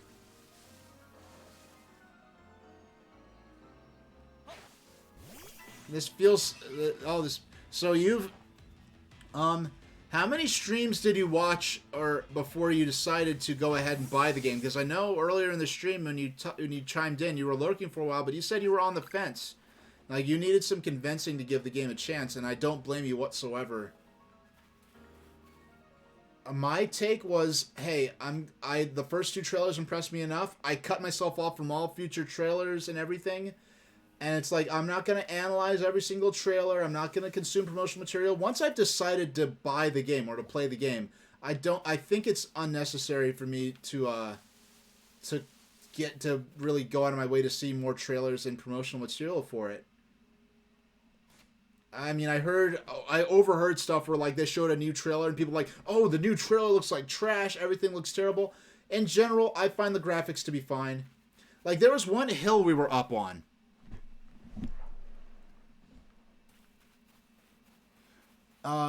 There was a hill, and mind you, I'm one of those people when there are people who will say that, like, Breath of the Wild was its world was empty and there was nothing to do with it. It was just a pointlessly big world. And the only way in which that makes sense to me is if you approach the overworld of Breath of the Wild from the standpoint of something like Majora's Mask, where the overworld was ultimately in Majora's Mask, the overworld was ultimately kind of just like Tournament Field. It was ultimately just kind of an interactive substitute for a level select, in which there are 4 major areas of the game. If you think of the overworld as something to just connect the areas of the game where the actual content takes place, I can see the overworld of Breath of the Wild seeming like an empty, like, void with nothing in it. For me, the overworld exploration of games like the Zelda games is my main favorite part. And going through towns and overworlds, and then going to dungeons is something I put up with to get more equipment and abilities to explore more of the world. So, for me, exploring the world, finding things, getting into trouble, and that stuff in the overworld made Breath of the Wild my favorite 3D Zelda game. Whereas if you just think of the overworld as just filler in between the dungeons, and there was less emphasis than ever placed on dungeons in Breath of the Wild. So for me, I look at this and I see opportunity to explore things, whereas other people will look at this and they're just looking for something else.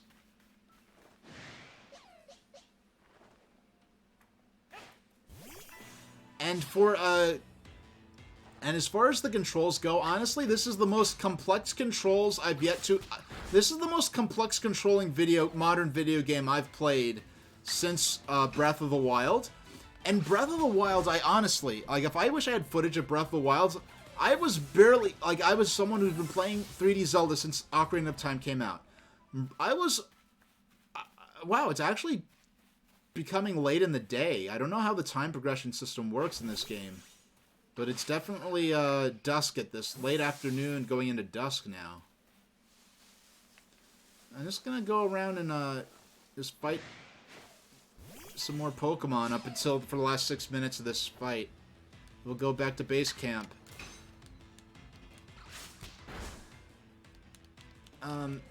So do you think this will be a game you stream, or do you think it'll a game you'll play on your own time? Because the thing is, I was concerned that with this is what I was looking for Pokemon, but remember how in Metroid Dread, that game, the added complexity of the aiming and the movement made that game very hard for me to play, and I think streaming it made it worse, because I'm also operating broadcast software, interacting with chat, keeping an eye on my connection quality, stuff like that. And so I was concerned that even if this is a game, because it's possible, I was fully aware that the action elements of this game could make this a game where I could no longer quite keep up with it in the way that I could keep up with traditional Pokemon, even knowing that traditional Pokemon, like Sword and Shield, was basically running on a remnant of a system that was designed with a 30-plus-year-old game 8-bit system in mind. This will be an off-light game for sure? Okay. So I was very happy that this is a game that the complex controls, it takes me a while to learn. There's sometimes where I still press the wrong button. But see, like, you saw me doing this, but the right bumper sends out. Now can I even climb up? There's some parts where there's a resource, an item. Oh, who's targeting me? Who's targeting me? Oh my gosh, it's a Drifloon. It's a Drifloon. Please be my friend. Please don't fly me over to the underworld. I just want to be your friend, Drifloon. Let's do this. Alright. Oh my gosh, it's a ghost type. What am I thinking? Let's try Thundershock. Oh, please. Okay, I don't want to knock you out, sweetie. Okay. Items. Use. Yeah.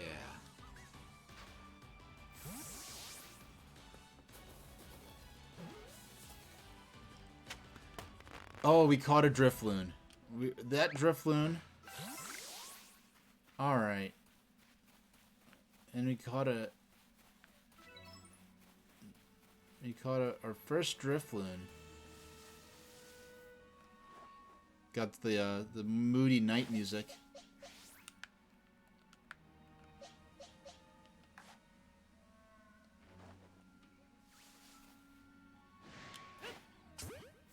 Who's targeting me? Who's targeting me? Who's watching me? I'm running.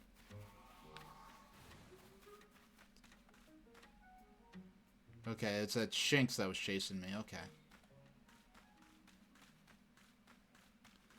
This does seem like the natural step for the Pokemon series to have made, or to have made in 2012. That's what I was saying. Like this game could have came out on Wii U.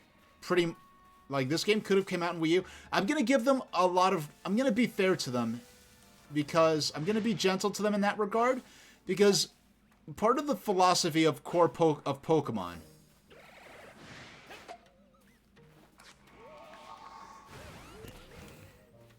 Alright, we need to... Let's craft... Yeah, the part of the core philosophy of Pokemon was to have the games be on systems that were able to be carried with you, because of the idea of okay, so no, okay, I should have dodged. I have to get used to this whole dodge mechanic still. Okay, there we go. Yeah, so 3DS was only capable of so much. Now, even within the bounds of 3DS, like Pokemon Sun and Moon, really pushed the boundaries of what Pokemon Sun and Moon in its entirety, I can go into detail I don't have time for, really do feel like a, they really did feel to me like they were trying to play catch-up with Yokai Watch.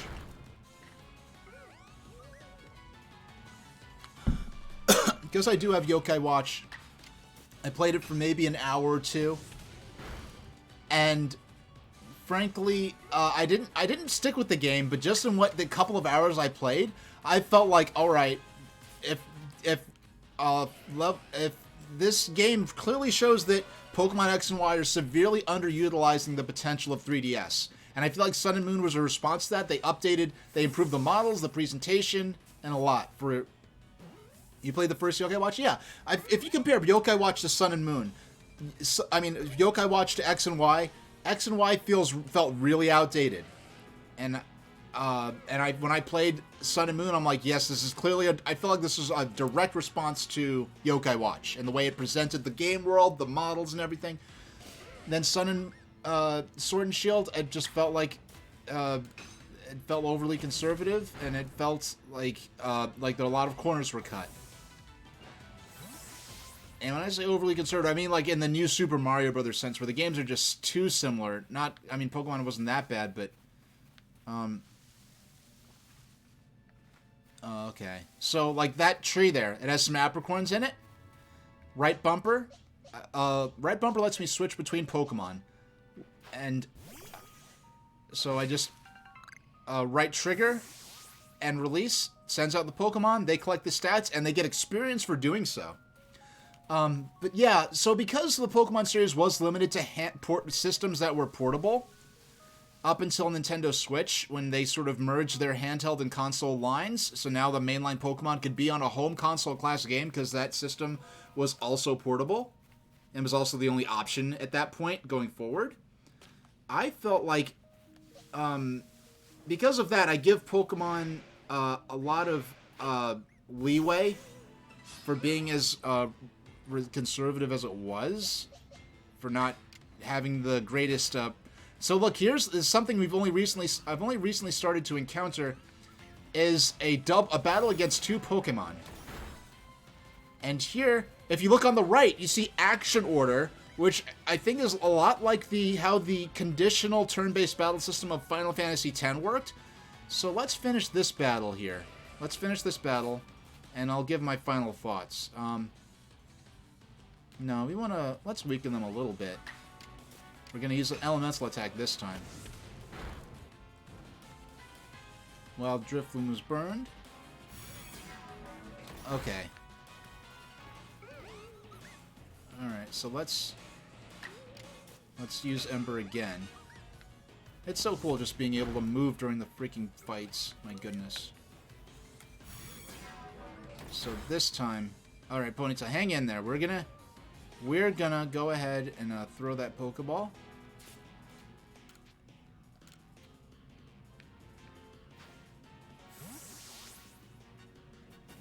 Was that... Hey, we caught one. Now we've got the other to deal with.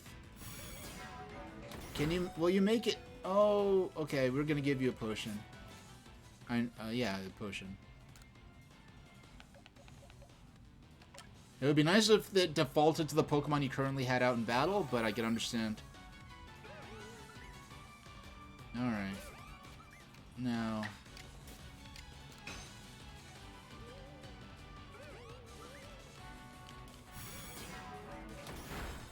Ooh, that hits hard. Now. Oh, we so have to name you Lakehurst when we go back to the camp. After this battle, we'll warp back to the... You have the option of warping back to your base camp. I'm very excited to look back at Pete Dorr's first couple hours of this game. After the stream.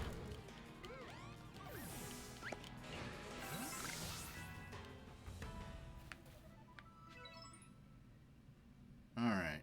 So we go to our Arceus. No, I didn't mean to take a screenshot. I'm going to go back to the base camp. The Fieldlands camp. Let's rest.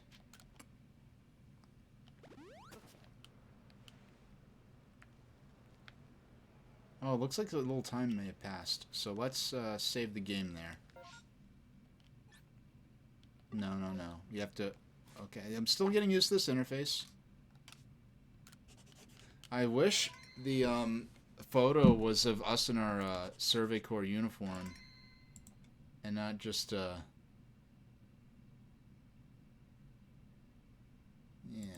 Alright. So... How about we talk a little about my impressions of the game? I'm very pleased. I did not think I'd enjoy it as much as I did. I was ready to have another major disappointment, but the game impressed me. There are a lot of things I will criticize and not attempt to cover up at all. Some of the graphics and some of the techniques they use to display the graphics are kind of bizarre. Some laughable stuff where two characters are supposed to be wrestling. You have the option to attack another character with a wrestling move, and it gives you two choices. You can charge them or try to throw them, and it cuts to black. You hear cartoon sound effects, and it warps back after the fight in which you've lost the wrestling match. Stuff like that. If you don't want to animate a wrestling match, don't show a wrestling match. Just things like that show the same cut corners and lack of confidence in their ability to animate. Then there's scenes where like one character gives another a hat, and it cuts to black, and it cuts back on. They just have the hat on. If you don't, it's some stuff that's like really appalling that would not. But anyway, but overall, I'm really thrilled that this game exists. I'm thrilled that it's as good as it is. I'm a genuinely great time. I really was dreading going into this and it being another Metroid Dread type situation where I wasn't having a good time playing it, and but this I look forward to coming back to it. I'm very happy with it. So my next planned stream is going to be on Saturday the 12th at 2 p.m. Now, it is very possible, and when I say the 12th, of course, I mean February the 12th at 2 p.m. Eastern Standard Time.